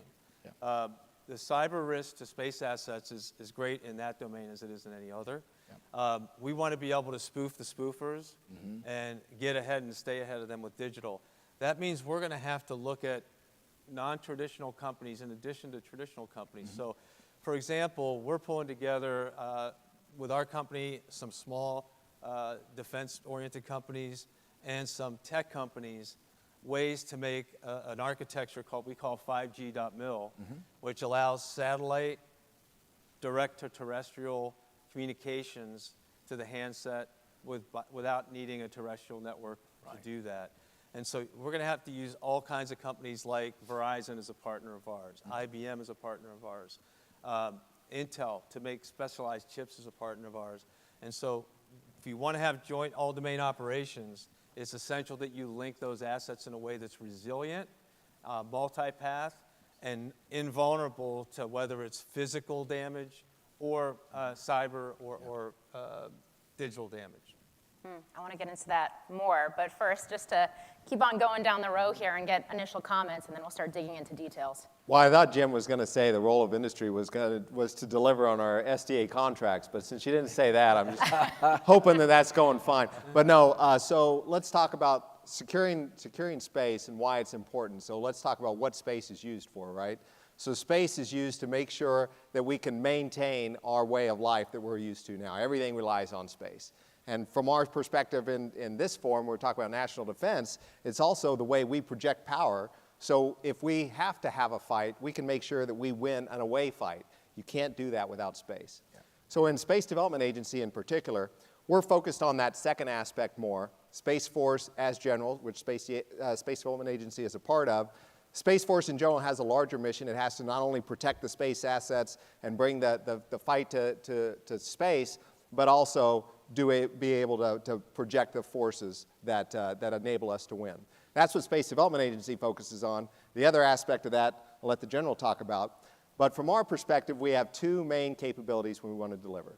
Beyond line of sight, targeting for moving systems. So we're talking about ships, we're talking about mobile missile launchers, we're talking about aircraft. Detect them, track them, calculate a firing solution, and send that directly down to the warfighter, and do that all in real time, all from space. Second capability is very similar, but there's a nuance. Do the exact same thing, detect, track, calculate a firing solution, and send it down to an interceptor, but now the targets are advanced hypersonic glide vehicles or advanced missiles in flight. Do that all in real time. So we want to make sure at SDA that we provide those capabilities, and we do it in a resilient manner by following two pillars.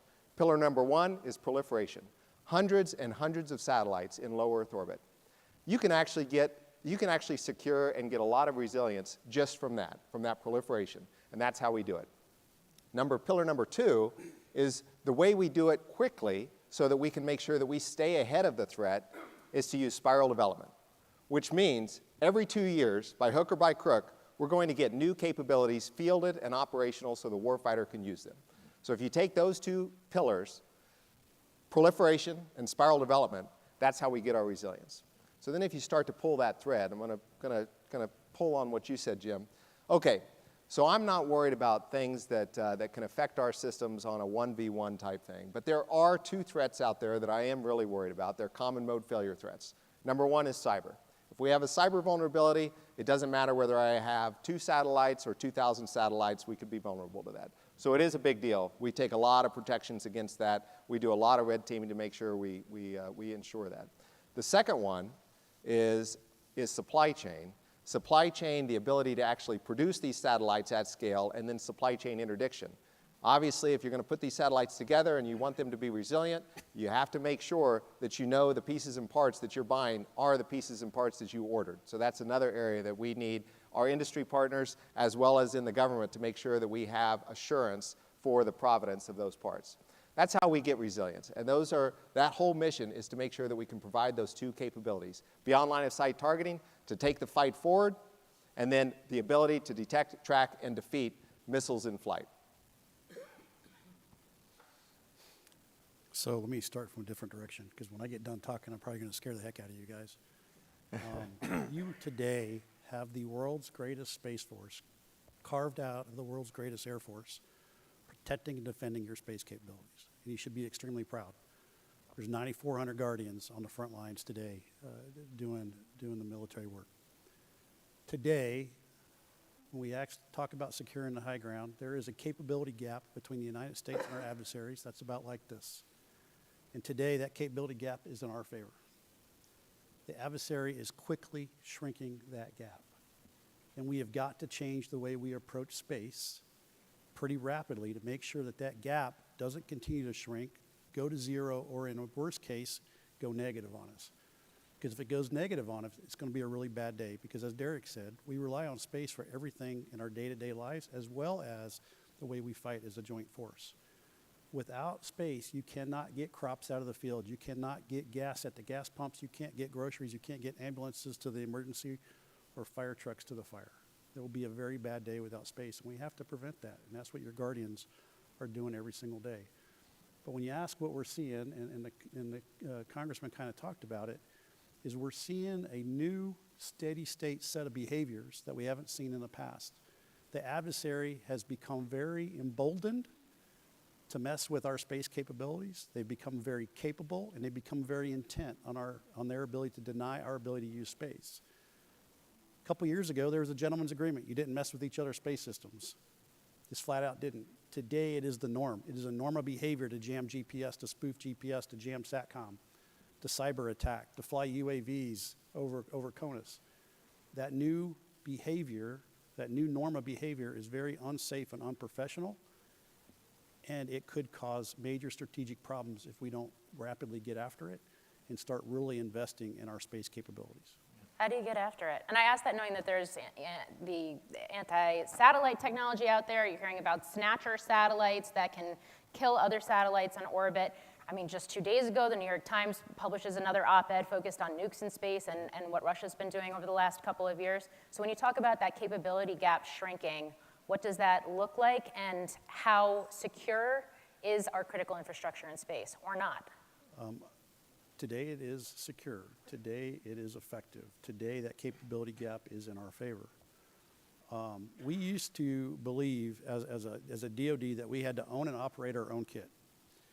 We believed that for many different reasons. First and foremost, we didn't believe we could count on our commercial partners and international partners to be there during times of crisis or conflict. Therefore, I had to own my own kit. The second reason was I had the most exquisite kit on the planet, and I didn't need to rely on anybody else. The third reason was I didn't want to paint a target on our allies or on our commercial partners. That has completely changed. Russia has come out in the press and said anybody operating in space is a target. Anybody operating in space is a target. Civil, commercial, NASA, allies, you are all targets. You couple that with the fact that we have the biggest area of responsibility with the smallest force and the smallest budget, we have to change the way we get after the fight. Yeah. The way we are changing the way we get after the fight is through partnerships. Partnerships with allies and partnerships with commercial by integrating and networking those capabilities together into hybrid architectures. That is something that we are changing that we don't do in the other domains. Yeah. It is something that we are doing it by necessity in space because it is so big and so under-resourced. We're also doing it by necessity in space because we need our partners to be by our side as thinking adversaries. Hmm. And of course, Space Force is, 5 years old this month, I believe, right? On the 19th. So happy birthday. Thank you. But also, I mean, the Space Force, maybe because it is young, it is small, it is agile, has been leaning in on things like public-private partnerships and thinking differently about acquisitions and engaging with commercial space.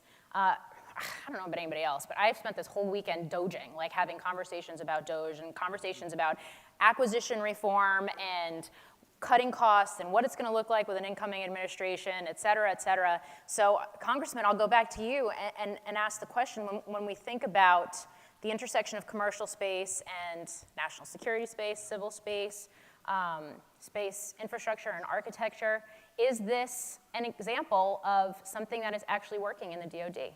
It is. Listen, we see the things that are happening out there. We look at states that are getting into this business. Take, for example, Virginia, the Virginia Spaceport Authority. Think about it in the Pacific in Alaska, the Virginia, or there, the Pacific Spaceport Authority. So people are all in to say that we need to do this. This is an across-government enterprise, and people understand, we know the strategic importance of space, but we also know the commercial importance in space.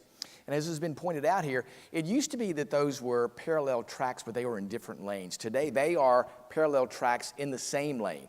We know that both of those have to be done concurrently. We know protecting those space assets are going to have to be done as a joint enterprise. We know, too, that technology development is going to occur simultaneously in the private sector and the public sector. If we look at efficiencies, the best use of resources, you see what's happening right now. Look at what's happening in the constellation business. Look at the partners that are there. Look at SpaceX and others that are really driving the technology in that space. Look at the companies, too, that are in the launch platform businesses. Multiple companies that are doing incredible work. And it's amazing to me. We're at a point in time where the excitement, and I remember when I was a kid, I remember staying up at night watching Neil Armstrong step foot on the moon. That was the most exciting thing to me ever. I watched a launch platform be recovered on a space pad there and to come down and get captured. Man, if that doesn't excite you, then you don't have blood flowing through your veins. That's what's happening today. This is a re-energizing of the space enterprise, and it's happening because there's this jointness between the government, the private sector, in utilizing resources, and we haven't seen that in the history of this nation, I think, almost ever. It's an exciting time, great capabilities here. It is a great example about how you leverage the innovation and creation on the private side with government as an enterprise and the things that are necessary strategically, but leverage the investment that's taking place there. Golly day, I don't remember a time where we've seen this and where there's such incredible potential there that's going to really put this nation forward. And just as General Gutlein said, we need that because we see what our adversaries are doing. The one good thing about this is our adversaries do not have the creative and innovative ability that this nation has across the spectrum. We will win in this space, but I can tell you, it will be a competition. And it's an all-hands-on-deck moment. We have to make sure we are up for this competition. Dr. Tournier, I want to get your thoughts on this because as we do talk about budgets, I realize that's the jurisdiction of Congress, but this is in focus, right? And you do talk about the strategy at SDA. We know space is hard. If you have a flatlining or even potentially declining budget, can you do and get everything that you need to see the strategy through? Let's talk about efficiency, and then we'll let the budgets work their way out. So from an efficiency perspective, so if you look at it and you say, okay, how can you make acquisition in space more efficient, right? And so that has been that is why the Space Development Agency was originally created, to be able to go faster and more efficient than traditional space. Traditional space was done at a time, I was mentioned, where essentially there was a gentleman's agreement where you could put up an exquisite system and you didn't really have to worry about it. We're not in that time anymore, so we need to be able to put up systems up there, put them rapidly for resilient, and be able to have continually refreshed. The way we get efficiency at SDA, and the way we measure efficiency, as was mentioned at the breakfast panel today, is that you can't really, you can't count anything unless you can measure it, and then you can start to put metrics against it. In an acquisition organization, in the government, right? The government, we don't really build anything. We don't really do anything. We yell at performers to do things and give them money to do things. So one of the metrics that we use at the Space Development Agency is dollars executed to get a capability delivered divided by the total number of employees and contractors that we have at the agency. For us, that turns out to be about $14 million out the door per SDA employee, including military, civilian, and contractors. That's about a factor of 10 greater than a lot of acquisition organizations. And the reason we're able to do that is because we're not trying to do the most exquisite. We really are relying on what is commercially available and modifying that as minimally as possible and getting it out the door as quickly as possible. That's how we're able to turn these from order to orbit on the order of 30 months, because we're able to do that because we look at what industry is doing as a commercial entity, what they're building, and we say, okay, look, we don't want them to build more than that. We want to just slightly modify that and get those cranked out as quickly as possible. And that's how we do it. And the model, I'm going to completely butcher Congressman Whitman's a quote that he had recently, but hopefully I'll get the gist across. There you go. Yeah. So the gist was essentially, he said that, look, we are in a digital infrastructure, digital age. We need to start thinking about things more digitally and less hardware focused. Yeah. And the reason that's important is we look at our hardware the same way. We don't look at our hardware starting from scratch on time one and then going to version 2 and moving forward. We do this spiral development model where we do small modifications and new releases every 2 years, just like software. You know, if we want to get that down to every 1 year, we'll keep pushing, but right now it's 2 years. And that's kind of this model. We want to treat hardware as software because it's all about a digital ecosystem now. This notion that Congressman Whitman brought up between the relationship between industry, broadly speaking, and government really urgently needs to be evolved. Yes. It needs to change systemically. Because again, we want to include as many companies, as many sizes of companies as we can in the solution development that you all need. The way that we're starting to look at it at our company is to take a mission or an app, so to speak. And the app would be space resiliency. And we start with time equals 0. Yep. What's out there today? So General Gutlein's nuclear launch sensing satellites are pretty much all up in geosynchronous orbit now. They work. They're safe now. But how do we make that app, sensing the launch of nuclear missiles against our country, better every, say, 3 to 6 months even, not even 2 years. Every 3 to 6 months using a combination of digital and physical upgrades, interrupted at times by a whole new system, a whole new platform. And so we would think about are all the ways we can, as industry and government, working together quickly with a rapid acquisition process along with it, to say, you know what, if we can change the waveform on that satellite when it transmits instructions back and forth to the ground station and have a low probability of intercept and low probability of detect waveform in that signal, that's going to make us another leap forward in resiliency. And it's something we can probably do over the air in 3 months. And so those are the kind of things that we need to think about. And that's why you heard me talk about companies that you don't think would normally have hardly anything to do with national defense, because the waveform creators in 5G are going to be Nokia, which is Finnish, and we have a partnership with them now, and they're in NATO as well, and other companies in that space. And so they are not familiar to the Pentagon, nor is the Pentagon familiar with them, but it's industry's responsibility to find the solutions on that technology roadmap and implement them in a way that government can absorb them. And that's going to require fairly dramatic change on some of the processes between government and industry. So what does that mean in terms of how you're thinking about the portfolio at Lockheed Martin? I mean, when we talk about space specifically, obviously the space economy, the industry, it's changed so dramatically in the last 5-10 years, continues to change. I know just earlier this year you acquired Terran Orbital, which is manufacturing satellite buses. So how do you decide what to try and stand up and be more competitive with in-house versus partner on, and how are you thinking about this changing landscape with so many competitors and startups, including some that are in this room right now? So our T-X time, we are the exquisite satellite provider to Air Force, Space Force. A lot of it up in GEO, some in the mid-orbits, and we have an amazing facility in Sunnyvale that I'm afraid no one can really get into here, but a few of us. And it does amazing things using that sort of architecture. Geosynchronous, a lot of capability, like literally billion-dollar platforms that can do things that you can't imagine. We also need to be able to do those things at different orbits, with different numbers of satellites, with different resiliency protections among them, so that we can't lose all in one swoop our ability to detect missile launches.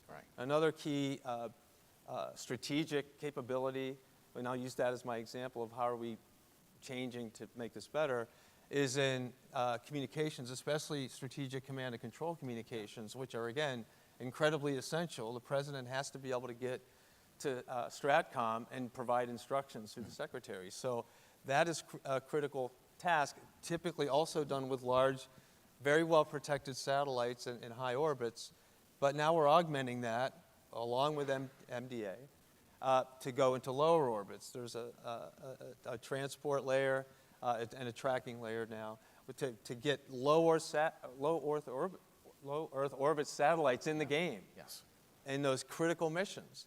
And to do that, you've got to have Space Force expertise, you have to have MDA expertise, you've got to have, frankly, our expertise and a couple of the other companies that traditionally do this. And then we bring in the newer companies, the Terran Orbitals, to enable us to ramp up our small bus production satellite.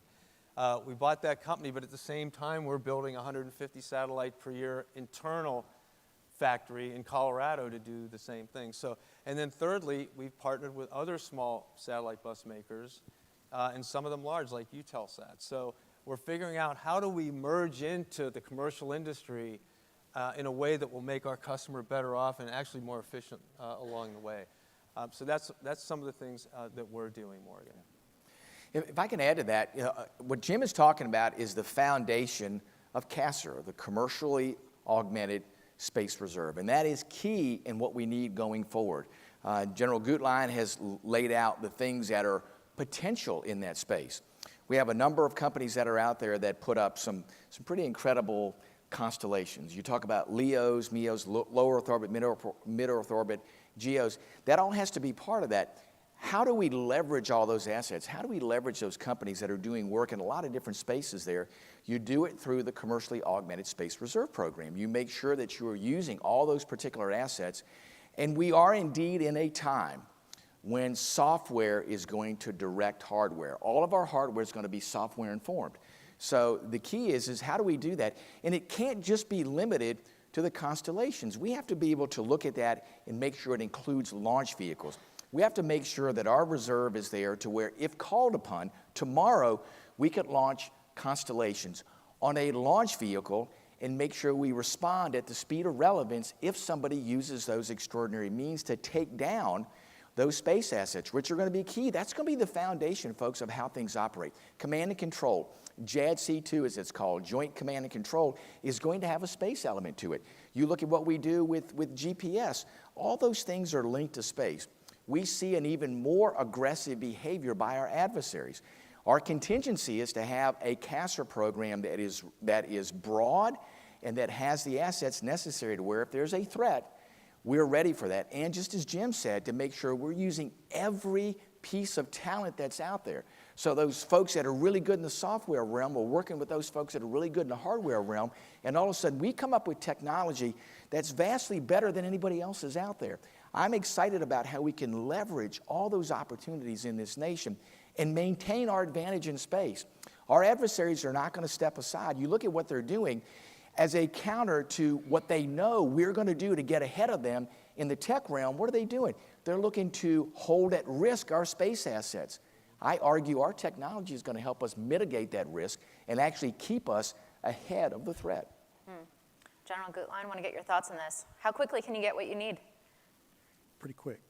There's a lot of excess capacity and innovation coming out of the commercial market today that we are working really, really hard to take advantage of.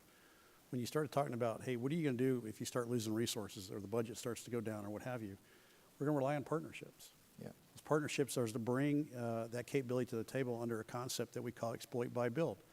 We are trying to have a culture shift in our acquisition community that takes advantage of everything and anything that we already have on orbit in new and innovative ways. Exploit what we have. If I can't exploit what I have, then go buy it. If it exists out in the wild, go buy it from wherever it is. And only build the capability at the end if we absolutely must. That's going to allow us to go faster. It's going to allow us to do it cheaper. But with the support of Congressman Whitman under the Commercially Augmented Space Reserve, that concept is going to get us the capacity we need during times of crisis or conflict that I cannot afford during times of peacetime. And what you don't want to wait is to start building that relationship with commercial after the balloon goes up. You really want to start doing it during times of peacetime. So by building that partnership today at a very low cost during peacetime, I will have access to that capacity during times of crisis or conflict. Those are the ways that we are trying with very limited resources, very limited budget within the Space Force to get after what is an enormous amount of demand signal coming out of the nation and out of the Joint Force. Do you feel like you have enough launch capability to do all of this? And I ask that knowing that you've been contracting, but we have a number of companies out there that are developing rockets. They maybe haven't flown yet, right, or they've been delayed. And it's gone from a situation where 10 years ago you had SpaceX fighting just to be able to put a bid in on a contract to now dominating the launch market. So do you feel like the competitive landscape to be able to get stuff to space is robust enough? We come at it from two different ways. One is the launch ranges. So the Cape in Florida, Vandenberg in California, the Virginia spaceport, the Alaska spaceport. That's it. We're out. That's our 4 launch sites within the United States. We have maxed out that capacity. We are launching as many rockets as fast as we possibly can from those launch ports. We must expand the range capacity. We must diversify the range capacity to make it more resilient. That's one aspect. The second one is, do we have the launch providers to build that capacity? Today we do. And there's more coming online behind it that are building out more capacity behind that. So I think we're on a good path for launch providers, but we've got to expand our launch complexes. Dr. Turnier, I want to get your thoughts on supply chain. Solid rocket motors, Jim, I have a feeling you have thoughts on this too, but solid rocket motors, when we start talking about missiles, missile defense, we start talking about hypersonics, it's been a topic for a number of years now. Certainly, I'm hearing about it again this weekend as well. Do we have enough? When you start thinking about what you need for missile defenses, for example, how do you bring more online, and where's the bottleneck? How do you fix it? for us, for proliferation, right, supply chain is the biggest issue. And it's interesting because if you look, we're a few months away from launching our Tranche 1 satellites, first operational tranche, about 160 satellites next year, be operational, be able to provide global capability for tactical data links, as well as the missile warning, missile tracking mission. But right now, we have 27 satellites on orbit. Those are our Tranche 0 satellites, demonstration satellites. Those satellites were built during COVID. They launched about 7 months late for the first one. And the reason they launched late was because of supply chain. It was during COVID where everything was shut down, and the supply chain problem there was we couldn't even buy resistors. I mean, it was different. We couldn't buy toilet paper, right? So resistors are more difficult than that. So that's what caused the problem. So now in Tranche 1, we're going to launch late again, probably about another 7 months compared to where we originally planned. You say, well, what caused that? It was supply chain again, but different problems in the supply chain. We can buy resistors all day long now, but there's a difference between being able to manufacture an optical terminal or a reaction wheel on the order of single digits versus being able to ramp that up to where I need 100 of them. And obviously, people were a little optimistic in how long it would take them to ramp up their manufacturing lines. And we pushed them. We pushed them pretty strongly on that. And they've now ramped up. I will say that what we're seeing, supply chain in the small LEO system market has caught up to what SDA's needs are. But it took them about 8 months longer than they anticipated to ramp up. And so we see that now we're kind of caught up. But that demand is going to continue to increase, and it's one of those areas where it's very difficult from a business proposition because you can't put a lot of capital in before you get the investment up to get the ramp up, and so you've just got to plan for that. And so one of the ways we plan for that is we try to pull our solicitations in to give industry a little more time to ramp up their production. But supply chain is always going to be a problem. It's always going to cause delays. But I want to put out a statement that a lot of people forget. Even though it takes a while to get the hardware and the supply chain built up to actually build the satellites, it doesn't matter what you see on the schedule on day one. I'll tell you right now, critical path is always software. Software is always on your critical path, mostly because you can't start a lot of the software until you have some of the hardware, but that's one of the key things. So let's not fool ourselves. Supply chain is not only supply chain in the hardware and being able to build things, but we also need a robust industrial base that can create software, test software, get the software ready to go, and build that capability up. Right now, our industrial base relies a lot on foreign entities to write our software.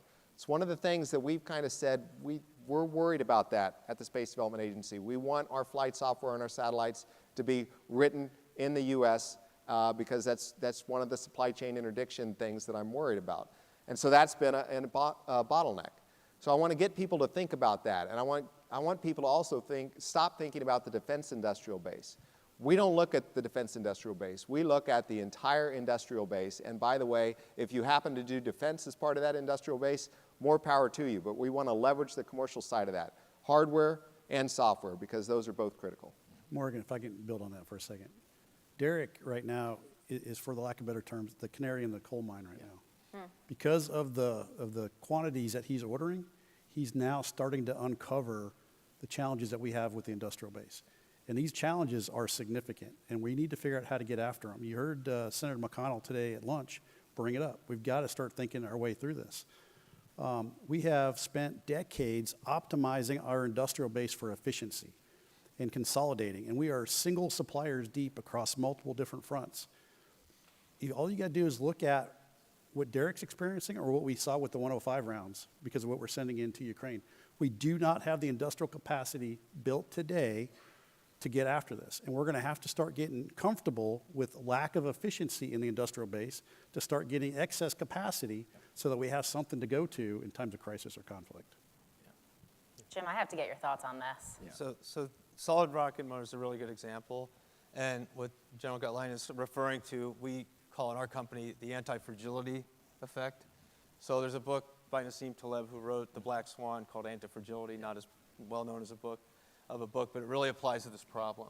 So the theory of anti-fragility means that any natural or human designed system, if it's disrupted, tends to weaken or fail.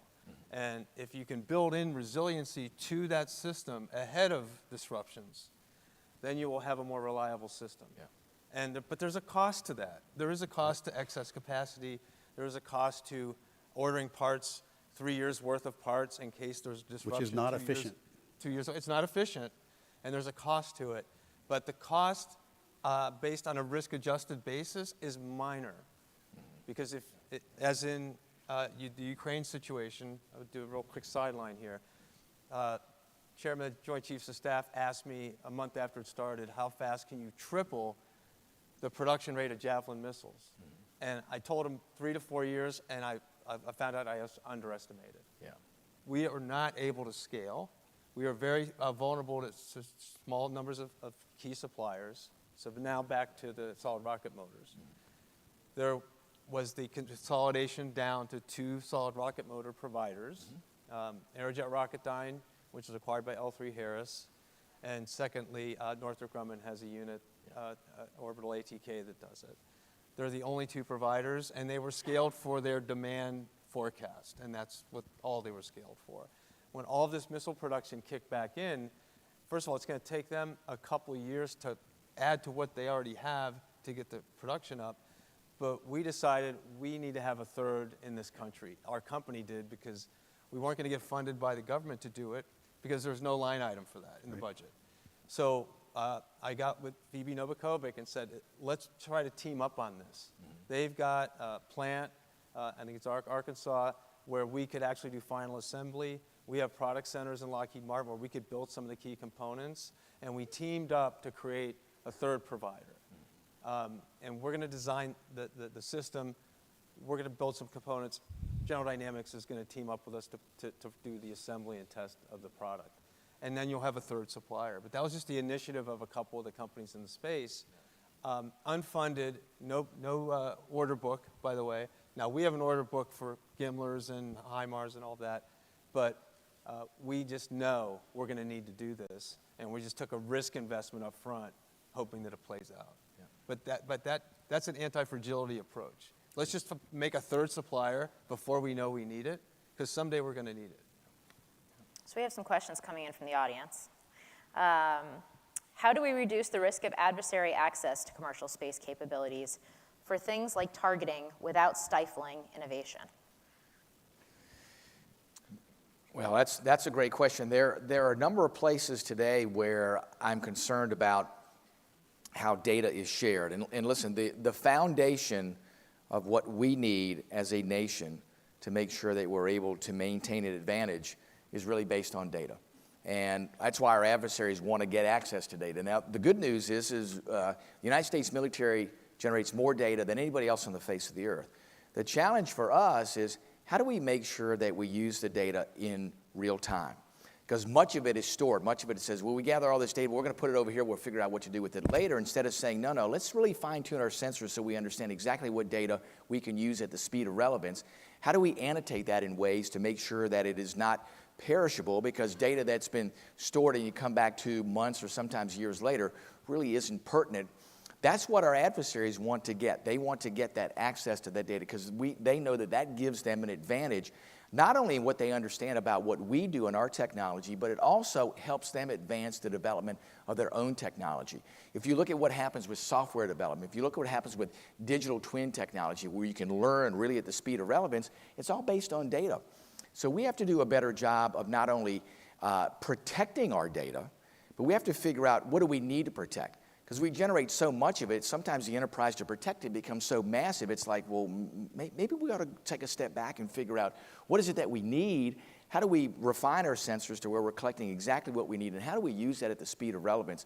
I think those things are incredibly important in the discussion about how we go forward in this nation, because the data that we have at hand comes to us through the conduit of our satellite technology. And that's going to be the key, whether it's targeting solutions, whether it's targeting data sets. And listen, our COCOMs every day go to work and said, here, what are my targets? What are the targeting solution sets? How do I get that information back and forth? How do I make sure it's in real time? I mean, all of those things are incredibly important. And the enterprise has to be managed in a comprehensive, holistic approach, not just in pieces. And sometimes we get sort of fragmented and only manage it in pieces, and it's because there are multiple jurisdictions there. We can do better at that. And listen, we have a built-in advantage. We collect a ton of data. We have the best sensors in the world, probably more data than anybody else. We just have to do a better job in getting it in a form that can be used at the speed of relevance. Does anyone else have thoughts on this question? Yeah, I'll talk a little bit about protecting data. Well, I mean, I think the real question is how do we prevent the commercial companies from sharing, targeting data with our adversaries? Yeah.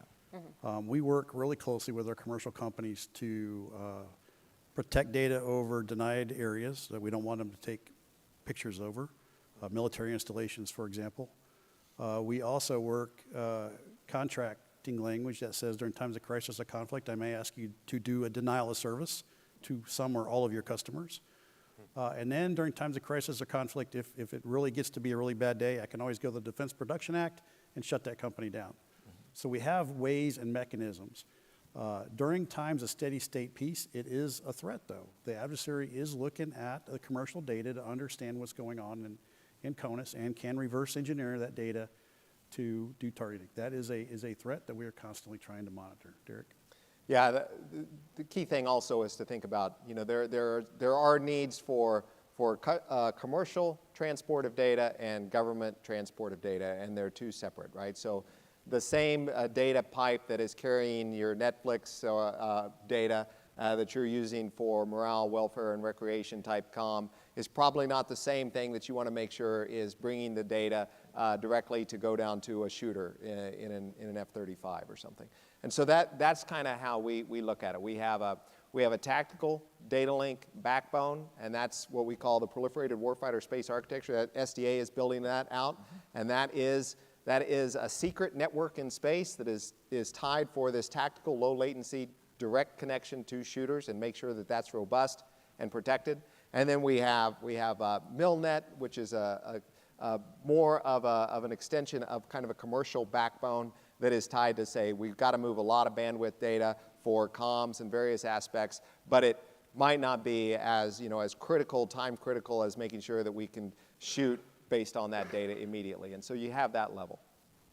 Okay, we have another question here. How can the U.S. industrial base be leveraged to combat weaknesses from sole source supply chains for critical defense technologies?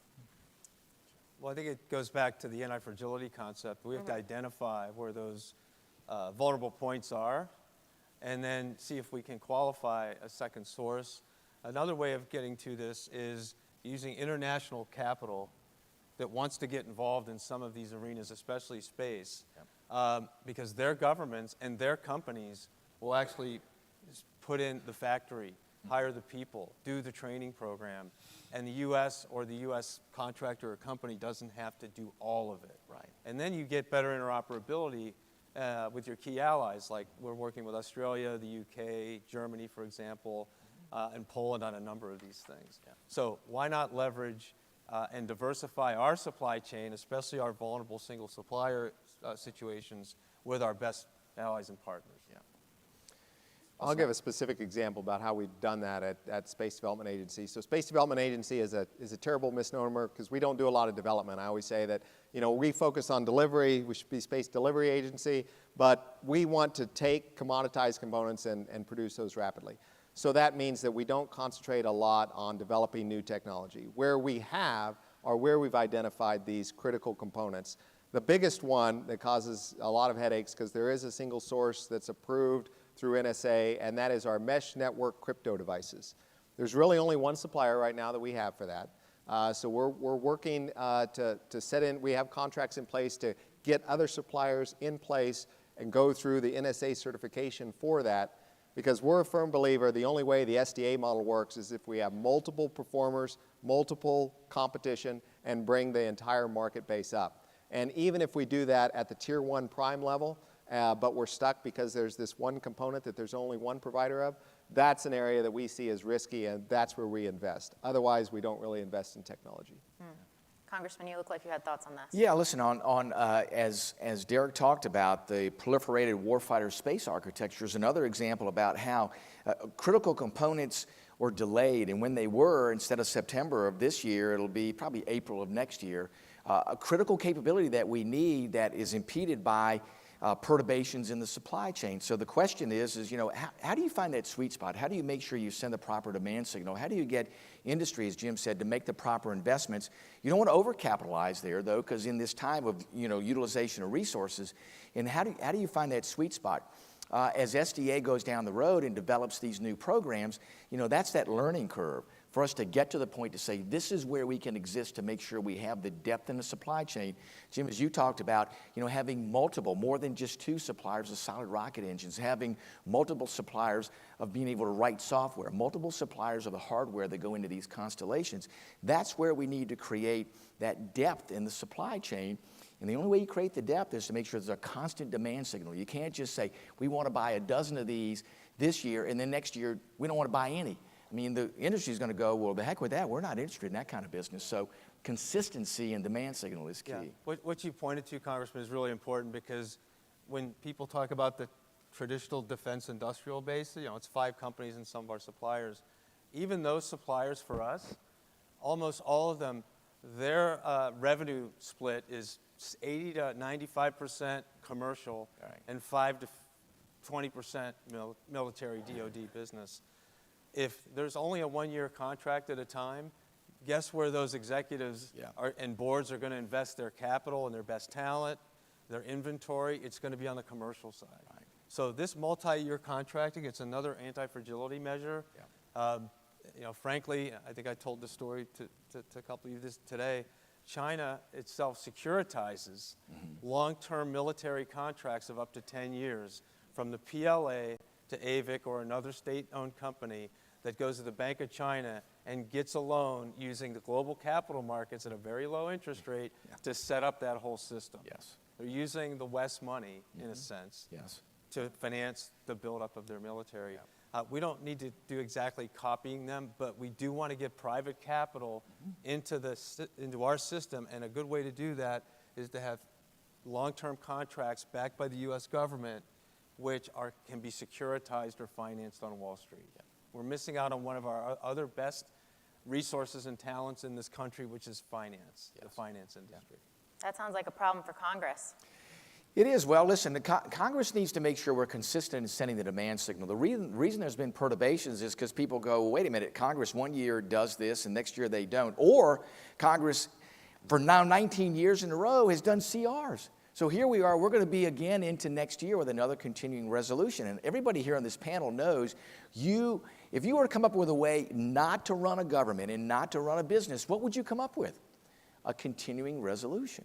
So you can't do that and expect that there's going to be an evenness in how we respond to these threats and an evenness in how we execute programs and an evenness about how demand is signaled to the industry and about how things are done. You know, this is the roller coaster ride. Here's a bunch of money and a CR. Think about this. So let's say we get appropriations bills done in March. So now you have consumed how many months? Almost 5 months of a 12-month cycle, and then you're going to put all this money in there and tell the agencies, by the way, execute 12 months worth of money in 7 months. You cannot do that efficiently, and it results in a massive waste of money. And you know, the Chinese sit back and go, wow, that's themselves, you know, impeding what needs to happen in this nation and providing the strategic and tactical capability we need to do these important functions of the nation. I want to take a little bit, we got 2.5 minutes left. I'm going to take a little bit of a sidestep to another topic because I'd be remiss if I didn't, Jim, with you on stage, and that is F-35. It's been getting some attention, even some criticism publicly from those associated with the incoming administration, Elon Musk making comments on X a couple of weeks ago. It raises a key point, I think, more broadly, looking across DoD and what the military needs, and it is this notion of bigger ticket, very sophisticated, maybe perhaps more exquisite systems, and balancing that versus maybe more commoditized, low cost, dual use, fastly acquired systems as well, and what the right mix is. So I just want to get your response to some of the public comments we've heard on F-35, especially as it was a success story just a couple of months ago in Israel with the counterstrikes on Iran. So it goes back to multiple options and redundancy, having different approaches that an adversary cannot, with one fell swoop, take out your entire mission capability. Yeah. So, and you have to have a time scale to this, right? Drones are absolutely going to be part of the future of the air dominance app or the air dominance mission, but we have to methodically step through where we are at time zero.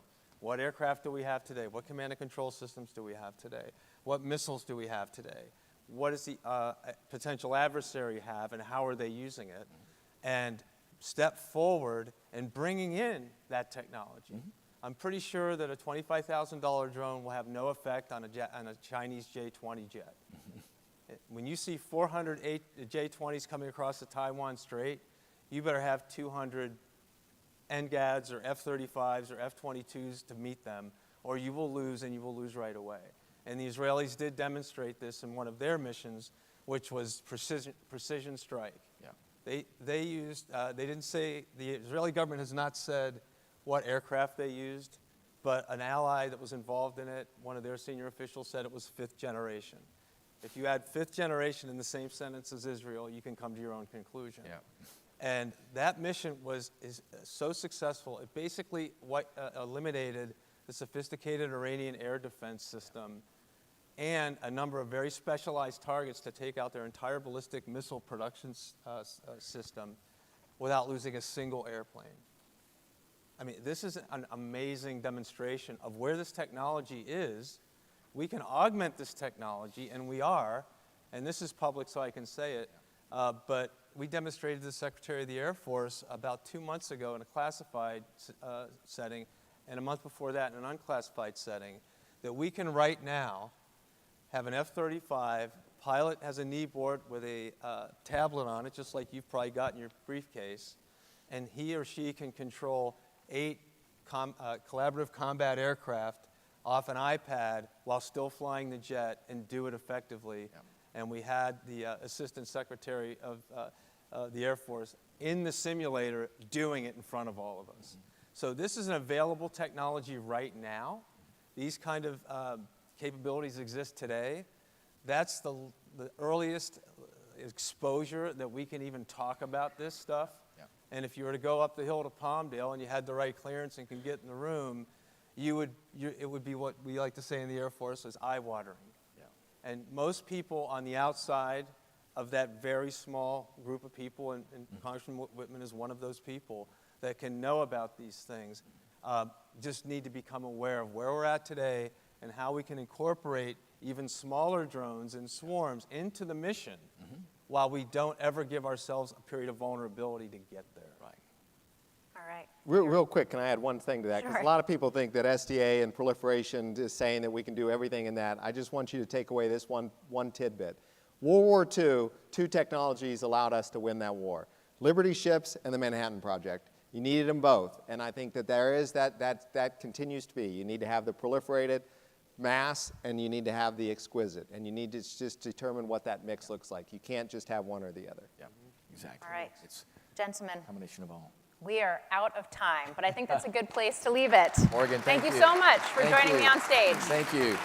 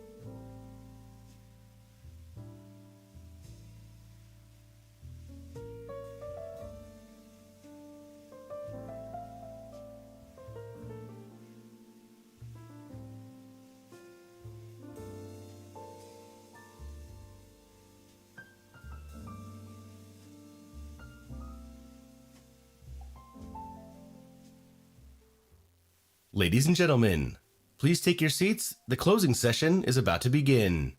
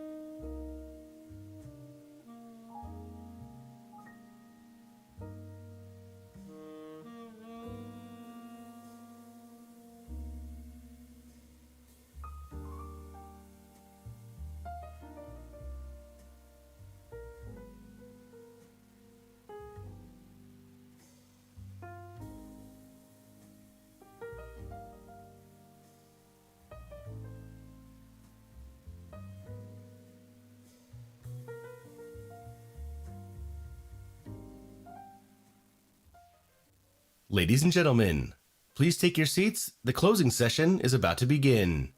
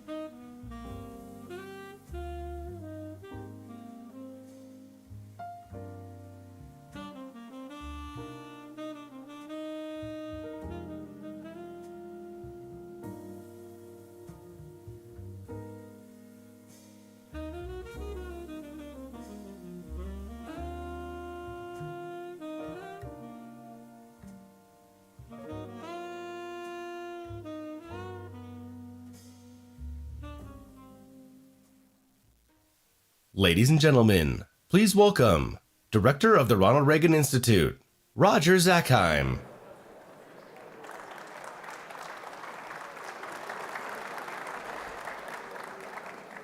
Hello, everybody. It's an honor to be with you. I'm Roger Zakheim, the Director of the Reagan Institute in Washington, D.C., which is the D.C. office of the Ronald Reagan Presidential Foundation and Institute.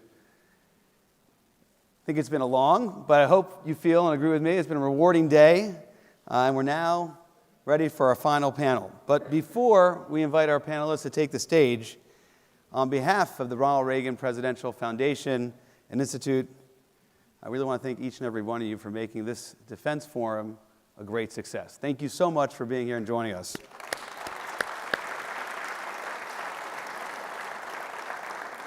If you can indulge me for another minute or so, I'm going to be a little more specific with some of the thank yous. I want to thank all our government leaders and members of our armed services, our corporate partners, and thought leaders who have participated throughout the weekend. I want to pay special tribute and thank you to the trustees of the Ronald Reagan Presidential Foundation Institute who are here now for this panel. Our chairman of the board of trustees, Mr. Fred Ryan, Michael Castine, Governor Pete and Gail Wilson, Governor Pete Wilson, and Ben Sutton. Thank you to our trustees for joining us and participating and leading.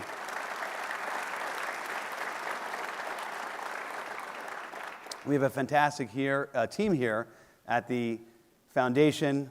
I just want to give a shout out to a number of our colleagues. First of all, the amazing California team. We have the DC team here, and we're welcomed, integrated so easily with our colleagues in California. I want to especially thank our colleagues Joanne Drake and Melissa Giller. Thank you guys. I also want to thank the amazing DC team that has transplanted themselves for at least a week here in California getting ready for this forum. I also want to thank Dave Trulio, the president and CEO of the foundation, for his support and collaboration on this forum. And last on the team, I want to thank the members of the Reagan National Defense Forum Executive Committee, Bob Cochran, Rachel Hoff, and Meredith Steza. Please join me in thanking this amazing team.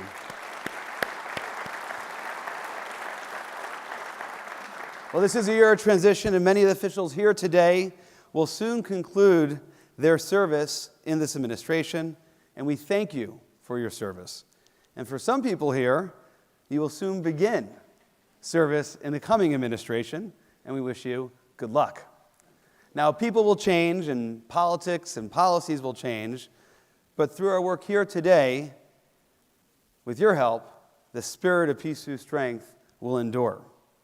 We have heard from today's and tomorrow's national security leaders, and we hope you've all benefited from their participation.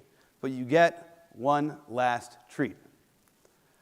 So please join me in welcoming our final panel, former National Security Advisor Dr. H.R. McMaster, former National Security Advisor Ambassador Robert O'Brien, and former Secretary of Defense Leon Panetta, along with our favorite moderator for this point of the program, Bill Hemmer of Fox News. Thanks for doing this again. Thank you. Mr. Secretary. Good evening, everyone, and thank you for your patience. I think the day has been thorough and it's been long, but I think we've had a wonderful ride together. But I'm going to thank my colleagues, Jay Wallace and Jennifer Griffin and Shannon Bream for helping us along the way today. Great stuff on behalf of my colleagues. I want to thank them for the library. Roger, thank you, and Fred and Dave and Rachel. You guys have always been great to us. Flying out here, I watched Dennis Quaid play the role of Ronald Reagan, and I thought, that's a cool job. I like to do that. And I always liked the story, but I always loved the ending. And I was an 80s kid, kind of a 70s kid too, and a little bit of the 60s. But being an 80s kid, Jay and I were talking about this last evening. I grew up scared to death of nuclear annihilation, but I also grew up at a time when Ronald Reagan was leading this country and leading our allies overseas. And, well, America came through that with our allies, and thank goodness we did.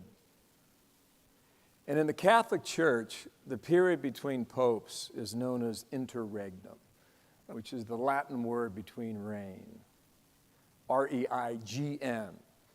And America right now is experiencing its own political interregnum. And I think as long as everybody in this room is alive, we will never have a period like we have right now.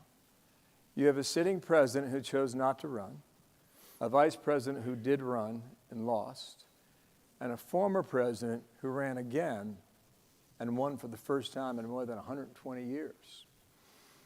And that's what leads us to three gentlemen here who have enormous experience, not in that particular category, but in the ability to help us understand, maybe imagine, maybe create an understanding for all of us for what we're in for. So gentlemen, welcome.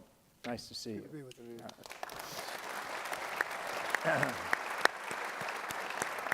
So it is exactly January 20th, 2017. And the beast is moving eastbound on Pennsylvania Avenue. And reportedly, inside the beast, Barack Obama told Donald Trump, your biggest problem will be North Korea. Leon Panetta, you are in the beast 44 days from today. All right. What does Joe Biden tell Donald Trump? Good luck. That's a good start. Good luck. First of all, great to be with all of you. Great to be here at the Reagan Institute, and great to be with my colleagues that I've worked with in the past in one capacity or another. It's a dangerous world. It's a dangerous world. And I think that probably would be the message I would give to the president is, look, it's a dangerous world. There are a lot of threats out there. It's very important for you to provide world leadership and strengthen our alliances in order to be able to deal with those threats. That would be the message I'd give. Okay. Robert? So it's hard to say because things move so quickly now, and 2 months from now, we could have a whole other set of issues that we don't even expect right now. So, but if it was based on what's going on today, I try and tell him something he doesn't know about the current situation. So it's very, very unusual. We've got a president who's been president before. So he's been in the beast before. He's had the PDB before. He's had the Oval Office intelligence briefs before. So he knows what it's like to be president. So you're not giving him advice as a president to a governor or a president to a senator who's coming into the job for the first time. But looking around the corners, what is it that President Biden may know because of his access to the intelligence channels that President Trump doesn't have yet? What's around the corner? What are we doing? I don't want to sound like Rumsfeld, but what do we don't know, or what's an unknown that he should be concerned about? HR? I would just say, hey, Mr. President, the world is much more dangerous than it was when you were inaugurated in 2017, mainly because of an axis of aggressors that has coalesced and is becoming increasingly more aggressive based on the perception of weakness, a weakness in the United States, but weakness among our allies as well. And it's going to take a concerted effort to restore peace and to prevent what we've seen as cascading crises in Europe and the Middle East from cascading further and including looming crises in the Indo-Pacific region. Okay. Let me come back to all of that. All three of you gave me an answer I didn't expect. Really? Yeah. That's okay. You're allowed. Robert O'Brien, 2 days ago, you penned a piece in the Wall Street Journal where you endorsed heavily Kash Patel to lead the FBI. In HR 2 days ago, exactly 2 days ago, all right, you did a podcast called Goodfellows, all right, Hoover Institute, where I do believe, you can correct me, where you said you were concerned and or there was cause for concern about picks like the FBI and others. And since all three of you gentlemen have experience with this, what do Trump's nominees say about how he wants to run his government and or how he wants to govern Washington, D.C.? HR. Well, I think you have to look at the whole range of nominees. And I think the president really wants to effect what he perceives as some major correctives to unwise policies. And I think there are some really good picks to help him do that. The National Security Advisor selection, the Secretary of State, for example. But I think, of course, President Trump feels aggrieved in many ways, aggrieved by the Department of Justice in particular, based on the cloud of the Mueller investigation and the unfounded allegations of collusion with Russia and so forth. So I think what you see with some of the nominees are kind of two different impulses. One that is kind of policy related and his recognition, I believe, that many of the Biden administration policies have cut against our interests, and those that might be more based on his desire to settle scores. And what I'm worried about is if members of the Trump administration really do believe that institutions of our government have been turned kind of against their purpose and toward partisan purposes, then the answer to that is not with another partisan solution, right? So I'm worried about maybe some correctives that do need to be administered, but that those correctives are administered in a way that further politicize and then further undercut the legitimacy of democratic institutions. That is a real problem, because one of the perceptions of weakness that I mentioned on the axis of aggressors is they sense in us a lack of confidence in our common identity as Americans across partisan and all sorts of other lines, and they sense a lack of confidence in our democratic principles and institutions and processes. Robert? Well, let me start with Cash. Please. Cash worked for me. He was the counterterrorism senior director at the NSC. Did a great job. And one of the stories I told in the Wall Street Journal op-ed is something that Cash did. We still have a hostage named Austin Tice. He's been in Syria for almost 12 years now. Journalist, young former Marine who was taken, we believe, by the Assad regime. So we'll see if all this movement in Syria is going to have an effect on getting him home. But the Syrians wanted to talk to a senior U.S. official, but the deal was he had to do it in Damascus. So I asked Roger Carsons, Ambassador Carsons, our then SPIHA, our current SPIHA, and Kash Patel if they'd go negotiate with Ali Mamluk and some others in Syria. It was a very dangerous mission. They had to drive overland from Beirut to Damascus. I wasn't so much worried that the Syrian government would take them hostage or hold them or something of that nature. They were given diplomatic protection. But a tough drive through al-Nusra country, ISIS country, Hezbollah country, and it was so dangerous that Secretary Pompeo did not want the guys to go do the mission. He tried to talk Roger out of doing it. The president was willing to do it. I asked Cash if he'd do it, and Cash said, yeah, we need to get Austin Tice home. And they went and did the mission. I was up all night because I wanted to make sure they got back to the embassy in Beirut. They undertook the negotiations. Unfortunately, Austin did not come home, but I was very relieved when Cash and Roger made it back to Embassy Beirut. But what I tell people is, if you're going to question Kash Patel's character and you don't know him, when's the last time you did something, when's the last time you put your life on the line for a stranger, for someone you don't know, that you were willing to put your life on the line? And, the interesting thing is this story wasn't known because Kash Patel never told the story. He didn't tell war stories around the NSC. He didn't talk about it in his book, and it was something that I thought was incredibly generous and brave and courageous, and so I tried to write this op-ed to say, here's a guy who's been a public defender, defended criminal defendants as a lawyer. He called out the FBI's illegal surveillance of American citizens. In a different day and age, it used to be the Democrats would have welcomed an FBI director who'd been a criminal defense lawyer and it called out illegal surveillance of Americans. Apparently that's not the case anymore.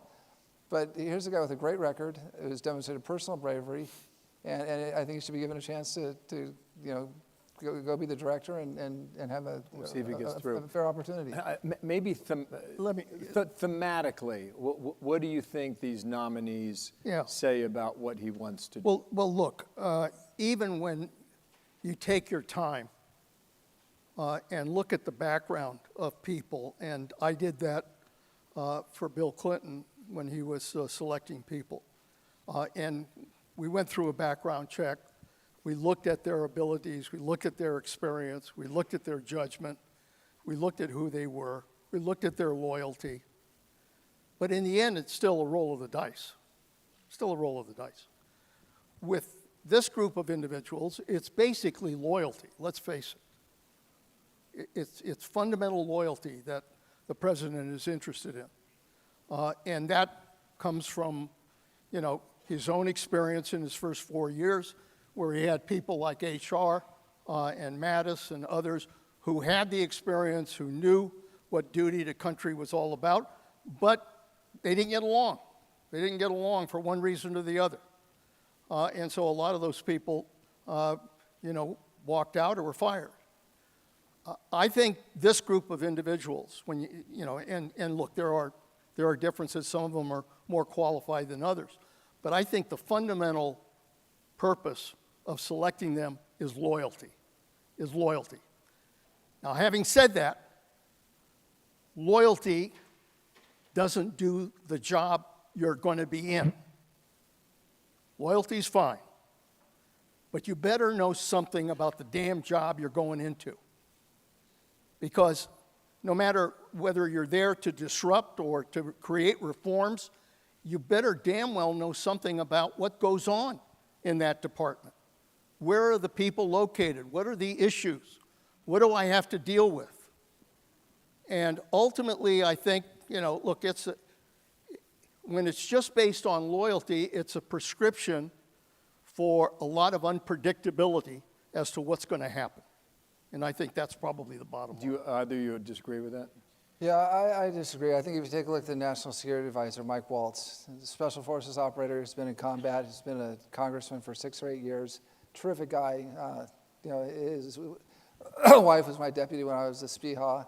He selected Alex Wong, who I think is around here, one of our great young diplomats, who I don't think he'd met the president until recently. And so when you look at that team, you look at Marco Rubio as Secretary of State, Elise Stefanik as UN Ambassador. I think on the national security team, you've got some highly qualified people that any Republican president would be proud to have represent them and serve in their cabinet.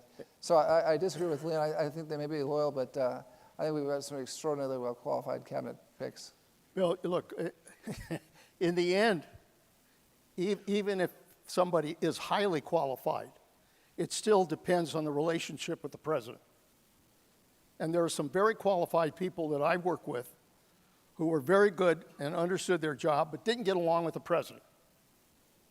So it depends on human relationships. And one thing about Donald Trump is he sometimes has a difficult time with human relationships. You know, he's not a guy that you can kind of say is my buddy, or I know this guy, or I've worked with this guy. He operates on his own. And he operates by his own book. And so, in the end, you know, there's going to be some problems here. It's going to happen. But, you know, they're going to have to work their way through it. Every president does. HR. I think there's one thing that's different about this is that, you know, President Trump didn't know me. I came in quite unexpectedly as a second national security advisor. He didn't really know Jim Mattis or Rex Tillerson or many other people. And so as a result, there wasn't really like a bond of trust or mutual understanding there. They didn't know him very well either. And of course, I think, you know, the tendency among some people is that they take Trump, you know, they take Trump, you know, seriously, you know, but they get really spun up about some of the things he says. Like they weren't used to his style. So I think that's going to be different this time. He will trust everybody, which is the loyalty thing. And the second thing I would just say that is I think that it's really important to evaluate people for any administration. I'd love to hear what you think about this, Mr. Secretary, is, you know, based on not only their qualifications, but really their base motivation. Are they there to serve the elected president, to serve the Constitution, to give the elected president options, with the understanding that all the president's decisions must reflect his agenda? There's a second group of people, though, they come into administration because they have their thing. Yeah. They don't want to give the president multiple options. They want to manipulate decisions consistent with their agenda. And then there's a third group of people who think that it's their job to save the country and the world from the president, right? And those second and third group of people, the problem with them is, hey, nobody elected them. They're actually not only serving the president poorly, but they're undermining the Constitution. And so I think it's really, this is what Epictetus said, you know, the Stoic philosopher, this is what is most important, to play well the role assigned you. So I think when you're interviewing people for the job, you want to kind of draw out of them how they see, you know, how they see their role. When he replaced you, he said there's 90%. 90% of the things we agree on, yeah. There's 10% that we'll never agree on? No, he said, like, he said, General, 90%, we left on good terms, actually. Yeah. Now, we may not be on the same good terms now, I'm not sure. But you know, he said, hey, 90% of the time, I agree with you, the other 10%, not so much. And my response to him was, hey, Mr. President, I didn't expect you to agree with me, you know? I wanted you to make your own decisions and to give you the benefit of best advice and analysis, not from me, because I'm not omniscient, right? From the various departments and agencies and the experts that we have available in our government and your trusted advisors. Yeah, Leon, your name was HR. He only said nice things about you to me. So. That's good to hear. It warms my heart. Look, no, I mean, I honestly, you know, I saw the job as bigger than me, right? So it was no hard feelings. I mean, we had, you know, it was fine with me. In the best of all worlds, a president cannot be afraid to have advisors in the room who tell him what he doesn't like to hear. It's really important. I mean, I always believed it was important, and the presidents I worked for felt it was important, that you bring people into the Oval Office who are smart, know the subject, have an opinion, even if you don't agree with it. Because it then gives you the option to learn from that and figure out, okay, what are my options as president? Now, my experience, and you guys would know better, is that, you know, President Trump doesn't have a lot of patience to have smart people in the room telling him things he doesn't want to hear. And so my sense is in this 4 years, it's going to be Trump's call. You know, you're not going to get a lot of people that are going to be suddenly working policy or doing stuff or you know, providing some impact. I think it's going to come from the White House. It's going to come from the Oval Office. And that's okay. We will know who is responsible for decisions that are good for the country and the decisions that are bad for the country. HR just recently did a podcast with Joe Rogan. It's 2 hours and 48 minutes long. I tried, okay? Tried. And we had cigars. No, I tried at 1.5 speed. You guys talk so freaking fast that I had to go back to regular speed, so there's no way I was going to get through it. There was a lot of news that was frankly made today here at the library. Lloyd Austin said $1 billion has been pledged to Ukraine during his speech, which totals $62 billion under the Biden administration. We know that Russia's losing its estimated inventory between 1,000 and 1,100 troops a day. We know about North Korea sending 11,000 troops. I mean, that must be exceedingly high culture shock. You're coming out of North Korea and you're going into Western Russia, you know, and you're eating different food and you're reading a different language, and good luck. These Yemeni soldiers that apparently were given a fake out going to Moscow to work in Russia, they're being recruited out of Sana. I'm sure you guys have an opinion about what it says about what's happening inside Russia. General Keith Kellogg will be Trump's envoy for Ukraine. What is the most practical outcome for this war? Look, I think the most encouraging thing is that President Trump has adopted peace through strength. He's talked about it, and he's embraced it. And I think that's damn important to basically grab a hold of Ronald Reagan's position. And if you're going to follow through on peace through strength, then you're going to have to engage in leadership, and you're going to have to engage with our allies. So when it comes to Ukraine, I don't think that Trump can suddenly walk away and say to hell with it and let Putin have his way. I don't see that. It'd be a sign of weakness, very frankly, if he did that. So my sense is that if he's willing to continue to give some additional support to Zelensky so that Zelensky can at least get the initiative for Ukraine against Russia. And I think that's important, which is to begin to push the Russians back.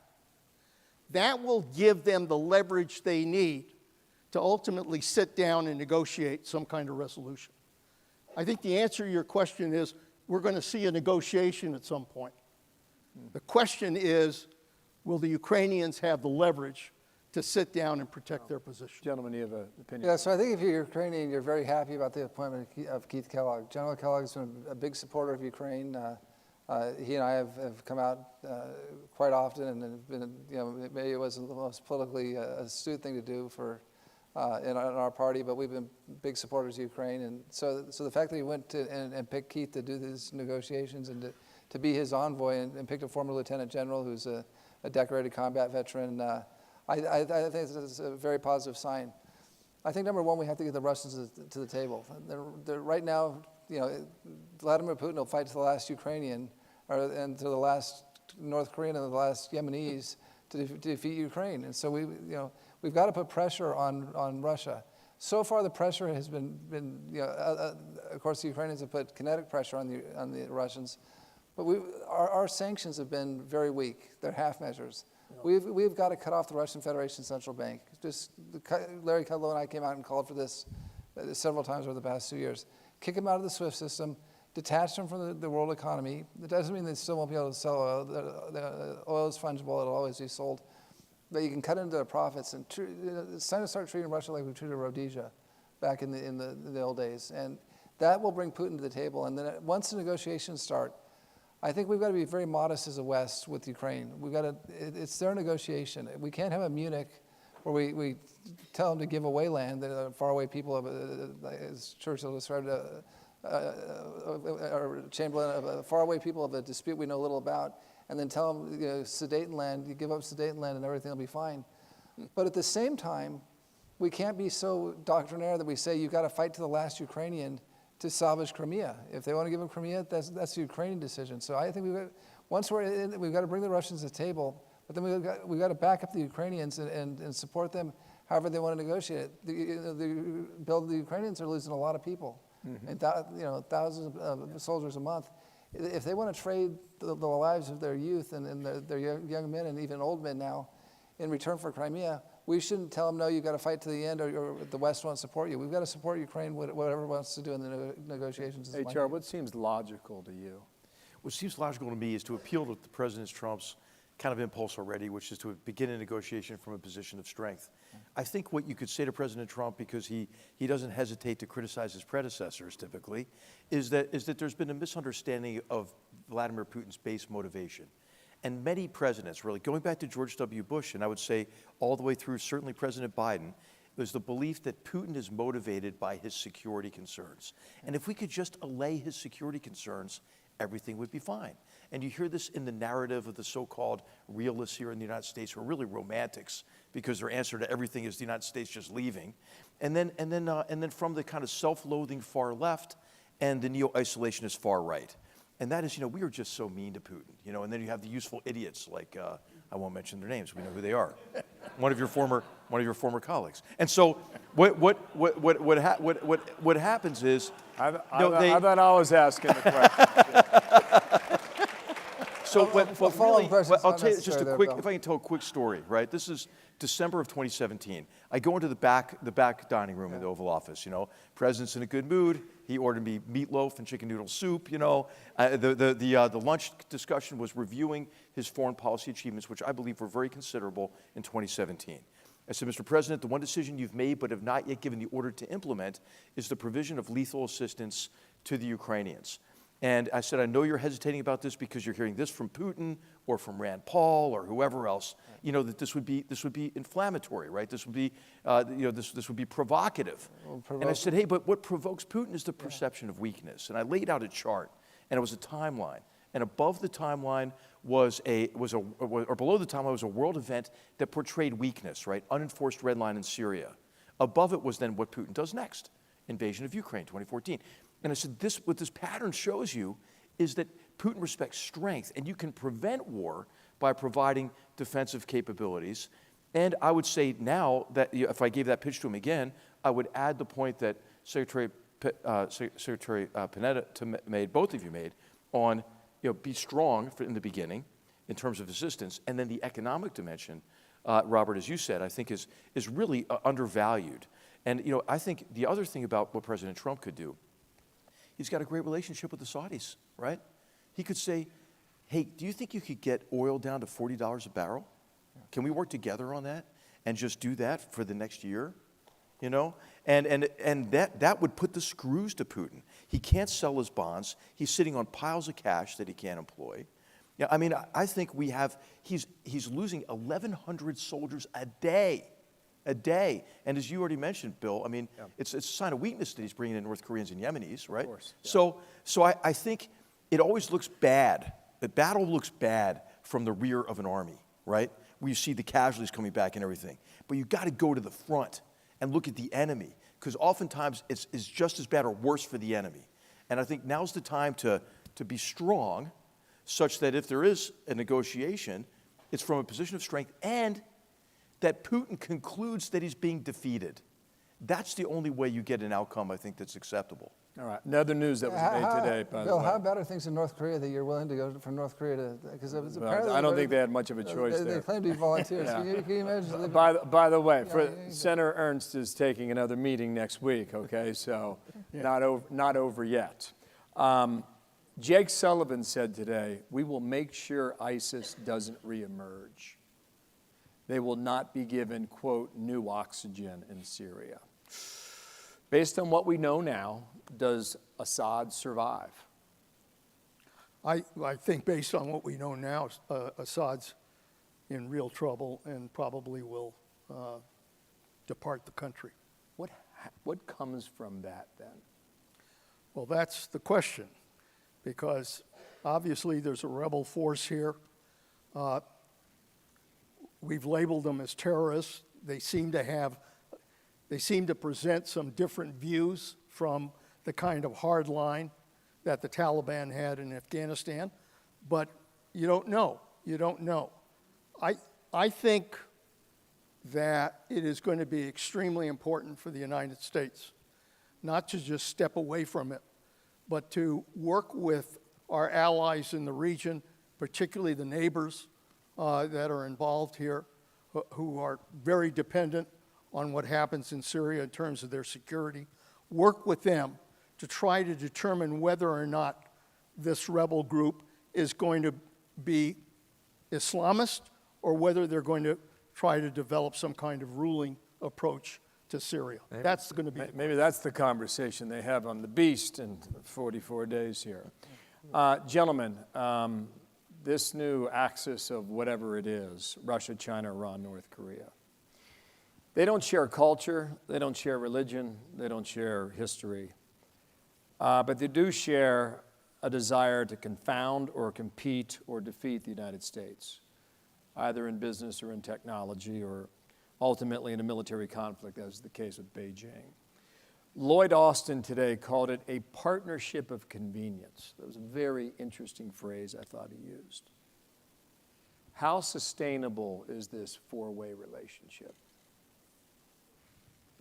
Well, I think it could be sustainable unless we try and change the facts. So, Russia and China are not, that's an oddfellows relationship, right? Because if you look at the 1862 Convention of Peking, Russia takes, thousands and thousands of miles of Chinese territory, including the city of Vladivostok. Mm-hmm. And Xi Jinping says, we're not going to rest, and Kevin Rudd knows this, ask him more than me. Xi Jinping says, we're not going to rest until we've recovered every acre that was taken from us in the century of humiliation. So that's not just Hong Kong, that's just not just Macau, that's not just Taiwan. That's a big chunk of Russia. So at some point, and I told this to Patrushev when I was the National Security Advisor and he was Putin's National Security Advisor, Xi Jinping is coming for you and he's coming for the territory that he lost. The weaker Russia becomes, and they're getting weaker every day with this war, the more tempting they're going to be coerced to give territory back to China. So we need to start working. Henry Kissinger talked about this a lot before his death. He said, you want Russia and you want Beijing and Moscow both to be closer to Washington than you want them to be close to each other. And so we got to start looking for ways to drive a wedge between Moscow and Beijing. That doesn't happen, though, I don't think, until the war in Ukraine gets settled. I think it is a very concerning development that they are now working very closely together to save each other's ass. That's very important because we're not just dealing with Russia, we're not just dealing with China, we're not just dealing with North Korea, we're dealing with all four. And that means that, frankly, we really do have to recognize that our country is going to have to, in essence, mobilize our national security to be ready to deal with that kind of threat. And yes, we're going to have to obviously develop a close relationship with our allies. We've got to strengthen our alliances. But most importantly, we have got to mobilize here. And I think, look, the biggest problem I sense, the Reagan Forum is really, this is an excellent forum, but in many ways we're preaching to the converted. You go outside this place, the American people really don't understand how much of a threat we're facing right now. They really don't. You can see it even in the campaign for the presidency. It wasn't talked about. We have got to educate the American people as to the nature of this threat. And it's going to take a president who's willing to do that.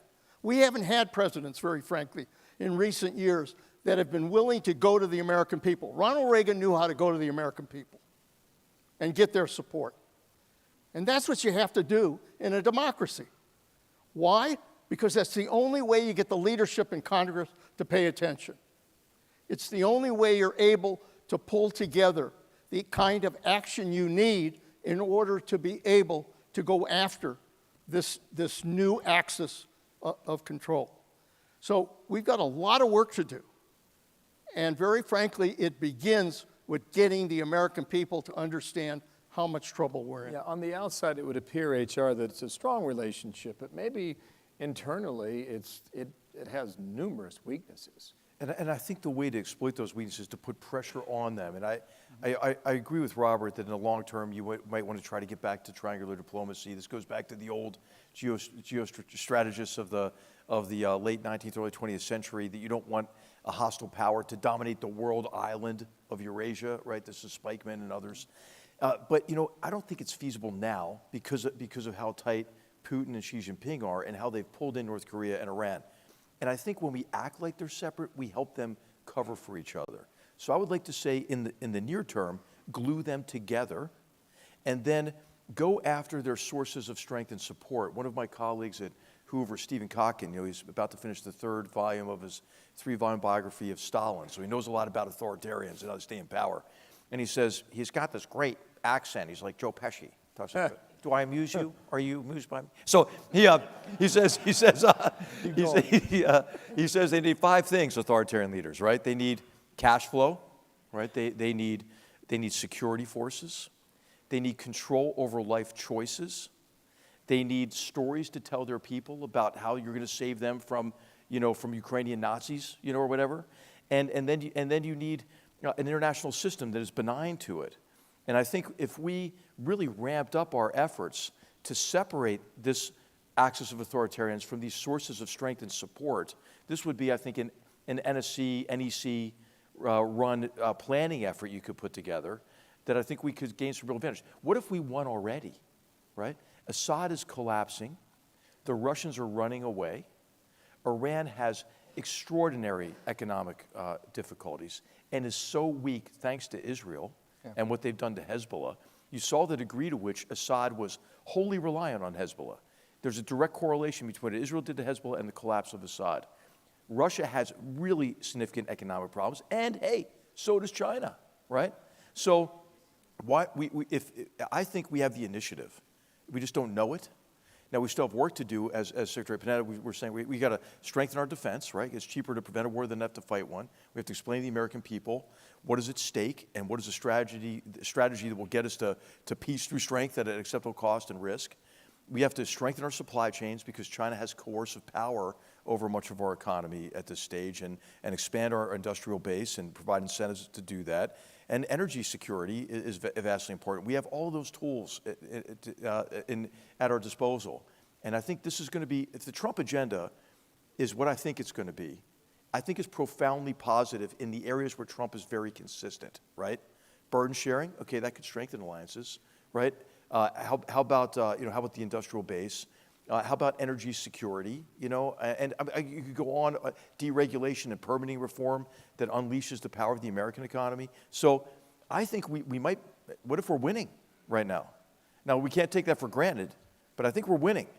These authoritarian regimes, they look tough on the outside, man. They look great on parade, But actually, they're quite brittle. The thing I'm concerned about, we're winning because of Israel disregarded the advice of the Biden administration. Sinwar and Nasrallah would still be in power if the Israelis listened to Joe Biden and Tony Blinken and my friend Jake Sullivan. They wanted to have a ceasefire. They wanted to leave Hamas in power in Gaza. They wanted to leave Hezbollah in power in Lebanon. And it's because Bibi Netanyahu had the courage to ignore them and fight little Israel, fighting for the entire West, to take out Hezbollah in massive, incredible, exquisite intelligence operations and with bombing. He's had the fortitude to stay in Gaza and fight like hell, even though everyone's saying, get out, there's a genocide, the ICC's indicted him. And he took on Iran and went and bombed Iran, which is something we should have done, months, if not years ago.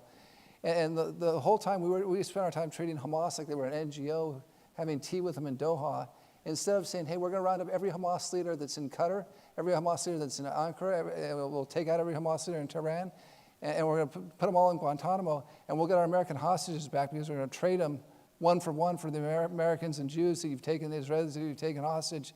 And if you ever want to see your leaders alive again, outside of the sunny Guantanamo, resort, you'll give us our hostages back. We've demonstrated such weakness. So the one thing that, it always amuses me when the folks from the current administration, I respect them, I like them, but when they talk about alliances and how good we need to be tight with our allies and partners and friends, and they've treated Israel so horribly since October 7th, and it's always been telling Hamas that we'll restrain Israel, we'll keep Netanyahu down, and the wins that you're talking about are wins that came not because of us, and we need to be modest and humble in acknowledging that. They're wins that were won for us by the Jewish people and the Israelis fighting a hell of a war for themselves, and by the Ukrainians fighting a war oftentimes without adequate support, and everything was too little too late with the support we gave them. So I think we need to acknowledge that perception of weakness has not been helpful to us or our partners or allies. Let me tell you what I think is, and we're not talking enough about it. One thing that could inspire this axis of autocrats that are out there and tyrants is if the United States is dysfunctional and weak in our own democracy. That would be the one thing they could then point to. Absolutely. And say, this is why you don't need democracy. And our problem, frankly, is that, I tell the students at the Panetta Institute, in a democracy, we govern either by leadership or crisis. If leadership is there and willing to take the risks associated with leadership, making tough decisions with regards to the budget, making tough decisions with regards to the issues that face them. If that's there, we can avoid crisis. But if that leadership isn't there, we will govern by crisis in this country. And that's largely what we've been doing. And my concern is that in order to create this mobilization that I talked about, we've got to get the American people to put some pressure on those we elect to office. Because right now, neither Republicans or Democrats want to deal with debt. I mean, we've got a record debt on our hands. We're paying interest that is now in excess of the defense budget. And neither the Republicans or Democrats, very frankly, are interested in doing anything about that. And so if you're going to increase the defense budget, if you're going to pass a tax bill that could add maybe $4 to $5 trillion to the debt, then we damn well better look at what are we doing in order to get some budget discipline back in place so that we're operating by a budget and we pass the appropriations bills on time. Quick question for you, Mr. Secretary, and then HR, I got a quick question for you. Then I want all three of you to weigh in on a very specific question that is near and dear to this library and always will be. You had every job in Washington I can think of. I mean, you were cleaning floors, you were sorting through resumes. That was the paper version back then. You ran the Department of Defense, you ran the CIA, you're also Chief of Staff in the White House. And Trump is moving at breakneck speed on these nominations. What does that tell you about what he wants to do starting January 20th? What does that tell you? He wants to get a team in place. Every president that I've worked for wants to get their team in place when they walk into the Oval Office. I mean, Bill Clinton pressed Congress. Fortunately, we had a Democratic House and a Democratic Senate at that time, and we really pushed the Senate to approve almost all of our nominees soon after the president took his oath of office. That's what I think President Trump wants to do. He wants to have a team in place so that when he goes into the Oval Office and he starts saying, let's do this, let's do that, he's got people in place that can respond. Mm-hmm. HR, in your book, you talk about going to Saudi Arabia in May of 2017, and you realized at the time how significant that trip was. The big trip, I think it was 11 days. You went to 5-6 countries, it was, right? Right? Yeah, right, absolutely. And you said the media was fixated on the administration as a soap opera. Right, right. And they missed the larger point. Yeah, it was a huge, right. Is that on us or is that on Trump? Well, I think it's on the media overall. I think, let me just say, it's our polity, it's our society, what we've come to expect. There are so many different reasons for the degree to which politics has become so vitriolic and polarized. And I mean, you're an expert on journalism. I'm not. I think that what we've done is we've seen kind of our model for many different platforms to double down on a loyal base that has a certain political predilection, rather than to try to appeal to a broad base that might have a broad range of views from a news perspective, for example. But I think what happened with Trump, President Trump, when he came in, is you had the whole cloud over him from the beginning, right? Remember, and not on Fox, but everywhere else, it was like Russia collusion. You had the resist movement, right? Not my president, and so that tended to color the discourse. And then there was a lot of coverage of the White House because of, I think, some journalistic standards. Correct me if I'm wrong on this. Used to have sources on the record. Not much on. It would be like 8 current and former administration, officials say whatever, And what I was trying to do, whenever I would interact with media, is to get to the substance, right? I mean, we were going to the centers of all the Abrahamic religions, We were putting into place what became the Abraham Accords with great people working on this, like Jared Kushner and Jason Greenblatt, who did a fantastic job making it. But that was the opening round, was that trip, And if you look at Trump's speech in Riyadh, and then read his speech with King Salman's speech, I mean, that's a sea change in terms of what the kingdom is saying about Islamist movements and Salafi jihadist ideology. And so I could go on and on about these, the other initiatives that played out in the course of going to Jerusalem, going to Riyadh and Jerusalem and to Rome, But anyway, that's one of the themes in the book. The at war with ourselves is, hey, we're at war with ourselves within the White House. Show of hands from the three of you. Do you think that Middle East peace initiative will be revived? Yeah. And do you think it'll get done? Yeah. You do. You do. No, I do. You do. So, who are the players there? It's Israel, Saudi Arabia. It's Egypt, it's Jordan, UAE. Is it Kuwait, Lebanon? Kuwait, Oman. Yeah. Kuwait, Lebanon's just in free fall. I mean, it's terrible. Yeah, it's not a if state. you knock back Hezbollah, maybe you have a chance there. Yeah. I think you got a real chance to establish Jake Sullivan also mentioned in this group today Iraq too. Would they? Sure. Wow. Okay. Yeah. All right. Last question. Thanks for being patient, folks. Here. Speaking of making news today, and you mentioned peace through strength. So, Mitch McConnell said, "We spent more on our military as a percentage of our budget when Jimmy Carter was president than we do today." Now, I didn't go to ChatGPT to fact check that yet, but I will. Nonetheless, it was a pretty interesting statement that he made. Peace through strength is on Trump's website. McConnell's last line in his speech today is, "You can't buy readiness overnight." I think we can all agree on that. But DOGE is a real thing. And they're going to try and cut. And where that happens, I don't know. But what's the expectation of peace through strength in a world that's a lot more dangerous now than in January of 2017? Please. It goes to the point that I was making about the responsibility of a president to bring the country with him in terms of what needs to get done. And, look, I realize there's social media, I realize there's Twitter, there's all of these things, and presidents don't use Oval Office addresses anymore to talk to the American people. But I really do think that the President of the United States has to be willing to say to the American people, these are the dangers we face. These are the threats to our security that we face. And this is what we're going to have to do in terms of our defense and our need to mobilize that in order to respond to those threats. He's got to build that support with the American people.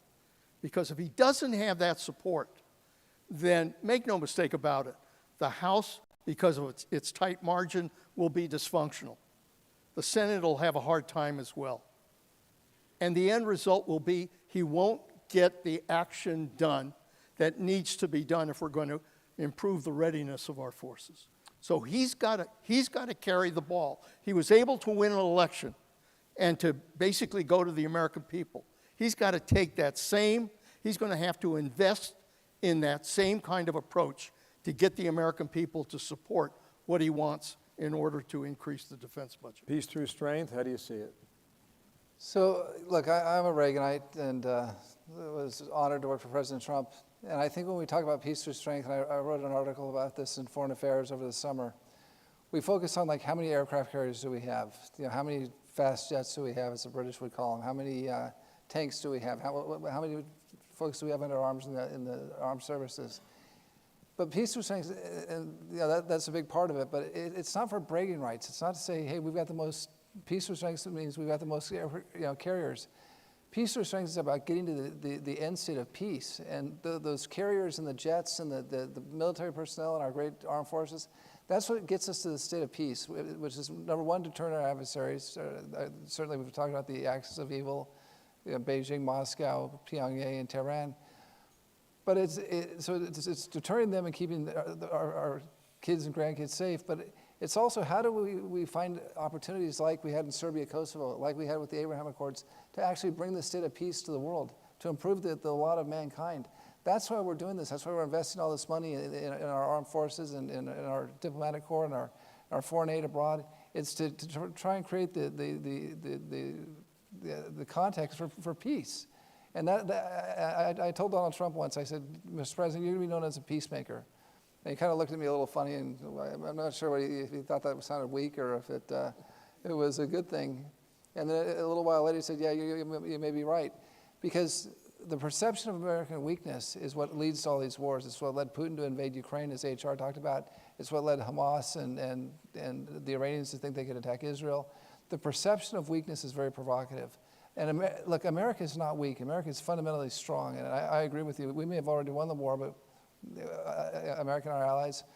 But we've got to convey that strength to our adversaries and let them know that America is no longer going to be pushed around. And the most promising thing I've seen on that front so far is a tweet that Donald Trump sent to Hamas to say, if the American hostages and the Israeli hostages aren't released by January 20th, there's going to be hell to pay. And I'm going to hit you harder than you've ever been hit before. That's the sort of thing that a lot of people say, well, it's belligerent, that's not very nice diplomacy. That's showing that America's back and that American strength is back. We're not fundamentally weaker than we were 4 years ago, but we're perceived as weaker. That perception of weakness is going to go away on January 20th. And I think America's going to come roaring back, and I think the world's going to be a safer place because of it. HR, why don't you wrap it up?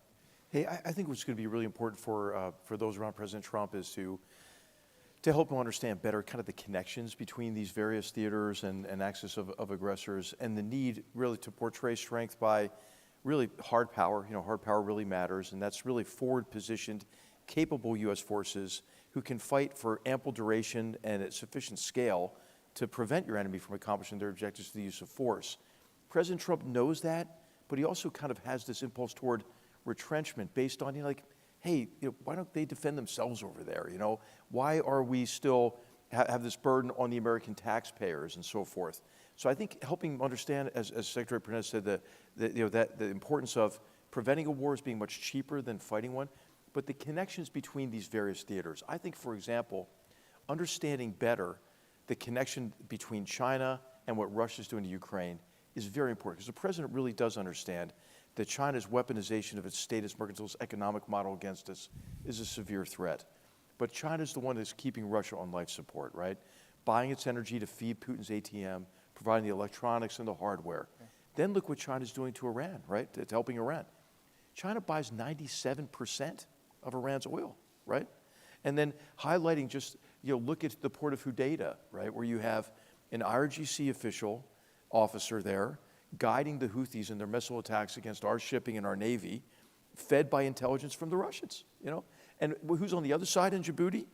The Chinese naval base, providing cover to a certain extent for the Iranian ship that's anchored, right? So I just think it's really going to be important to explore these connections, because some people who I think has a presence here, you know better than I would, Robert, have been telling him, Ukraine's not that important. Like, it's not connected to the really big competition, which is with China. This is why I think instead of deluding ourselves that we can divide them, glue them together, not only because they deserve each other, but the activities that they're engaged in can be hung like lodestones around their necks if we act like we know what they are. Gina Raimondo had a great quote today. She said the best way to compete with China is to go faster. So let's. See you in 44 days. Leon Panetta, Robert O'Brien, H.R. McMaster. Thank you, gentlemen. Ladies and gentlemen, this concludes the 11th Annual Reagan National Defense Forum. Please proceed to the main courtyard for our closing reception.